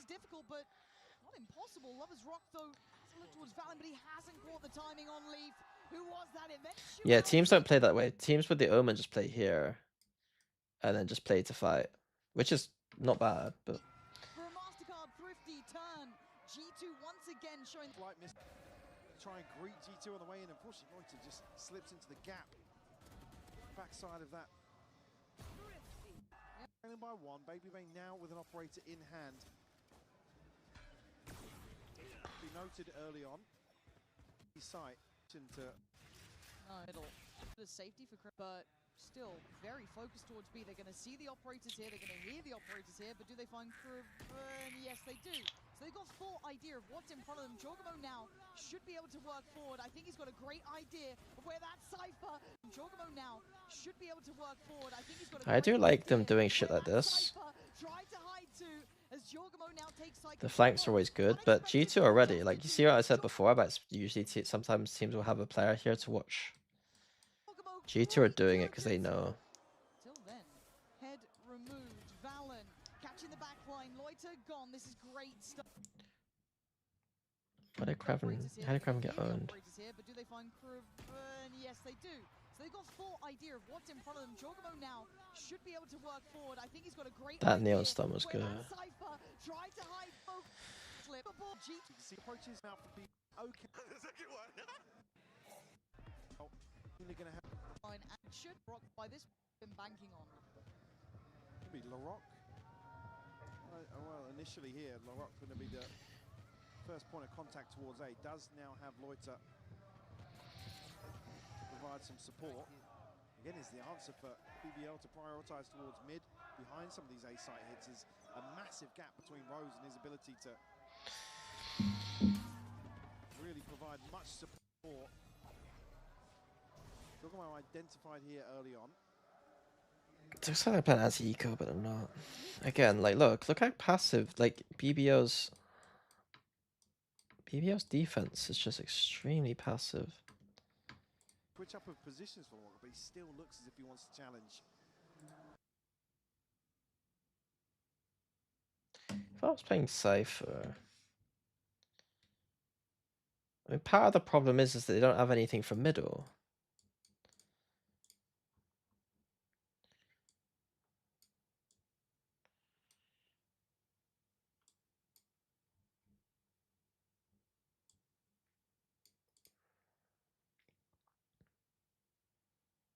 Why are they not just playing more?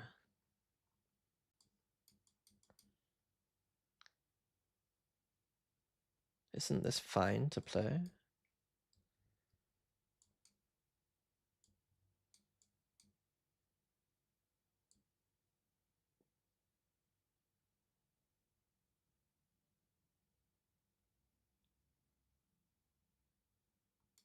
Even leave camera and like in main and shit.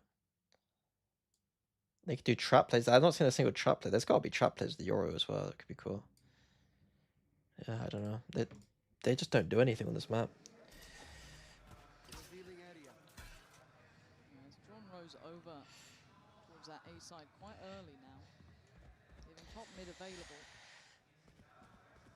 Their defense macro on this map has been shoddy. Spot, though. Absolutely nothing other than that initial tag onto Jorg with the recon. I like how they push out of places, but their actual setups have been a bit whack.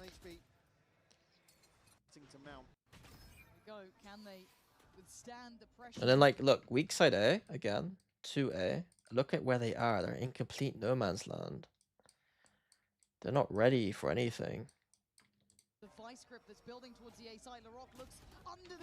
Like, what's Larocque supposed to do?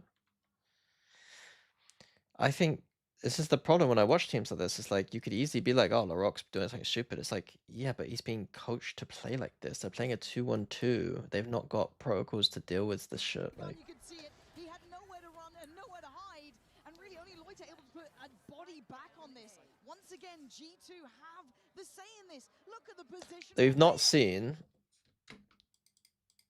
anyone in these positions, and we've not seen any of this threat.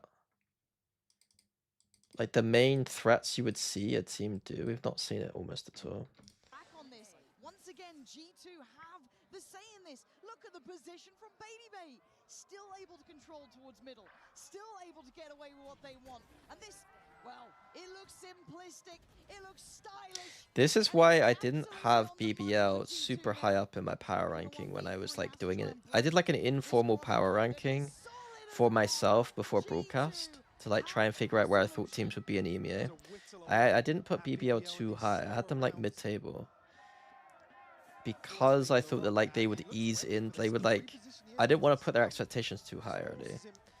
And then like, it's stuff like this where I'm like, it's not, some of their stuff needs work.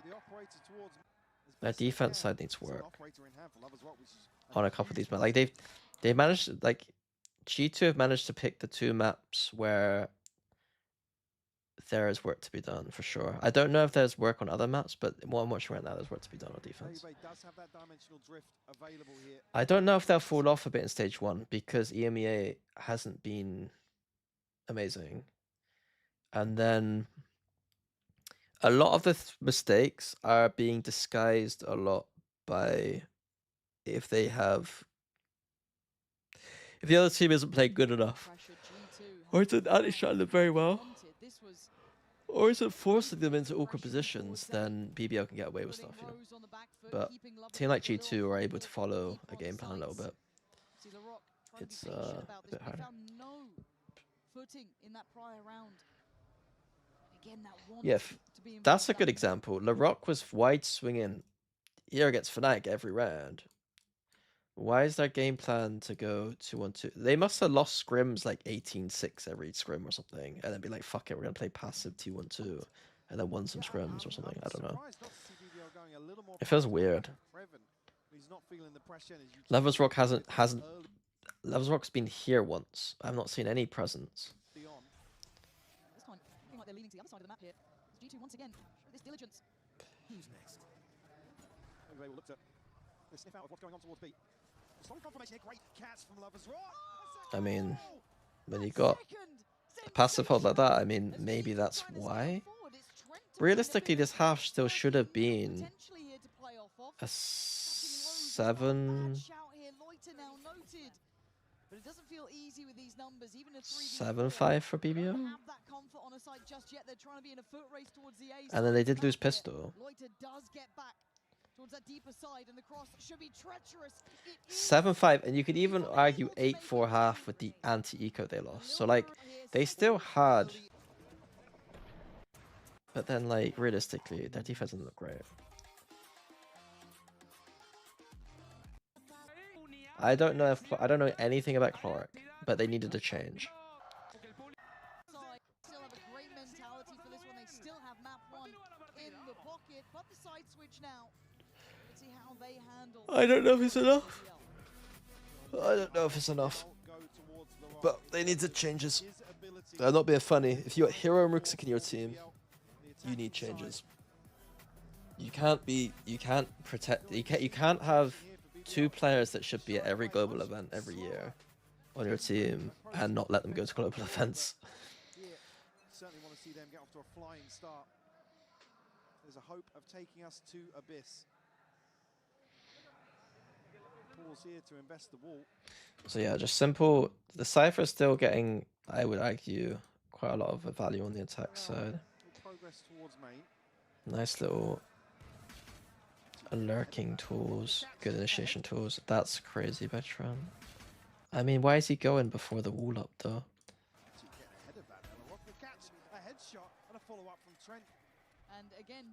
Why is he reconning? You greedy noob. Trent should be reconning that. You know that you're better than that. Save that recon for the retake. Has been a brute force to handle. Good raps. Thank you to reacting just yet. Bit of respect shown. Shock darts coming up from Trent. 3 players now encroaching fast. You have to see Creven getting over here. Great shot from Loiter. Baby Bay gone and a reposition, gets away safely. There's a little bit of a fire on this one, trying to draw eyes as Creven trying to be allowed to be played in as that backline threat, but a 1v2. Jorgamo and Valen have done the hard work here. He's taken him off the defuse, not got the hop yet. He tried to go for the target on this. That's so close. And that's close, but they've got it. Again, this map was close. Like BBL lost a 4-stack A, an anti-eco on A, and then lost that pistol to a 0.03 or a 0.3. But I'm still not super impressed with defenses. Happy to just probably tuck into sight, play these closer angles. Puts BBL into a desperate play. I think that like, so I don't love again the Astra plays for himself to like hold, but like they do like fight Neon Wall across and get a bit scrappy and stuff. Yeah, didn't see a ping on the back of the from what I remember. Very quickly regroup outside B. TP gonna get sent in here by Lovers Rock and see how close Baby Bay is playing. Baby Bay's probably careful not get overwhelmed. Does take the way out of there, exchanging space with the Rock, but as it stands, it doesn't feel too threatening just yet. G2 might be unsure if they are still fully committed to this with 50 seconds. Looking at the adjustment. It's weird. Rose has been able to slip up onto site as well. Surely they've got to be aware there's a chance someone's made it here. Baby Bay on a bold position, but I guess he's got Leaf by his side as well.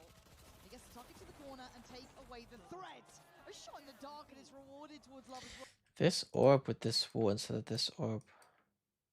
This orb is kind of fun.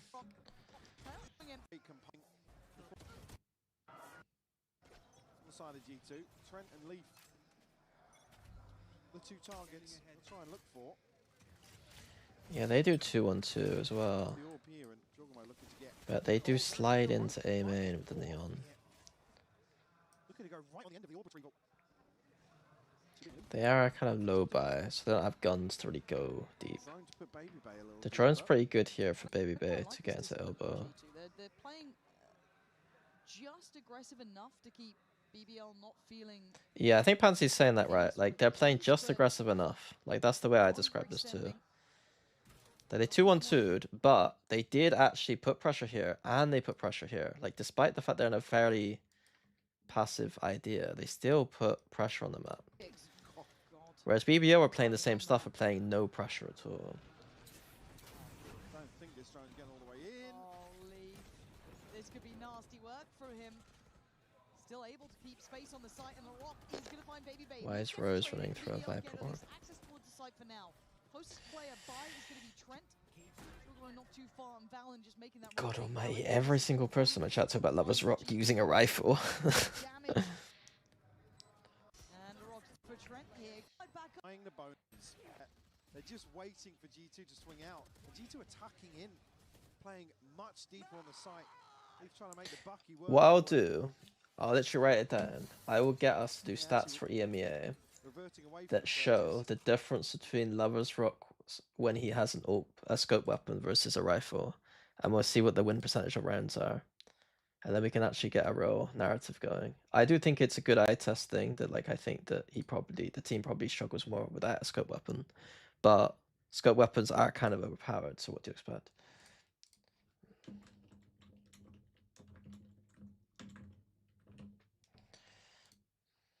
Initially saw 2 or 3 hinted. Make sure it's not include pistols. I mean, I would trust the stats people that I talk to are smart enough to do stuff, you know. Why do you think TL consistently get into internationals but consistently get 1-2 in Swiss? Because they're not that good. Because they're like a good team who's not a great team. You know? Like, they're good, but they're not great.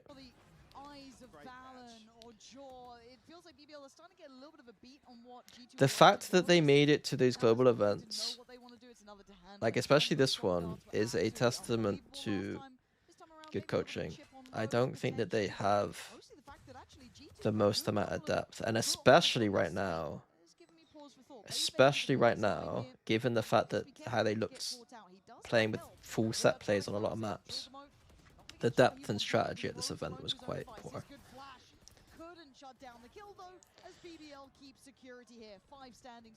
They are a good team. I didn't expect them to top 4 this tournament at all, though. Only the neural theft available for BBL here, but good progress elsewhere across the board, actually. Operators in. Baby Bay's going to have that in hand. And it's pacey. It's looking like a tempo shift coming out from BBL straight towards the A side. Baby Bay is here. Valen's got his side. Going to be traded in on. Baby Bay's going to land, and he does. Look who's playing this for G2. It's a Yoru. It's a Yoru. Nice little tick for G2 there. The Astra player playing a more can play contain option. Valen did just go for the duel, but ultimately he went 4v4 and then enabled Baby Bay to get a nice little pick after. The 2v4 is a lot to ask for. Yeah, the ult prevents them from really getting aggressive here, so they're huddled into sight. Yeah, trying to find a corner to play from. Baby Bay's having none of it. Rose, easy round. Back to the wine. Kicked out. Hunter's Fury crucial to that to an early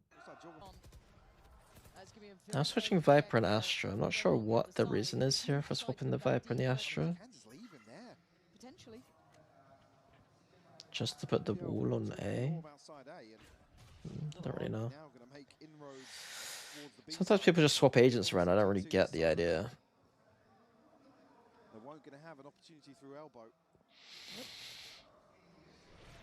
to get any sort of split going towards B, but Dimensional Drift is popped here. It might they're playing risky right here. No control on either side against the Viper ult. They're just letting Viper ult win this round. This could be great positioning for G2. Just nearby. I'm going to be spotted as well. Was the eye over from Jordan, but still, hit's going to come down. So trying to find. Yeah, weird the round from G2. But surrounded nevertheless, we start. Baby Bay with a belting shot on Creven.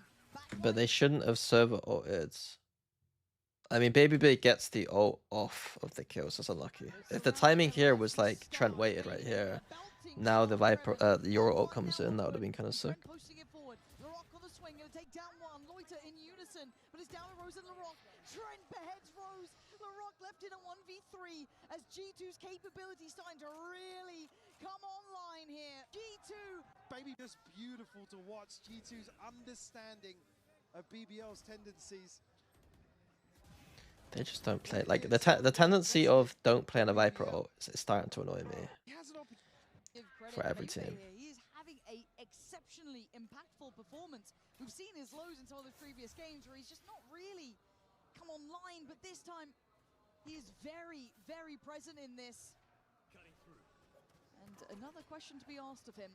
If they do continue on this pathing towards the B site, LaRock does have ult, able to, I guess, round out this purchase. There we go, operator noted. He is tucked in the corner, and how long does he stand? Confidence does get quelled, but Valen security in the back of the stand. Confidence does get quelled, but Valen security. This orb is pretty cool. It doesn't bait you into trying to hard hold forward every single time. Contains the backside a little bit easier. He is getting overwhelmed right now though. And BBL desperate for options. And desperation is giving them nothing. Jorgmo now on the site. It's kind of GG, you know. Base position. Okay, set up now, postured up, shouldered up. Maybe they playing from those double doors. It starts to feel like ass when the team's just this confident to play around mid, but like this wall is helping them play like this. Backing away, he was there in support early on. BBL would love to locate this, but Babyface being pretty tricky at the moment to pin down. Portal is done. Camera is pretty good. Send this one out, and he's got to be careful he doesn't get punished on this. I think he's got a little bit of play now. Drone just to ensure that he knows they are just around that corner. BBL spread pretty thin here. Let's see what Valen does. Is he gonna be an idiot and try and hard hold? And they Jorgmo deciding he wants Let's to see. that A main approach, but here comes that pressure. Let's see. Trying to be tricky with it himself. I mean, Joe is running around getting kills. Loiter and goes back in for more. But this whole thing gets picked apart, you see? Like, I think it's an I think it's a negative EV play. This whole Astra holding A like this. Tries to hold the line, but BBL explode on the site. Paul next on the cards. Trent's big. I think the way you play this site is just spamming everything and then just containing.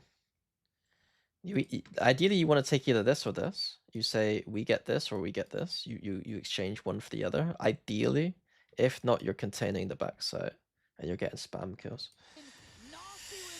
Valen's the best IG of the world, don't you think? I mean,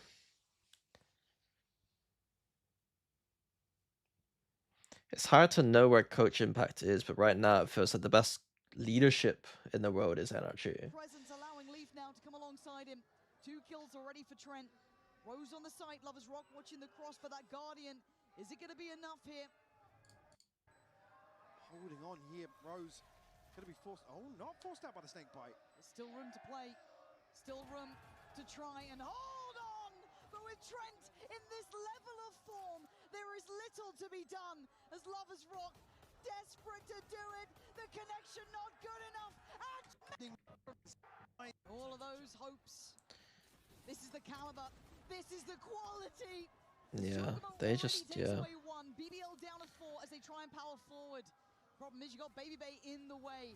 Standing, guard can't land, it dips away. Next layer Leaf goes down. They still have a chance at this one. Jorgmo not going to find Lovers Rock here. This is looking rough around the edges. BBL desperate for a plant, desperate for something to go on their side.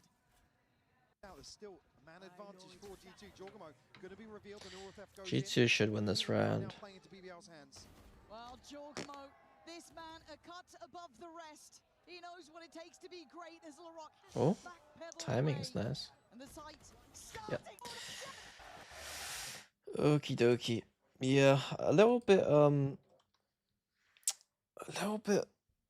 disappointed by BBL's defenses. Breeze in particular was very static.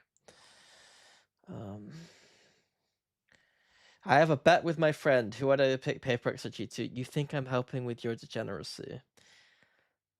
Just because you put friend in there and not corporate overlord doesn't mean I'm gonna help you. Okay, right, I'm gonna go. Who do I raid? It's not a game day today, is it? I'm gonna be away tomorrow, guys. I'm in London Maxon tomorrow. I'm gonna go to London with my mum. So I'll be back streaming on the weekend probably.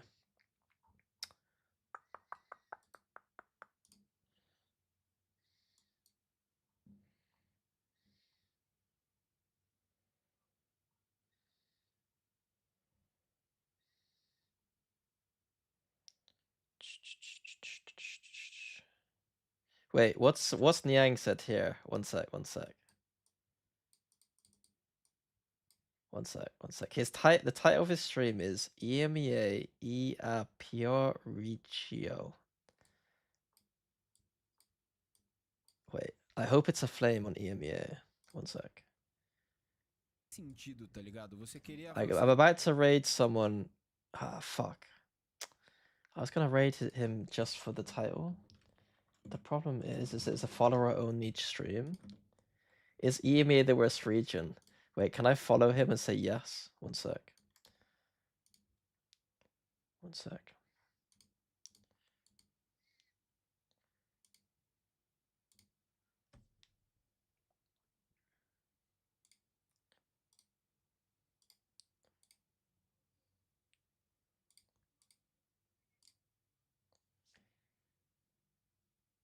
Can I see? Can I literally? Alright, I'm gonna raid Young. He's not gonna be speaking English, but he's literally flaming EMEA, so I gotta raid him. Right, I'll catch you guys in a bit. See you Saturday, Sunday. Enjoy the games tomorrow.